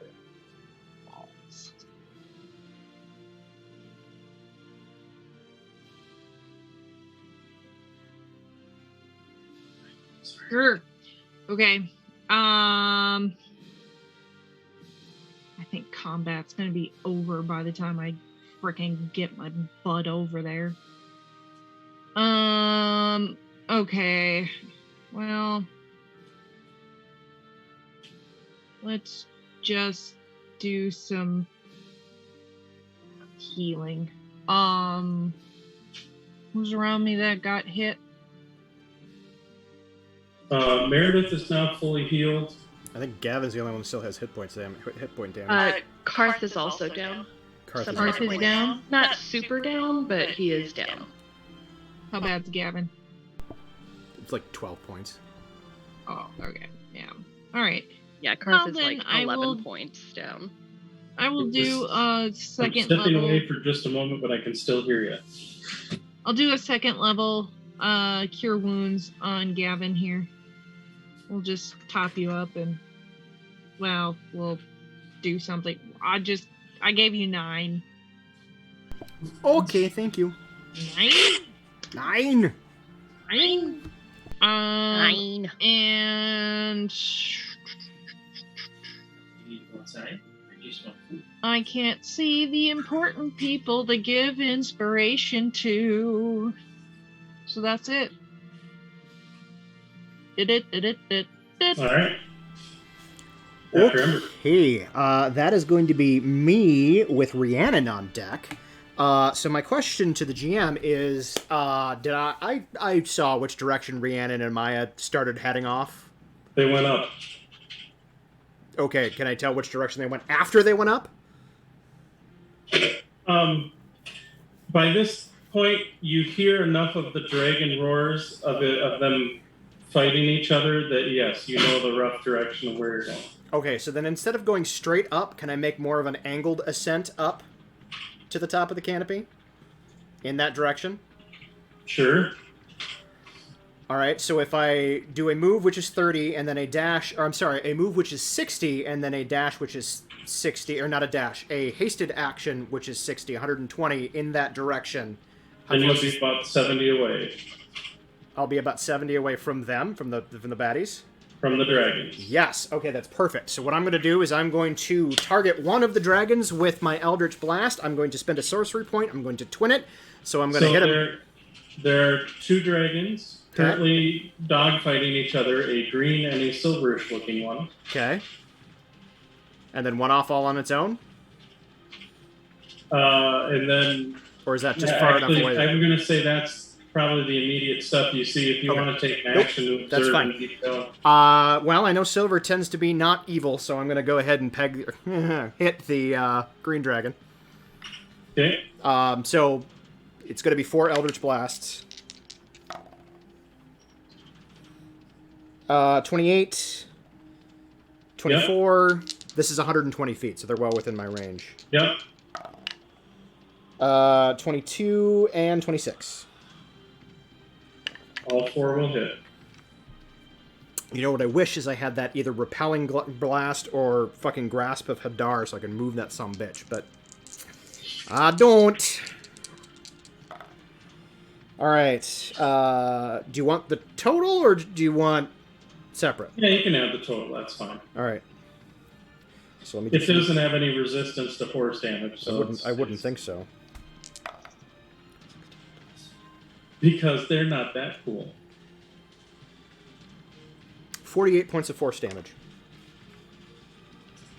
Okay, so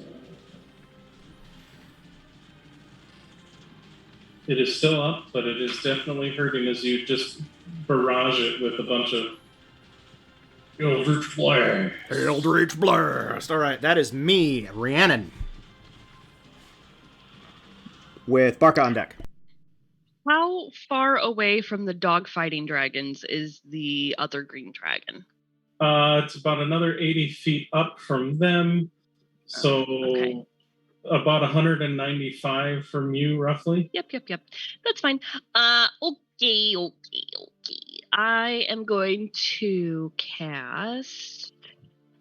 I will cast Fireball on the green dragon that is dogfighting the silver dragon in such a way that it should be behind it, or on the opposite side from the silver dragon. Okay. So as to not hit the silver dragon. I'm assuming that is. Yeah. What's the range on your? 150 feet. Oh, yeah, you're good. Yeah. So it's a dex save. So it is a dex save. I am casting it at. At 5th level. So it is a DC 15 dex save. Yeah, it failed. It got a 9. Excellent. Brief hold, because this is a lot of dice.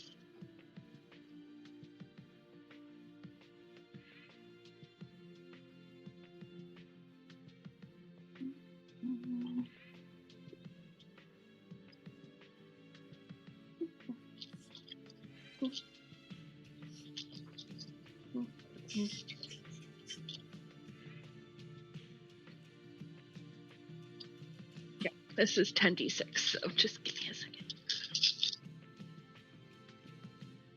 Oh, that's not bad. All right. We're gonna do that there. That's even better.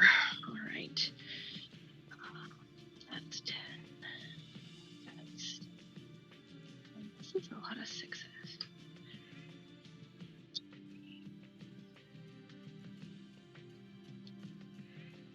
32, 38,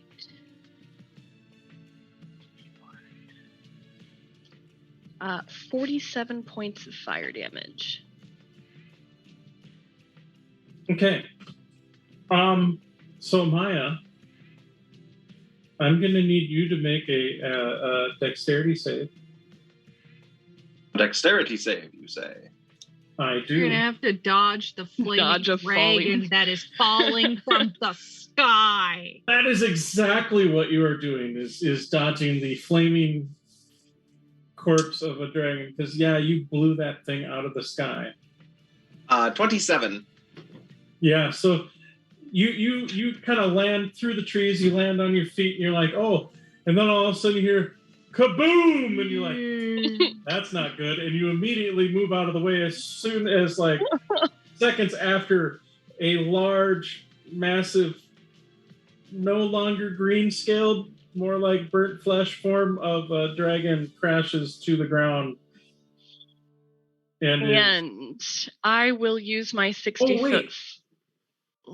Damn it, I put that on the wrong dragon. Never mind. How much was his damage again? 47. Oh, yeah. No, he's still dead. All right. Anyway. I will use my 60-foot fly speed to move closer to the other green dragon. All right. So then you are 55 away. From 55 from where the silver dragon's at, plus another 80. So you're 130 something. Yeah. Okay. 35, which means that now Gavin, I gotta add 650. That's another. All right. That is it then for Rhiannon. Yes. All right. Barca, then Meredith.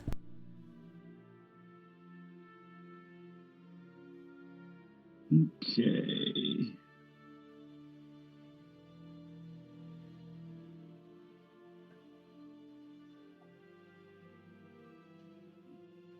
Let's see here. Barca is going to attack. Okay.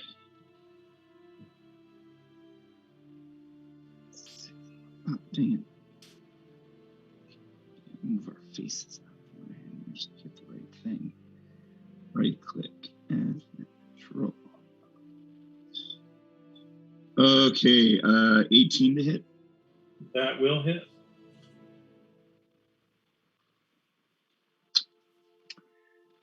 It's 14 plus 10, so 24 points of slashing damage. Advantage. Okay. Still up. And then 22 to hit. That will hit.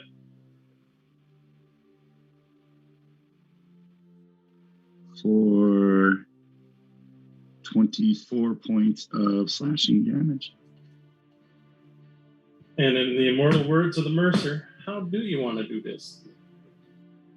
With no, just I figured he'd been just trying to chop the head off of the thing the whole time, just same hits over and over, and with the final one, angry, flip through, he cuts it off at the neck and slowly floats down because featherfall.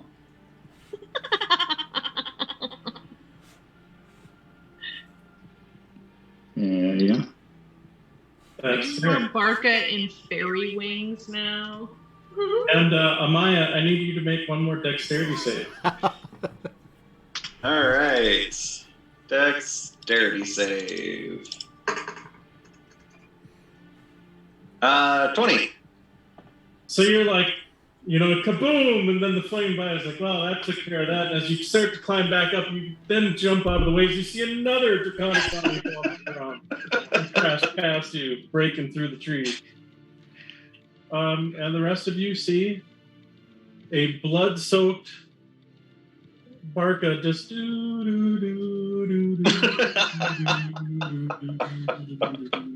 I fly to him as fast as I can, and I throw my arms around my buddy. And I just give him the biggest, grossest hug because he's covered in stuff. Barca, and I don't even Legion care. and a half flew up to grapple you. What do you do? No, I'm just kidding. And is he actually, are you actually injured?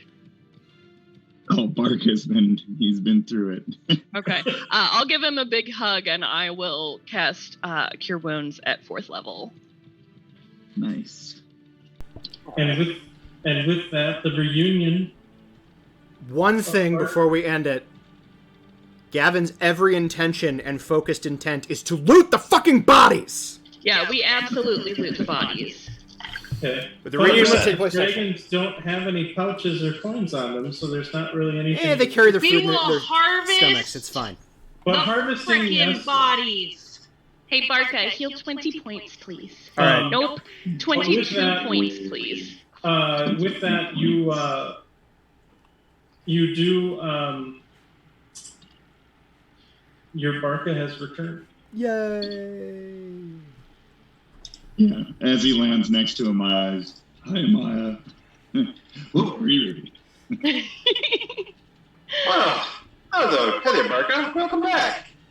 It was very timely, Gavin says as he flies up. We're gonna go kill bigger versions of these. How's Tia? Is she okay? Are they okay? Oh, Well, and you see Argentia is kind of sitting there, and they're injured. I mean, they took some hits, but you see they're sitting there kind of hovering. Let's go back to everybody else. I think we are. No, we just landed. Now we're heading back to everybody else. Oh. So with that, you will all gather back up together, and we'll leave that for the end of tonight because we went especially long. And we thank everybody for watching who stayed with us. I know it was a little bit longer session today with craziness going on, but big important question: did you all have fun? Yes. Oh, heck yeah. yeah. All right. Got to do so much cool dope monk shit and cool Ranger Rogue shit. So, I mean, you killed the children of Drakuskull and Rashak and Verdum, so, now they're going to be extra pissed and wanting to kill you. All right. sorry. Thank you, friends, for joining us. We are going to, once I switch over here, we're going to raid Dilly the Doe. So say hi Yay. for us. I love Dilly. Thank you, everybody. Bye, everybody.